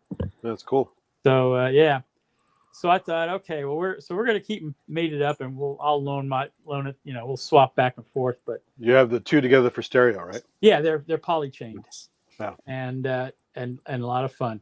But so that means the bigger wheels in motion are, okay, I've got to get a second one of my own and a DP2 and put them in a box, and those two and a DP2 and the patch editor is like crazy fun. So what are DP4s going for now? I haven't kept up. The 4s, actually, they've dropped a bunch of come up lately, under 1,000. But okay. Is it a 4 or 4 plus? I forget, sitting on Verb now. 4, yeah, 4 plus is. I have a 4 and a 4 plus. Yeah, well, I didn't even know about the 4 plus until I got the 4, and they go, "Oh, there's a plus." There's a plus, yeah. And I talk. Do you know Sonic? The Sonic? No, I don't know. So basically, if you've got Sonic, there's a guy near you called The Sonic is his website. Oh, The Sonic, yeah. The Sonic, yeah. Yeah. So I talked to him about these, and I said, like, what do you recommend, like a 2, a 4, or 4 plus? And he says, if you can do it, get a 4 and a 4 plus, because there's enough difference between them, blah, blah, blah, and all. So I was like, oh, okay. So you're keeping, yeah. And get the FOMO guy, Dan Nigrin's software to control them. Have you seen that? Go to Defective Records. Defective Records? He created the controller for the Fismo that's really excellent. And now you're talking about FOMO? Yeah, FOMO. Yeah, no, I have FOMO. It's great. Yeah, well, now he's got a DP editor. And it's sort of like, oh my God, that's the missing piece, right, for all of this. FOMO is really important because there's a bunch of buried stuff in the Fismo that most people don't know about or just... like the effects. Yeah. Right. They basically it's kind of weird because it has a lot of power, but they kind of those goofy Fismo knobs and stuff. Like, you guys could have put more fucking knobs on there. What is this Fismo knobs, right? Well, that's kind of a gimmick, right? So the color was a gimmick enough, but but the thing is, if you're jamming on your Fismo and you just sitting there twiddling 1 or 2 knobs, you can do it right. You hit magic. They're right? good. Like, they're good. They're macros. They're kind of like the macros on the circuit. Yeah, that's it. So they're useful. They're fun, but I hate when that synth wasn't cheap. Eventually, they were blowing it out when people didn't want it. It Yeah. wasn't cheap, so you can't add a few more knobs to explore all the power without having to be stuck on a goddamn computer forever. They were haul assing to get that out as Yeah. it was. No, So, I know yeah. that's when they were dying. That's, So I mean, you know the story of Ensoniq, so I don't have to tell Yeah. you, but it's sad. And I mean, I've got DP chips basically all around the house here, but I can't access them. Right? Paris, do I have 2 or 3 Paris cards? I forget. But there's those DP have in the DP4s on each card. So yeah, the what's it called? ASR Pro and Pro X have DPs in them. yep, and the Fismo, and so. But anyway, so that's my goofy little idea. Matrix 2000 with the DP2 effects to really get that stereo mush and have fun. Cool. Yeah. Yeah, I think the DP2 is just less simultaneous effects, but it's essentially the same as the 4, right? Well, no, it's the number of engines and. Like 4, there's 4 versus 2, but don't they have pretty much the same engines? Don't quote me on it. As the core effects, is it the same basic collection, or is there something pretty similar? Yeah, but I think it's just the amount of horsepower. It is clever though, because you do have those quick buttons where you can just quickly mute an engine, and change the routing, like 2x2 or 4 individual or whatever. That's so pretty clever. But I was going to say the one on Reverb that's like 1200. They've got a new battery, and they say it's been recapped, and that's sort of like, oh, so I was going to call up Tay yesterday and say, what's it cost to cap a DP4? But I watched Don Solaris's video the other night, and it's like, oh, he did it. Oh man, yeah, there's a great video. He recapped his, and he like rebuilt that guy's hardcore and everything, and it's like, if you have to get to that level, you're talking about the price of the unit itself, at least, Yeah. So the labor, because it's got a jillion of those little tantalum caps, and also, but Don's hardcore. He got some of the best sounds ever out of a Casio CZ synth that I've heard. He's a good programmer as well as a tech guy. So stuff, yeah. He used to have a thread on the Harmony Central long before Gearspace became anything. And it was a running thread on the JD80, JD990. He was trying to get people to make demos with it because at the time it was his favorite synth, was the JD990. And his knowledge about some of that stuff is crazy. He also wrote a bunch of articles on. Do you ever look at the Sealed Deep Synthesis page? You know that site? No. You can get it on Wayback Machine. Okay. Because it's one of those great resources that just went away. The guy stopped paying the bill or something like that. But there's half the articles on there written by Don Solaris about all these different obscure synths and features that they had, and even some demos. And some of the demos are still also downloadable, although a lot of links are broken. Some of the MP3s are still downloadable. There's some killer demos on there of stuff. Oh my! Even like a TG33 or something like that, just a basic thing. It's not that rare. But he wrote these great articles about all these different synths. This guy, I don't know who Sealed was, but he was running the site, and Don was a contributor. It's like Blue Synths. Remember Blue Synths? You ever see that website? No. It eventually became another site. I think it's in Germany. It became another site with a rebrand, but had similar information. It was like an exhaustive review of kind of like what Jexus did with some of the synth reviews he did on his website, where it's pictures and descriptions and tech stuff. Were these from like the 2010s? Probably before that. Oh, before that? Oh, okay. But Blue Synths was awesome, and I started to capture the site because it was like, this is a great resource. I'm going to make PDFs of all this shit, right? And then I just got behind, and then the site was gone. But then it reemerged from the ashes as this other site, and I can't remember the name of it now. Someone in the chat probably knows what it is. Sounds like something that Ben Musines should add to his pile. Yeah, it's just one of those things that's it's nice to have functioning websites, but at the same time, they're really well laid out. Like magazine or book style. So it'd be great just to have PDFs of them, and then just a folder of the actual download content, the links as well. But it's a shame because some of this stuff is really good. Articles on tips and tricks, special demos that you haven't heard before, things like that. You know, It's the knowledge base. it just comes and goes, and then it's gone with the wind. So Yeah. that's why basically every YouTube video I like now, I immediately rip it because I know it's gone. Eventually, like a week later, it's probably gone. Not just because of terms of service, but just whatever reason. The guy's account goes away. He decides to clean house for some reason. I go and I just grab everything because it's, although Wayback Machine captures a lot of stuff, the links are often broken, and media dies. Like audio links, video links often die. Even plugin downloads like MIDI tools and things like that. Old editors for stuff. Sometimes you get a zip file, but it has like 20K, something like that. Ooh. So it's not usable. Yeah. Yeah. So it's just gotta grab stuff like Hayes is in the weight room, he says. Oh, sorry. I'm not paying attention. What is it? I walked away. He fell asleep. You felt dejected? Okay.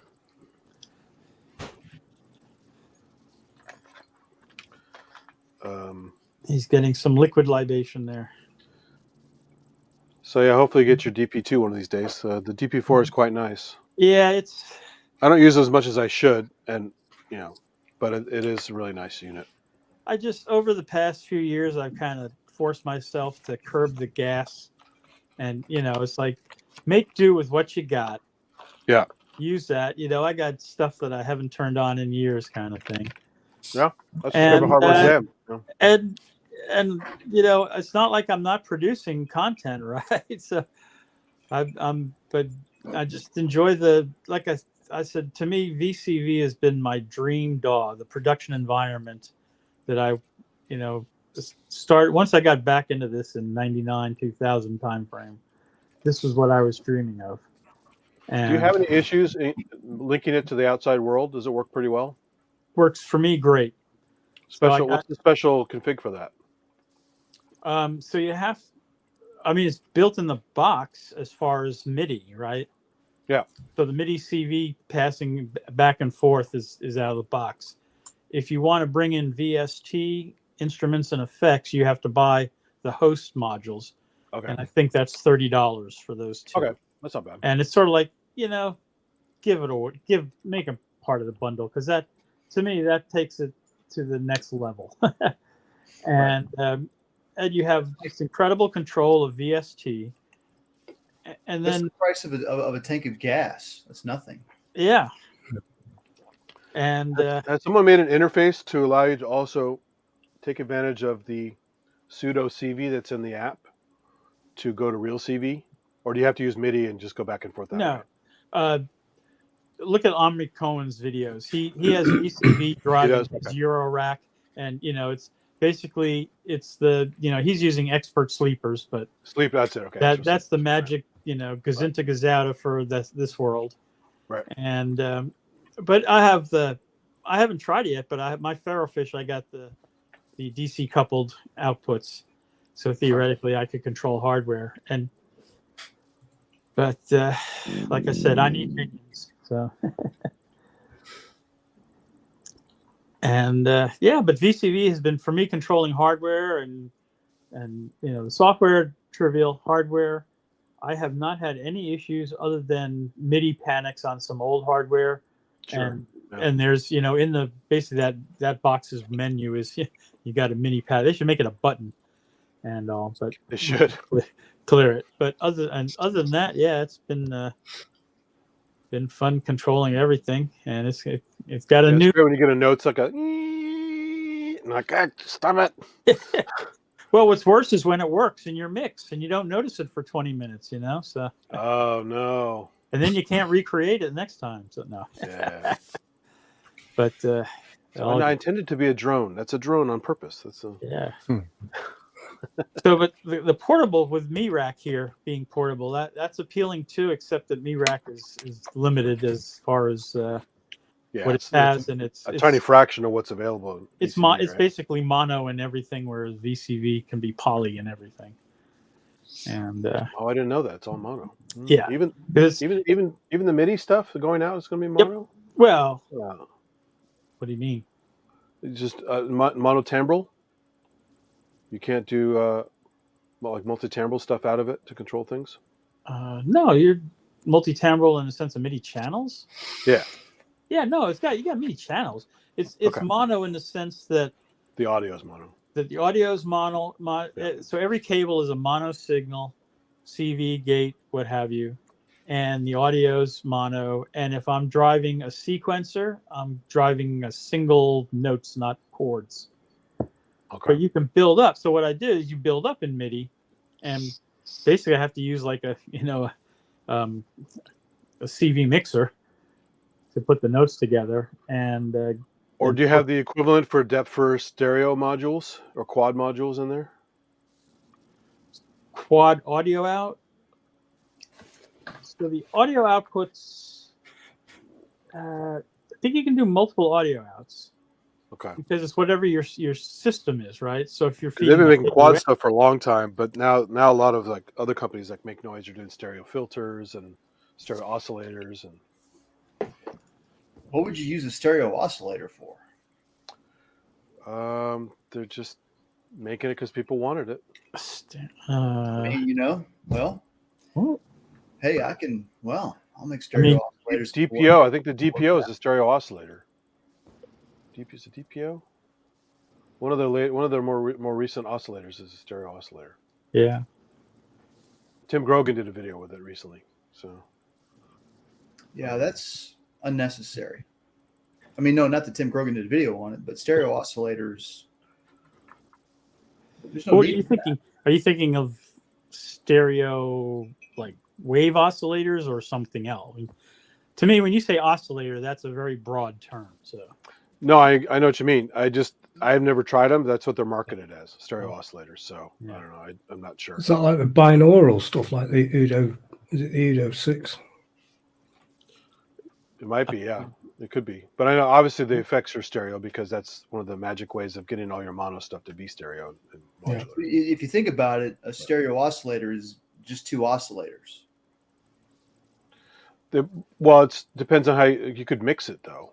You could. Well, I mean, that's the thing, is that you can only do a few different things. You can either buffer it, and then you can invert it, and then you can phase distort it. Yeah. So I mean, if that's like you'd have to read the article. They call it a stereo thing, but kind of cool and everything. But then you've got the problem there is that that's your source. So now everything in your chain after your source has to be stereo.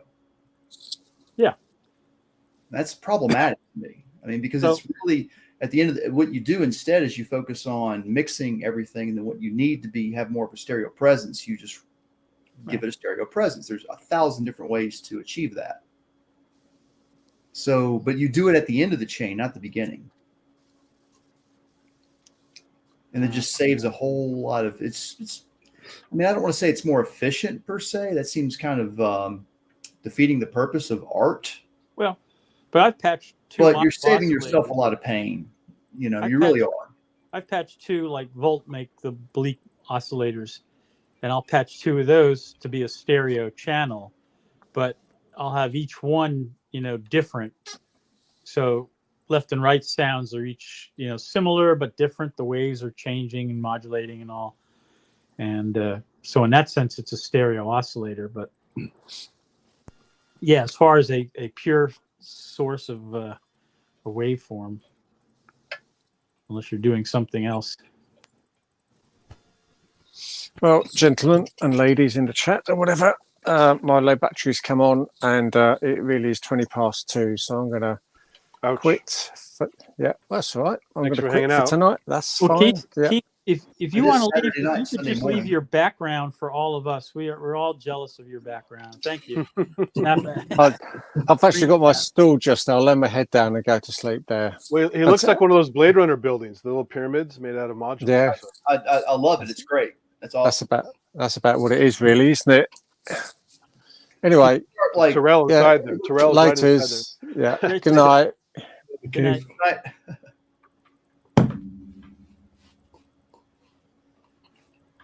God, I feel like the token Brit. Then there was one. Yeah.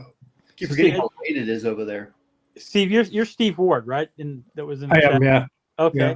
So I just have to tell you that, and I'm glad to see you on camera here because you're the third Steve Ward that I know now, and so I can verify that you're not either of the other two. Right. Yeah. Yeah. Although honestly, the one Steve Ward I never met, but he was a trumpet guy from Southern Virginia, and you don't seem to be him. So No. If you are, it's one hell of a cosplay. that's Yeah. Yeah.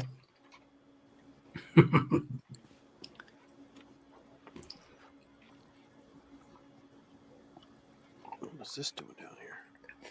Oh wow! Haven't pulled this thing out. I just did a impromptu live stream on Twitch. oh Know why I don't live stream on YouTube, but I figure YouTube. I like to do. Well, here's the thing, man. I'm a one function per device kind of person. So for me, like I like to use Twitch to live stream, and then I take that and I upload it to YouTube. Because Twitch deletes your videos after like 7 days. Exactly. So I don't know why YouTube would ever worry about. That's why so many people twitch to YouTube. I didn't know that. I thought they were just taking advantage of both platforms. Oh no, absolutely not. Well, okay, so some people You can restream. You can restream. You can Restream, yeah. pay Twitch more money, and you can your VODs will persist longer or Right. indefinitely, even in some cases. Yep. You can also make highlights of your VODs, and those persist. But for me, I'm like, I always thought, hey, well, why doesn't just YouTube and Twitch partner up?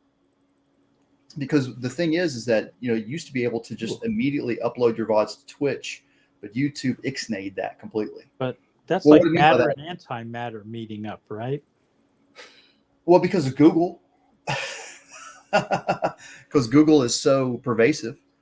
I think that I think YouTube before Google bought it, I think that they would have been more, absolutely. We don't want. I think that they would have said, you know what, we don't want to do live streaming. We don't want to do shorts.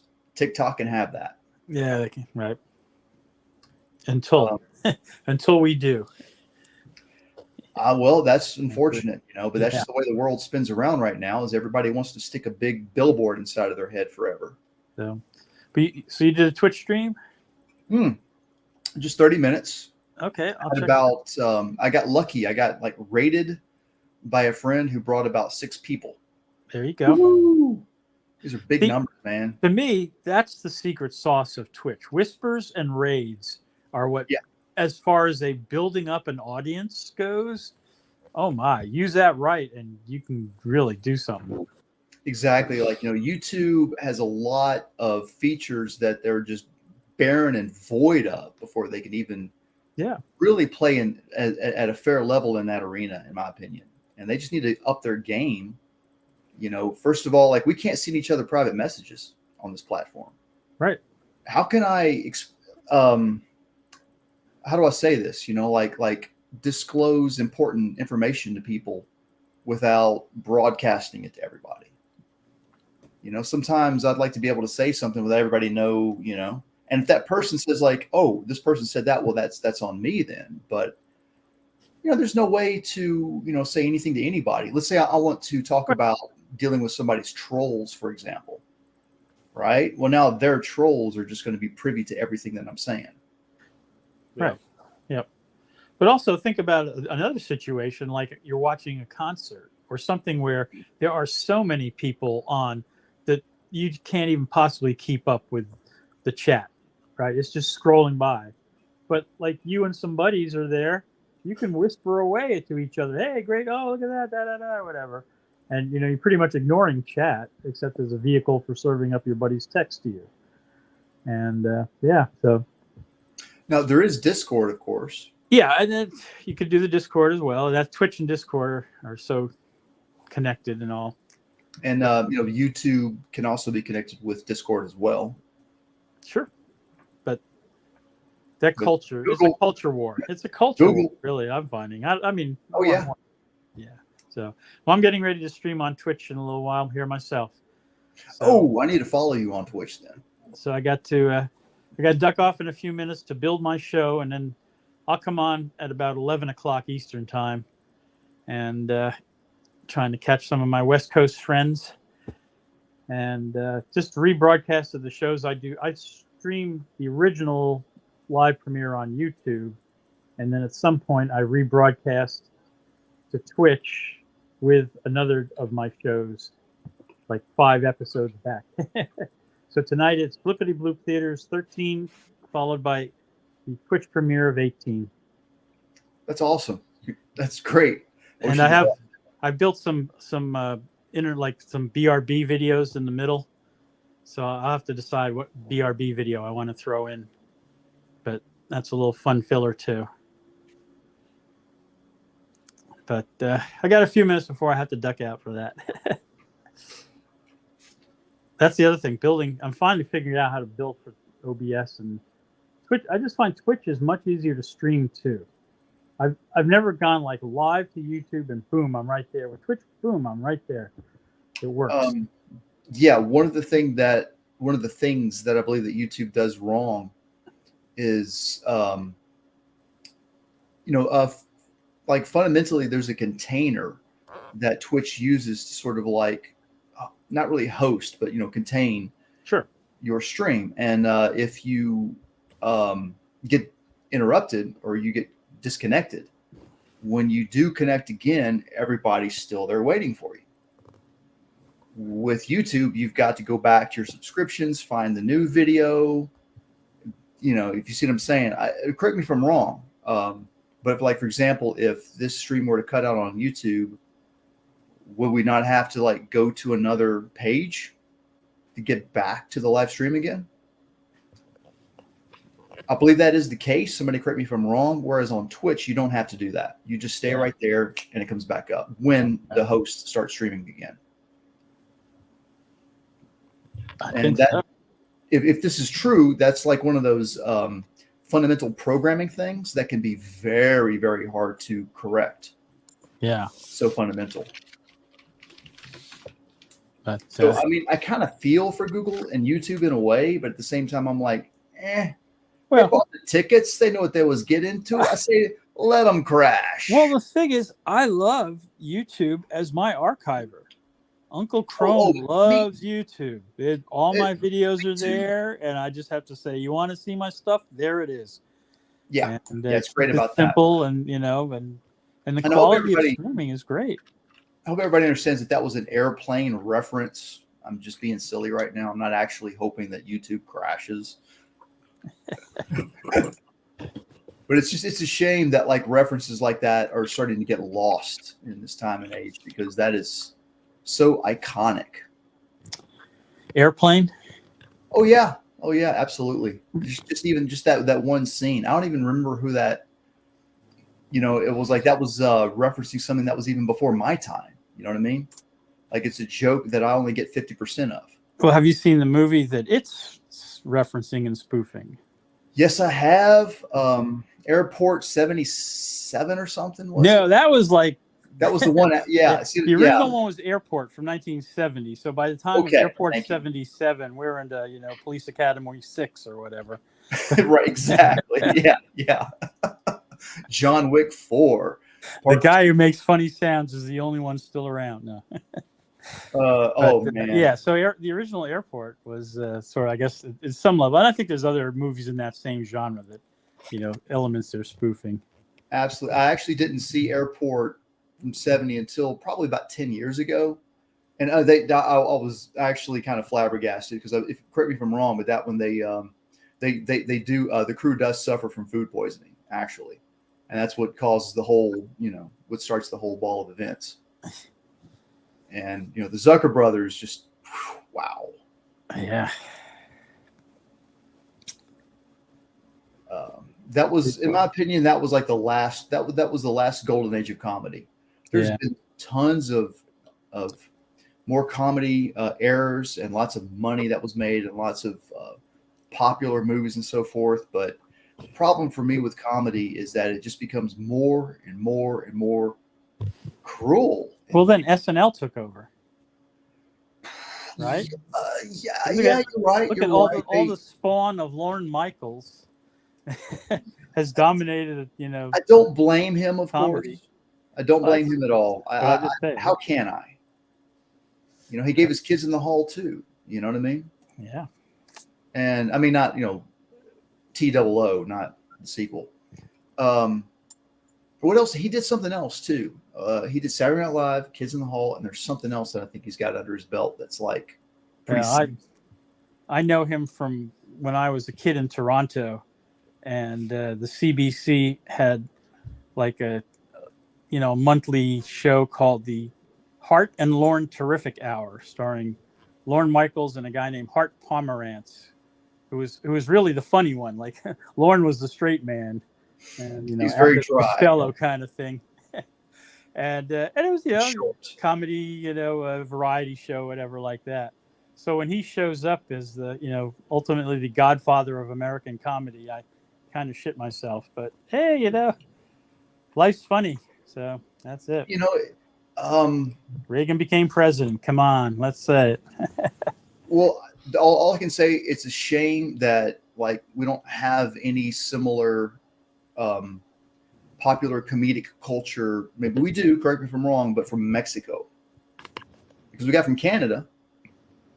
It's a language barrier. I mean, and I speak a little bit of French, but not enough to understand anything that anybody who speaks French would be trying to say to me. I might know to duck and run, what they say, but I'm trying to think like Santos. Did you know that the first Santos, you know what I'm talking about, right? The Mexican wrestler. The first movies were kind of filmed simultaneously. Santos versus the Mexican Mummy and all that kind of stuff. Yeah, they were simultaneously filmed in Cuba right before Castro took over, and then everybody had to flee out of there. And they took about all the footage that they had, and they tried to construct the rest of the films from that back in Mexico. Huh. It's like, oh, okay, and they're not. I mean, they're worth watching, you know what I mean? But it's kind of like, you're like, this is pretty silly. They're novelties. They're complete novelties. They're Mystery Science Theater movies, basically. Yeah, sadly. What is kind of, unfortunately, too violent to recommend, but kind of cool is Coffin Joe out of Brazil. Coffin Joe. Now, of course, Synth Addict, you're a horror fan, so are you familiar with Coffin Joe? That one I haven't heard of. Where's that from? Really? Oh, you're in for a treat because it's Halloween time, right? Look it up, man. Out of Brazil. The first one was done in the early 60s, man. It's black and white. It's gorgeous. It's just a little too sadistic for me to recommend, but it's a horror film. So what are you getting into? You haven't seen Bloodsucking Freaks. Oh God, that's just horror. What about Deranged? I went to a director's screening of that in San Jose once. Oh God! The director Joel Reed died during COVID. He died 2 years ago. Oh, that's a shame. And he apparently, he looks like just a creep, right? He looks like a creepy guy. Oh yeah. But apparently he's super friendly. He was hanging out with Hollywood elite. He was going to parties on all the coasts. So people love that guy. That's how he had all the connections to get all the strippers for his movies and all that kind of stuff. But has anybody ever been in a horror production before? They're a hoot. Oh yeah, sure. That's the problem. You never take it seriously when you're actually filming that stuff. And you're if anything, you're just having a great time. You're just having a blast. That's the problem with the whole thing. And then when you actually put it on film, you're like, oh God, hope nobody sees this. It depends. There's some sets that are pretty serious, but they also play a little bit. Fair enough. Like George Romero sets are pretty serious. Oh yeah. There's always. Well, this is more than an exception to the rule. This is 25% probably that are like, I bit off more than I can chew getting involved with this production kind of stuff. But I was in a music video one time and we did a gory video for the production. I I kind of condemned it more than condone it. You know what I mean? But I was like, you know, who am I to do anything? I'm just going to go along for the ride. And it was fun. It was a great time. You know, what are you going to do? The people behind the production knew what they were doing. It was out in LA.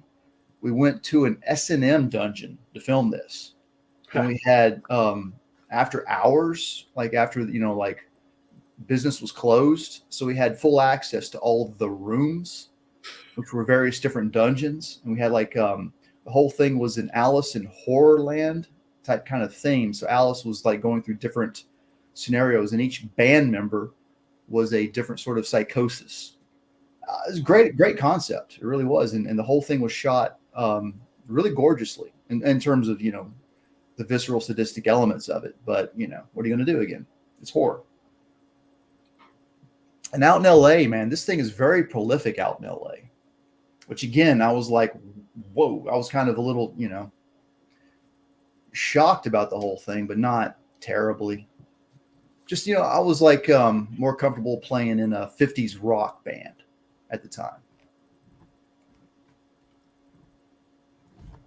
That's wild. Yeah, it was a wild time, man. It was very stupid endeavor on my behalf. I do not recommend anybody do such a thing. Duly noted.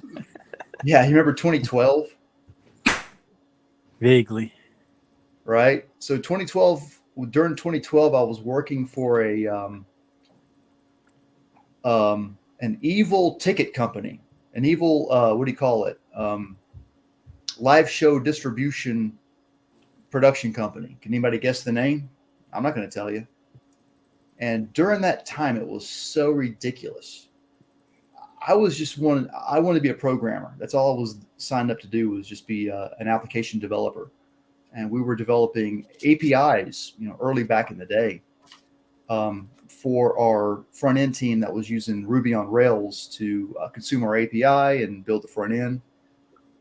And we had a drum set in the room, and everything about that job in 2012 was telling me, you need to go back to playing drums. So 2013, I decided I'm just going to, living in LA, I'm not going to work. I'm just going to play drums. And I spent the entire year, I think I played for 5 bands that year, and I made about $100 the entire year and spent about probably 50 grand doing the whole endeavor.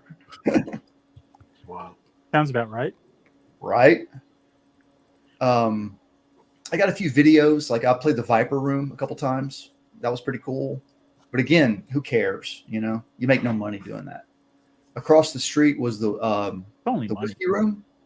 Everybody loves the Whiskey Room. And I would see these bands come in from town, you know, load in. That's just like the most frustrating thing to try to do, to get your band's equipment loaded into this area on the Sunset Strip where there's no parking and the cops are just waiting to ticket you. And it's just a weird area because it really technically should be West Hollywood, but it's owned by Hollywood and all the sewage is owned by Beverly Hills. I mean, it's just the only way to approach the situation is to have a lot of money. And on that note, I don't know where I'm going with this, so I'll pass the mic over to somebody else. Sounds about right. The music business. Yep. Todd Rundgren is awesome, by the way. Anybody ever get to meet him? Nope. No, but he had a weird period of the TRI where he had the interactive CD-ROM thing, and he was trying to do all kinds of multimedia stuff. He's always been very cutting edge. He's always tried to be like technologically ahead, like keep up with the Joneses kind of thing. He would do a set with all this equipment around him on this like an elevated stage, almost like a boxing ring, and it was like he was DJing his own shit. That was his act for a while. It's kind of weird. That's amazing. I didn't see. Was that TRI? That was when he was TRI. What year was that, do you reckon? Oh, geez. Same time he had the CD-ROMs, probably 95, 94. Oh, okay. Yeah. Because it was, is this it? Yeah, he did this one, State, in 2013, obviously. And I got to meet him on this tour, and he played at the Canyon Club.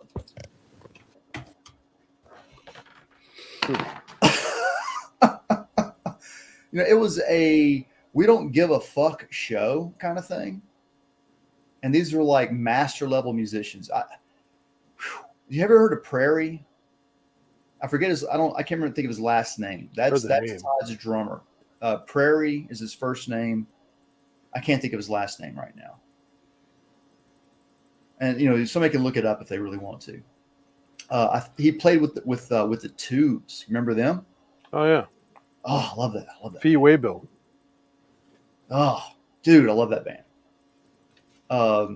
Remember White Punks on Dope when they were really punky? Oh yeah. Maybe I'm holding it out. Yeah.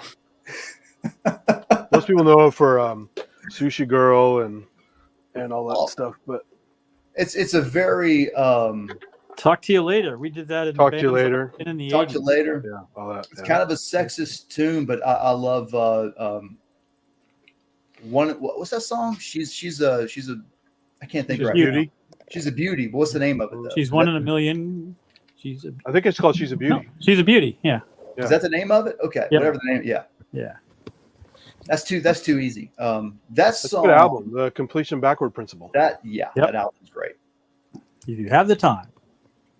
So that drummer played is Todd's drummer, and I got to see him play live. This guy blew my mind away, man. His drumming was so masterful.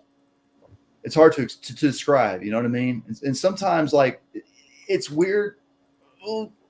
I've had a couple times where like I go to a show and I'm trying to not be seen, and I'm trying to watch the drummer. I'm trying to learn a few things, and like the drummer sees me and they know I'm a drummer. And I'm like, oh shit, I've just affected the show. God damn it. And I'm serious, man. I've had a couple times where the drummer will look at me and they'll be like, fuck you. Bam. I'm like, whoa, I'm not worthy. I'm not worthy. Another time that happened was Flock of Seagulls played this club here in my little shit-kicking town here. And they came to this place, and it was weird. Like, they played 2 nights, and the first night, they opened up for, like, an 80s cover band called Ronnie Reagan. R-A-Y. Oh, that's bad. Yeah, right? That's This was in the 90s. Or, yeah, like late 90s. We'll say 97. I really can't remember. And Flock of Seagulls was, like, this is the band opening for them. And like people were more into Ronnie Reagan than Flock of Seagulls. The next night, man, the dude from Flock of Seagulls was like, I don't want to play the next show. And the club owner had to talk him into playing because it was just like abysmal. You know what I mean? It was just so crappy. Well, I saw Flock of Seagulls on the Lost 80s tour about 6 years ago. They came. They were here great, by the way. Mountain White. They're amazing. Yeah, it was it was great. They closed the show, and it was like I even though it's that many years later, and they're playing the instruments, they're not playing to a track. You can tell, right? Oh yeah, no, it sounded like the fucking album. They were amazing. Yeah, and like and again, like it's the time where like their drummer was just doing like blah blah blah blah blah blah, and all of a sudden the same thing. He looked at me and then just did this fill like this displaced modulation, so to speak, we call it in drumming, where it's like, oh man, it's risky. You see what I'm saying? Because you can totally fuck the band over. Sure. If you screw it up. And the other thing is that most drummers that do that kind of stuff, they're doing it often during the show. So they're warming up as they do it. So that you kind of make mistakes. And then the more you kind of get into it more and more. This guy did it one time. Boom, done. Wow. Well, okay. But this Flock of Seagulls night though was great because everyone who played was amazing. Terry Nunn came out and did a Berlin thing with some of the band. Wang Chung came out and just nailed it. Just that singer guitar player for Wang Chung is so damn good. So he actually filled in for some of the bands that didn't have full bands. We don't talk about that band enough. They're so good. I mean, the To Live and Die Late, etc. is great. But I mean, To live he and die in played LA so City. well that night. It was Oh. unbelievable. You know, and just The only ones who kind of phoned it in were the Win in Rome guys with The Promise. They stretched it out way too much because that's really their hit, right? They made it like twice as long, and they also came out looking like Pitbull with the suits and the shaved heads and the sunglasses. I'm like, what the fuck is this? Well, I mean, that's a shame. That's a shame. Yeah. Here's the thing. I mean, I've never heard anything else from them but that song. I've heard a couple of their songs on purpose just to see, and they are a one-hit wonder. That's a shame. Yeah. Well, I will say, hey, with that, you know. Hey, whatever. I'm Hey, sorry, at least they but got I just something. wanted to People have find the right nothing. words to say. You know, so at least they have that. Dude, that song is like one of the best songs ever. Yeah. Oh, wow. Yeah. When I first heard that, I was like, whatever. And then you're like, oh, that's really good. Oh, I love this shit. Oh my God, this is seminal. Good. Yeah, that whole night was one of the best concerts I went to in the last several years. It was just really, it was all my 80s favorites and stuff I kind of liked here and there. All played very well. All played in an open air venue that's not the best acoustics. It's this mountain winery above Saratoga. And so it's a little pavilion kind of amphitheater shape. But the band just nailed it. The only one that was also phoned in as well was I always forget her name, from Bow Wow Wow. She came out and just danced and sang to a track because there was no other Bow Wow Wow band.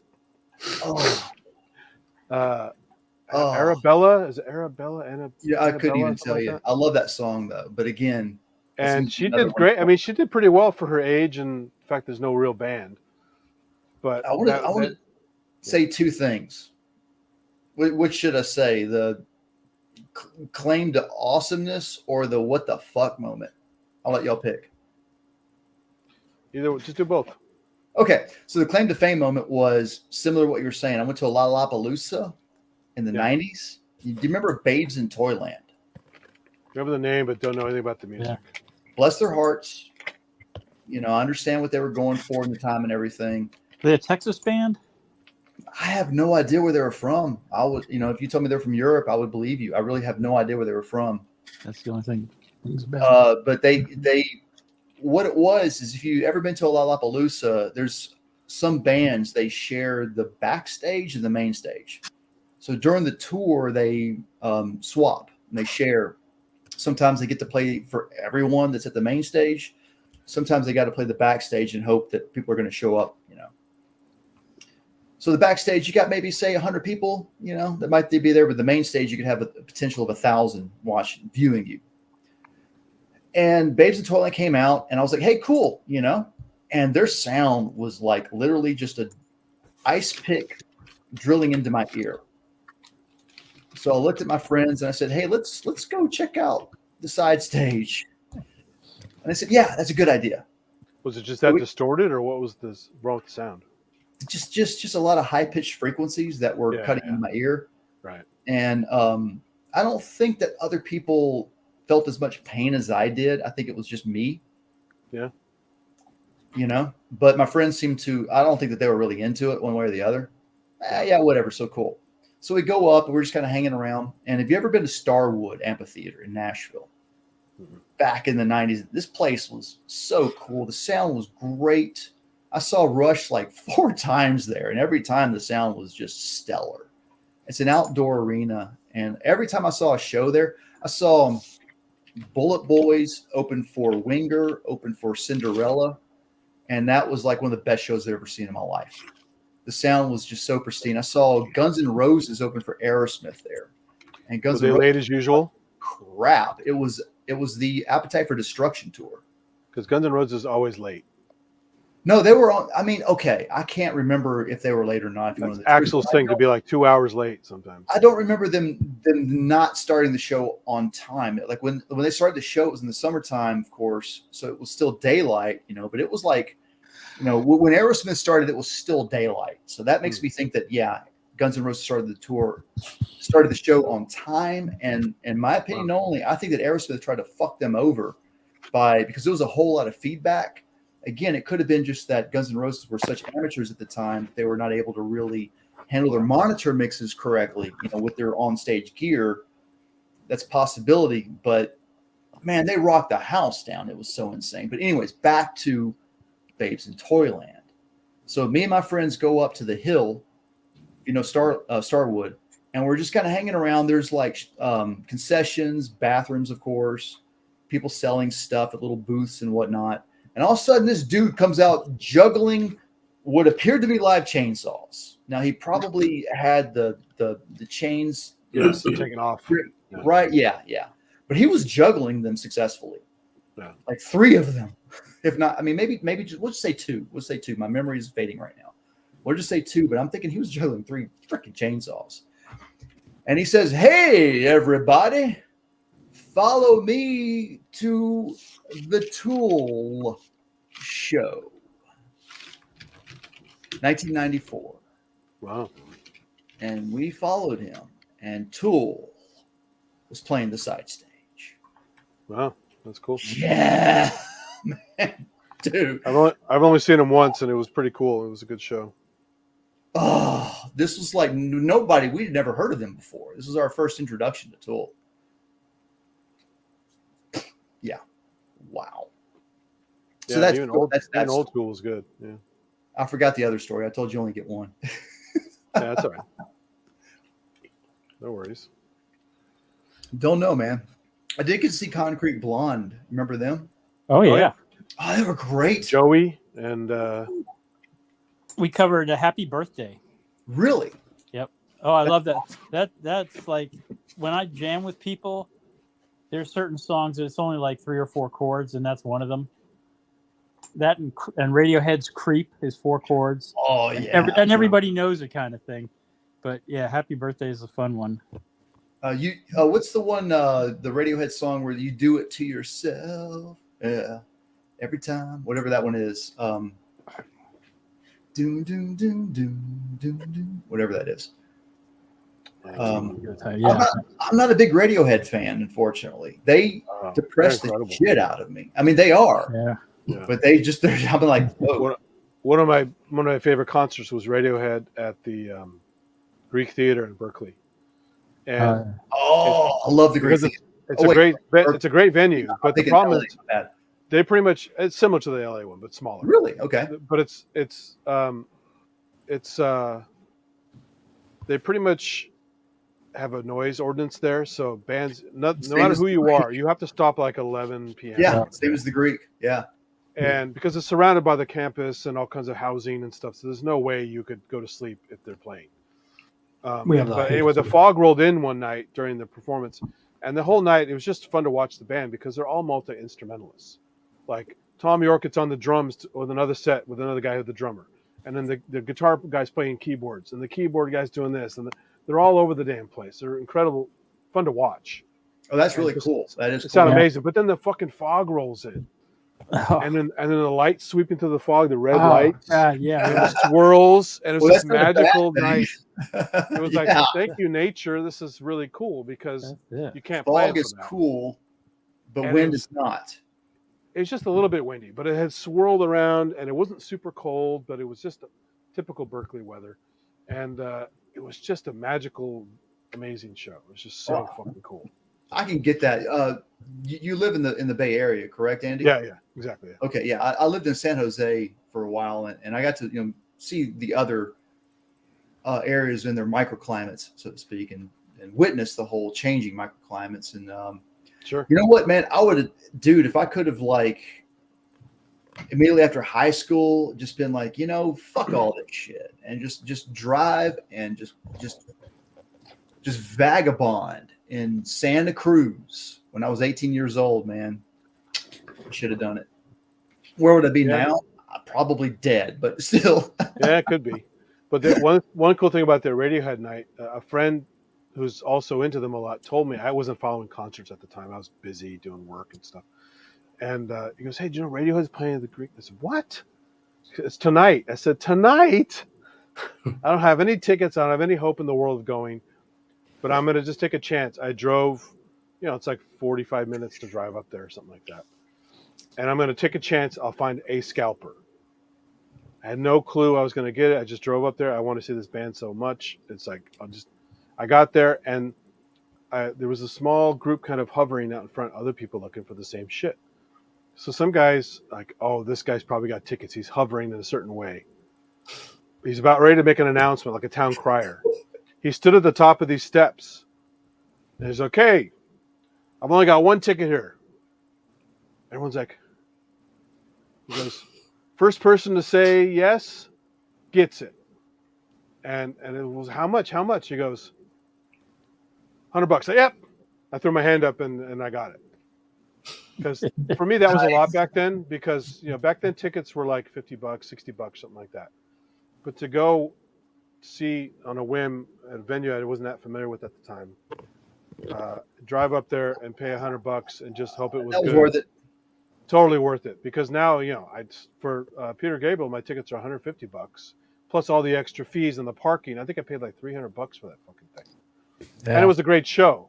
I couldn't But do the it. Radiohead was a smaller venue and the Magical Fog, and Yeah. I drove up there and barely got the ticket. It was a whole cool night. I couldn't believe it. So it was just I can't do it anymore, like the $150 tickets, and I hope that it was worth it. I really do. Last time I paid Yeah. a lot of money for a show was less than 100. It was probably 85, 90, 95. Yeah, exactly. Yeah. To go see Rush for their Snakes and Arrows tour Yeah, that was $100. Yeah. outside of New York City. I can't remember the name of the outdoor arena. It's Meadowlands. What's that? The Meadowlands. Maybe. Yeah, that's it. The Meadowlands. Thank you. So we went to the Meadowlands. It was my guitar player and my bass player. And they're like, hey, let's do it. I'm like, okay, yeah, fine. Let's go. And man, that was the worst Rush show I've seen. No, I'm sorry. It was You the didn't like the second. barbecue or chicken, the second rotisserie chicken there? That was okay. So let me explain though. Let me talk about this for a second. That was actually the second worst Rush show. The first worst Rush show was on me, and the only reason why it was the second worst was just because, number one, like up until this point, I had never paid more than like $25 to go see Rush, and the sound was not good. I mean, the sound was great, but it was the arena, and the wind would come through and push all the sound. It was just too disruptive to really enjoy the concert. For me, I'm listening. I am. People talk about, oh, I'm an audiophile. I'm an audiophile. Well, you know what? I guess I am an audiophile too. If sound is disrupted to me, yeah, I get my hackles go up, man. It's like hard because concerts these days, it's hard to be audio picky because all these venues are like horrible echo boxes. Yep. Like even Peter Gabriel is in the fucking Chase Center, which is just as bad as the Shark Tank in San Jose, where reflection. I mean, it sounded pretty good compared to some other bands I saw there, but you can only tune it so much. I can forgive reflections unless it's like resonating in my ear chambers for whatever reason. It's more tinny usually too. It's just so that tinniness was the Babes in Toyland. They were like on a tinniness scale, 1 to 10, 12. Yeah. Yeah. But most shows that like the only other really crappy audio was when I had the extreme privilege to see Porno for Pyros on their first tour. And it was in a parking lot at some place in Nashville. I can't even remember anymore. It was in a parking lot it was in a parking lot. And if you were not standing directly in front of the band, all you heard was and I feel okay. You got to first of all remember this was Nashville in the 20th century, and everybody who was working concessions for this particular event, oh my God, if you were not traditional country, yeah. So man, when you would go up to buy a beer, all the people there were just like, "Why are you here? What is this awful garbage you people have paid 20 whole freaking?" Because $20 was a lot of money back then. Sure. They were looking at us like we were freaks. And it's kind of like, hey, man, you know, like go stand in front of the band and it's a good show. And it was a great show. The sound was terrible, but the show was amazing. Yeah. Listen, guys, I got to run. Time to start setting up and whatnot. So Yeah. thanks Me, for me the. too. Me too. It's 3 a.m. here. Is this really a mini pub or is it a juice bar? I don't know, but Steve, we haven't met. Nice to meet you, buddy. Yeah, you too, Hayes. Nice to meet you too. we'll see Yeah. you guys again. Yeah, And thanks. Paul, I'm going to go. thanks, man. I gotta go too because I gotta eat. It's food That's time. right. It's So still dinner time for him. yeah. Yeah. All right, Andy, guys. thanks. So thanks, See you guys. guys. Good times. Everybody Bye-bye. in chat, thank you. Bye bye.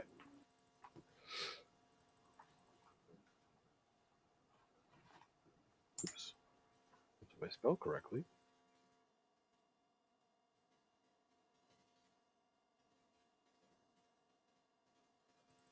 See you guys. Thank you.